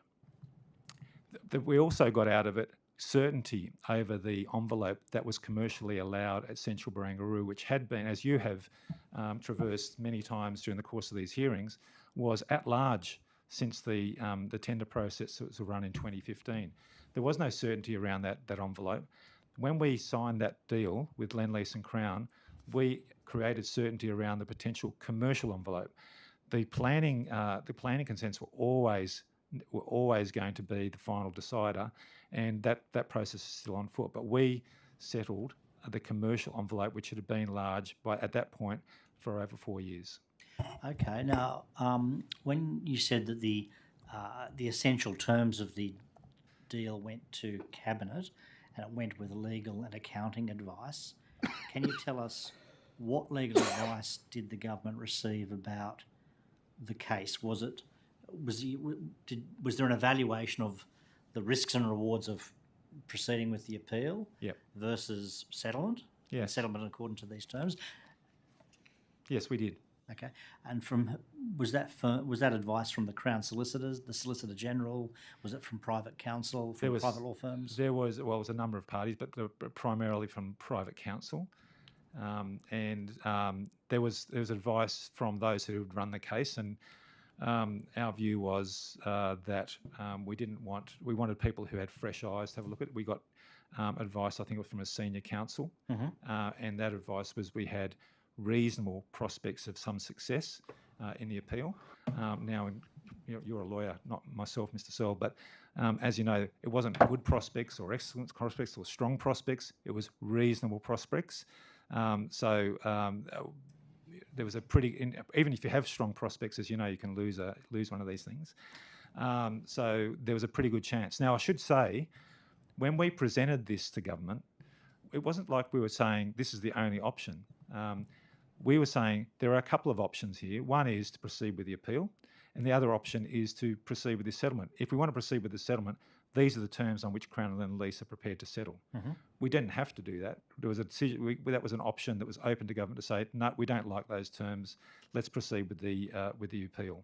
Okay, but we actually got the decision of government through ERC was to ask us to proceed with the settlement on the terms that had been presented. Okay, but just to back up a moment, so you presented the two options to government through the ERC process, but I assume there was a recommendation from you as the Chief Executive with what you thought was the prudent path forward. Is that correct? Or was it just neutral? There's two options, choose your own adventure. Well, the nature of Cabinet submissions are that they're not submissions by the Chief Executive of Infrastructure New South Wales. No, or it's submitted by ministers. It's a minister's submission. So the minister's submission recommended proceeding with settlement, but all the options were presented, including the financial evaluations of different options. But the minister received advice from you? Yeah, of course, and from the steering committee, which comprised the Department of Premier and Cabinet and Treasury. And the minister at the time was the Premier? Yes. So getting through the formalities, your advice to the Premier as the relevant minister was to, all things being equal, weighing up the advice, pursue the settlement. Probably the more correct way to say that, Mr. Searle, was that was the advice of the steering committee comprising Infrastructure New South Wales, the Department of Premier and Cabinet and Treasury. That was the group that signed off a draft cabinet submission for the Premier to approve. Do you recall who the individuals on that steering committee were? Who was the representative from Treasury? There were two different representatives of Treasury because the first representative, I think, went on maternity leave partway through. That was Charlotte Alexander from Treasury was there at the beginning, and then Jenny Merkley was the representative from that time when Charlotte left, and from DPC it was Amy Brown, who was a Deputy Secretary, I think, at DPC at the time. Yes. And who was the representative from planning? Was there planning? There was no one. There was no one from planning. Okay. Planning was nowhere near this. Okay, cool. And who were your representatives? You were one of them. It was me. Yeah. Just so you? I was the steering. We had structured it so that we had a negotiating committee group that worked with Crown and Lendlease, and that comprised Mr. Robertson, Mr. Paris, Tom Gellibrand, I think, were the three that were on that negotiating committee from our side.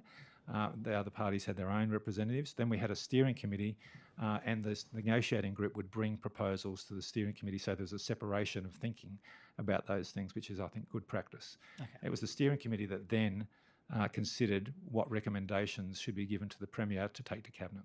Okay. And I think you said Ms. Brown at the time was DepSec at DPC. I believe so, yeah. Yeah. So what were the roles held by the Treasury representatives? Were they also at DepSec level, or were they I ED? think probably ED, I think. Probably ED, okay. You mentioned Last also... question, because we've got Mr. Arbib waiting online. I understand. You also mentioned accounting advice. Can you tell us where that advice came from in terms of supporting the submission? Was it from one of the big four? Or was it was one of the big four, yeah. Okay. Which one? Look, I might take it on notice, Mr. Sell, just because... Take it on notice and come back to us. It's all good. Thanks. We wrote to Mr. Grollo in relation to his affidavit in the proceedings. He advised us by correspondence on the 10th of November that he'd sought advice from Infrastructure New South Wales about whether he was able to provide that. It's a request from the committee. You'd be aware that as a Crown entity, you're obliged to assist the committee in its deliberations. Why have you objected to the committee being provided with that information? Well, I was only aware that we had objected after the fact, but our legal counsel, the way it's been explained to me is that those affidavits are prepared for the court, for the benefit of the court, and only to be used for the purposes of those deliberations, Supreme Court deliberations. And for those reasons, the normal legal convention is that those affidavits are not bandied around, even to parliamentary committees. Now, it's open to those parties to make their own decisions. We have taken a position that we respect the conventions of the court, and we wouldn't do such a thing ourselves. Okay, that's time's up for that part of the hearing. So we thank you, Mr. Draper, for your participation. We thank you very much. And we'll now go to our next witness, Mr. Arbib, who's online. And for that final session of today's hearing, Mr. Diadam will chair it as I have instructions in terms of swearing in the witness. Well, he needs to say his name, his position, and take either the oath or affirmation. Does he want to do a short statement, and then we get questions from Mr. Rath? So thanks, everyone. Thank you, Chair. And you can ask questions too, not just from me. No, Mr. Rath. Have we got the witness?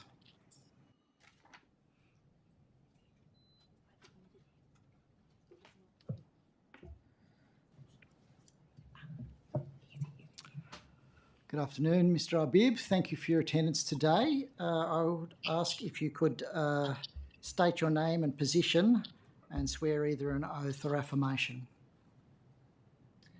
Mark Arbib, I'm a private citizen, and I'll take the affirmation. Okay.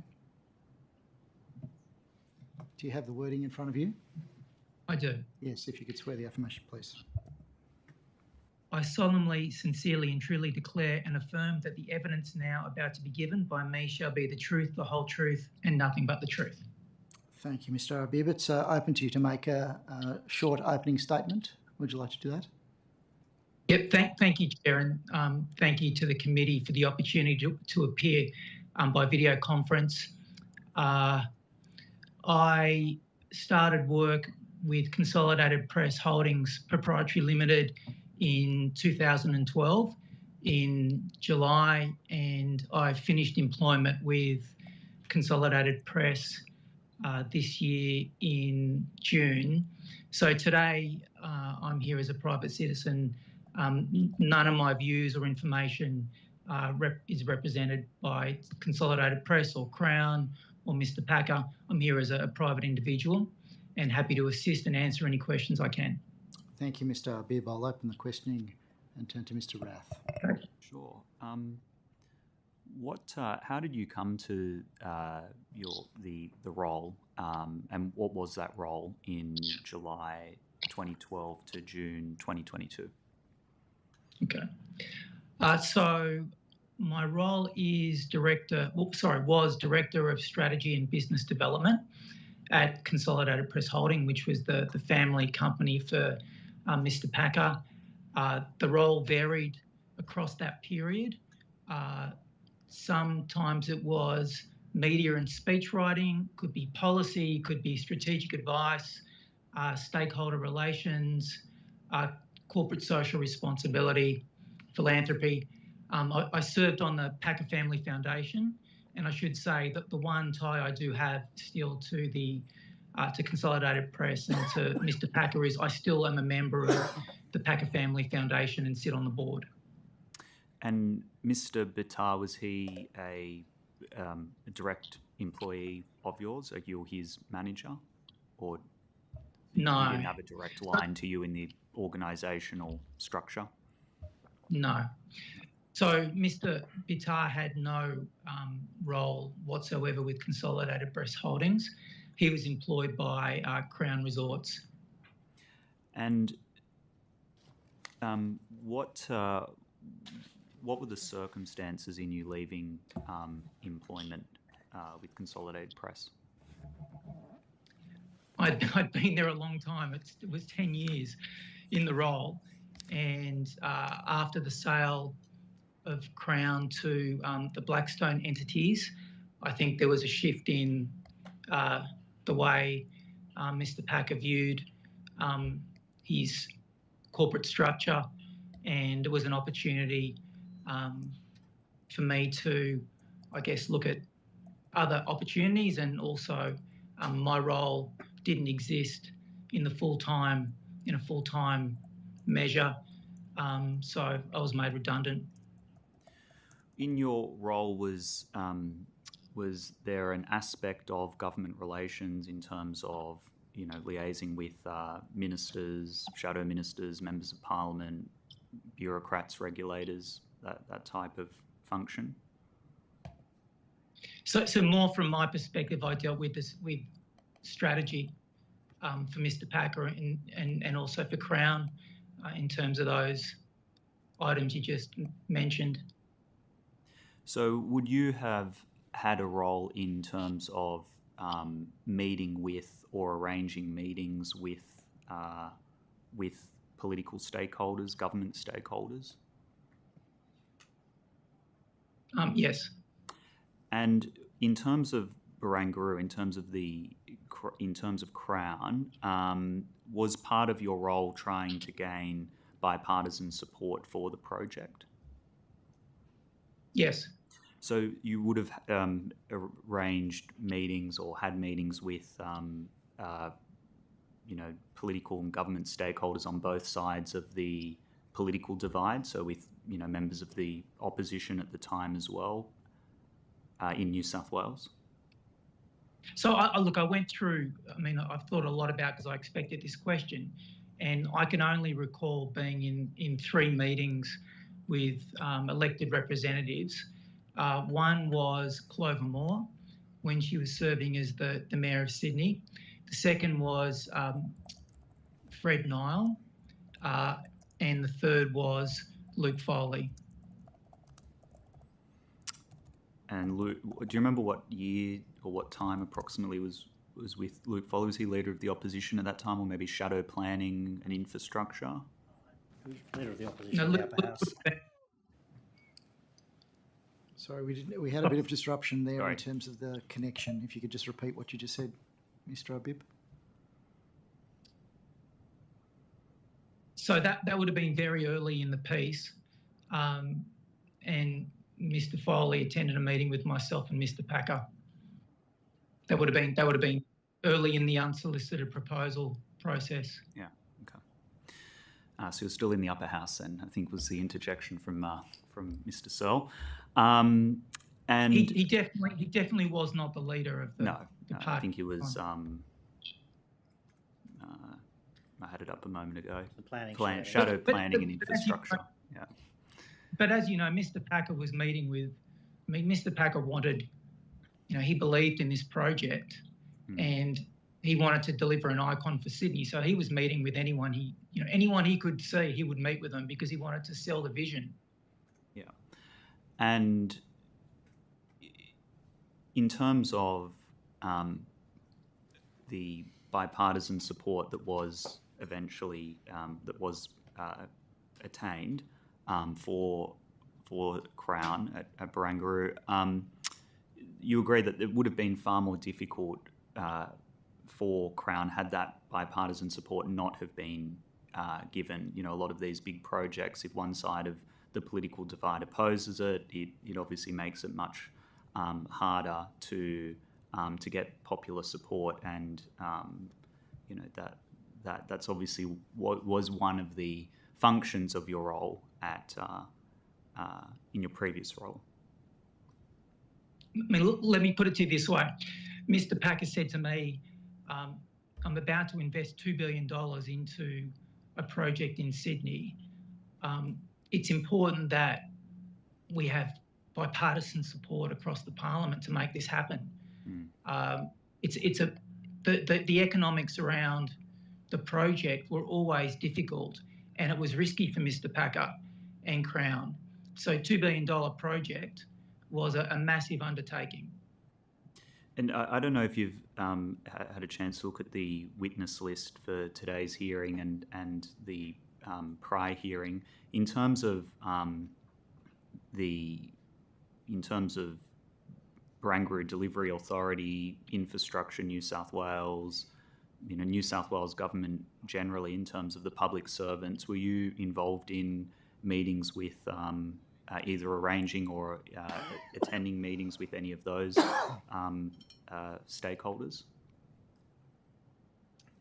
The only from the list that, in my recollection from today, the only person that I would have met was Tim Robertson. In terms of Mr. Packer, I don't believe I was involved with any other of those individuals. Just to make the point, Crown had a strong development team, and they were undertaking all the discussions and the negotiations with the Barangaroo Development Authority, and they had the carriage at that company with it. So they would have been meeting, I expect, a large number of those individuals. Did sightlines ever come up as in any of those meetings that you had, either with Mr. Foley, Clover Moore, Fred Nile, or public servants? So certainly not with those three elected representatives, but it was an issue later in the piece with the Barangaroo Development Authority, and I attended a number of meetings where the Crown development team and the Barangaroo Development Authority and also Lend-Lease were trying to negotiate an outcome in relation to the sightlines. And obviously those sightlines had a significant value to Crown.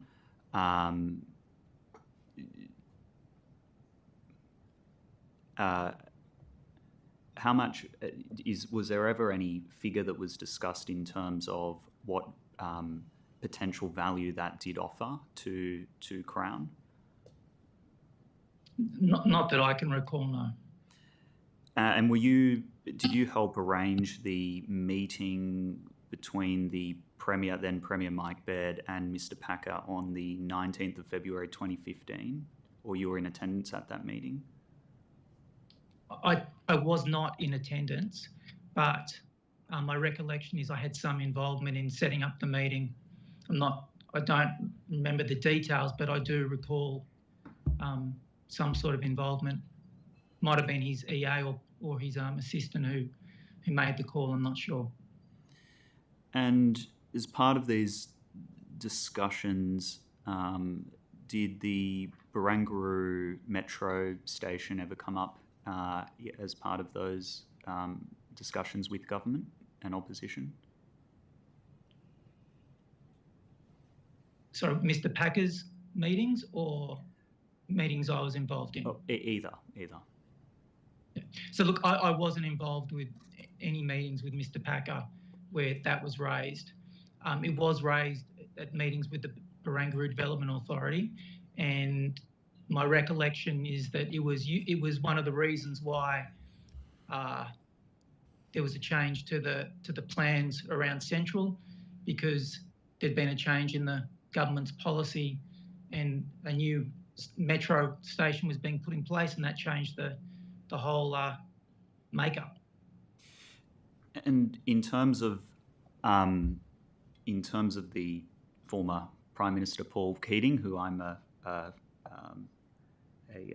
strong supporter of and think he was an excellent Prime Minister, but in terms of his role in Barangaroo, he was originally opposed to a lot of the aspects of the development, and then later on became a strong, vocal supporter. Were you part of any discussions with Mr. Keating, or did you help arrange any meetings on behalf of Mr. Packer with Mr. Keating? No, I didn't.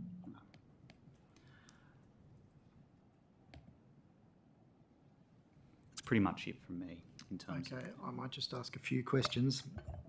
Mr. Habib, you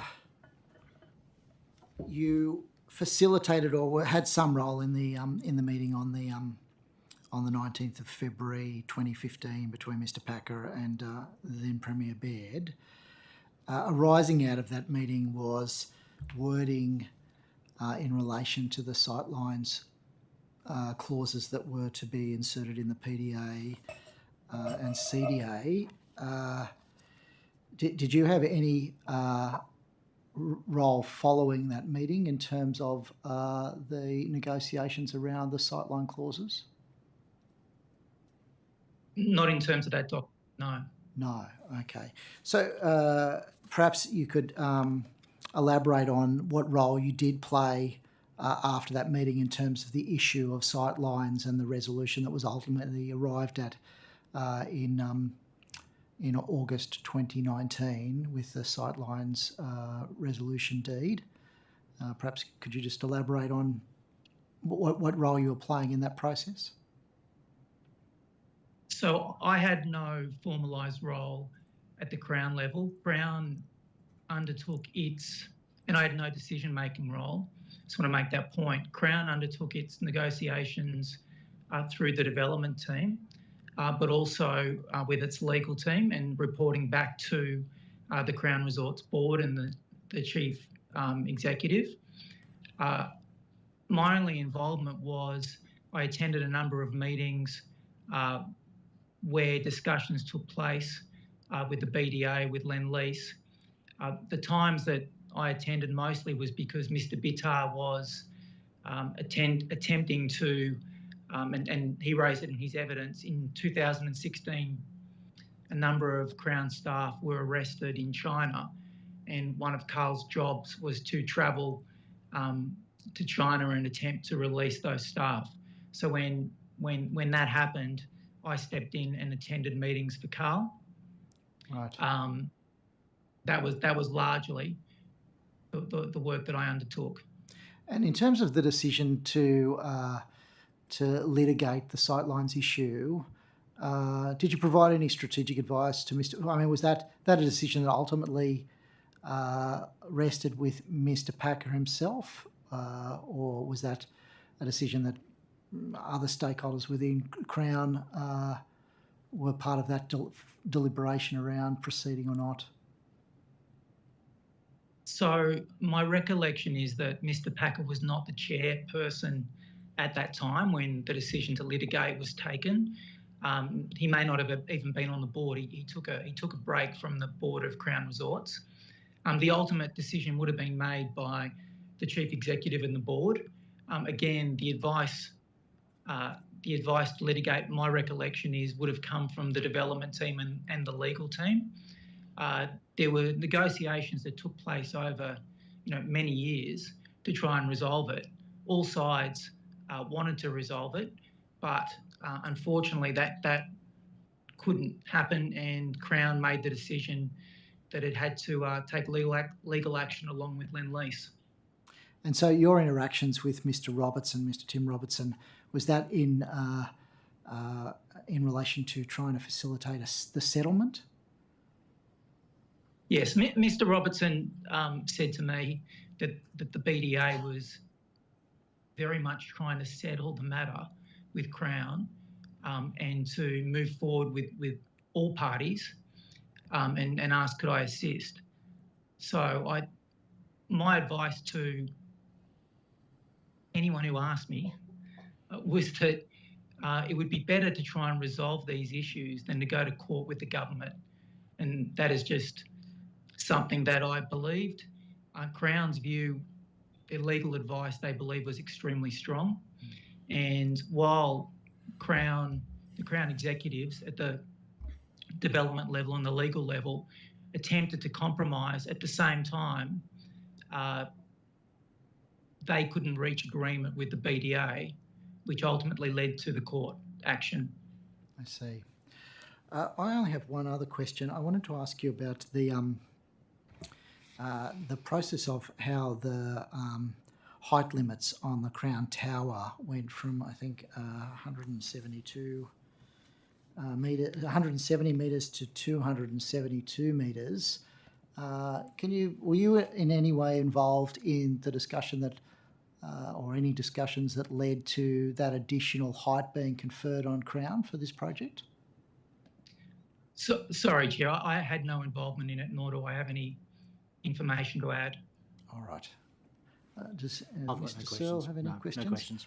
Just one or two more from me. Was part of your role getting support from United Voice to support the Barangaroo project?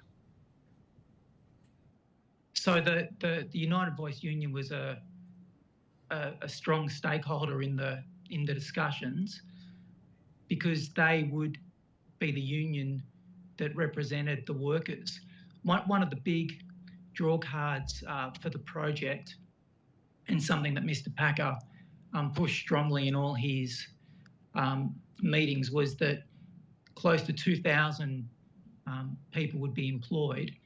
And he also referred to projects that Crown had in other states, such as our Indigenous Employment Program, our Disability Employment Program. So we definitely tried to ensure that United Voice understood what Crown was bringing to Sydney in terms of jobs, corporate social responsibility, Indigenous employment. And then ultimately they backed the project and were supportive because they could see the tangible benefits that it provided. Yeah. Yes, and also I think that the other thing is that my recollection is that United Voice were the union in Melbourne, at Crown Melbourne, and the union representing most of the workforce in Perth. Well, they were the largest union at those two facilities. So they knew Crown well. Thank you. Okay, well, if there's no further questions, thank you for attending the hearing. The committee members may have additional questions for you after the hearing. The committee has resolved that answers to these, along with any answers to questions taken on notice — I don't believe you took any on notice — be returned within 10 days, and the Secretariat will contact you in relation to these questions. Thank you for your attendance today, and I believe that concludes Thanks, everyone. today's hearing. Thank you, everyone.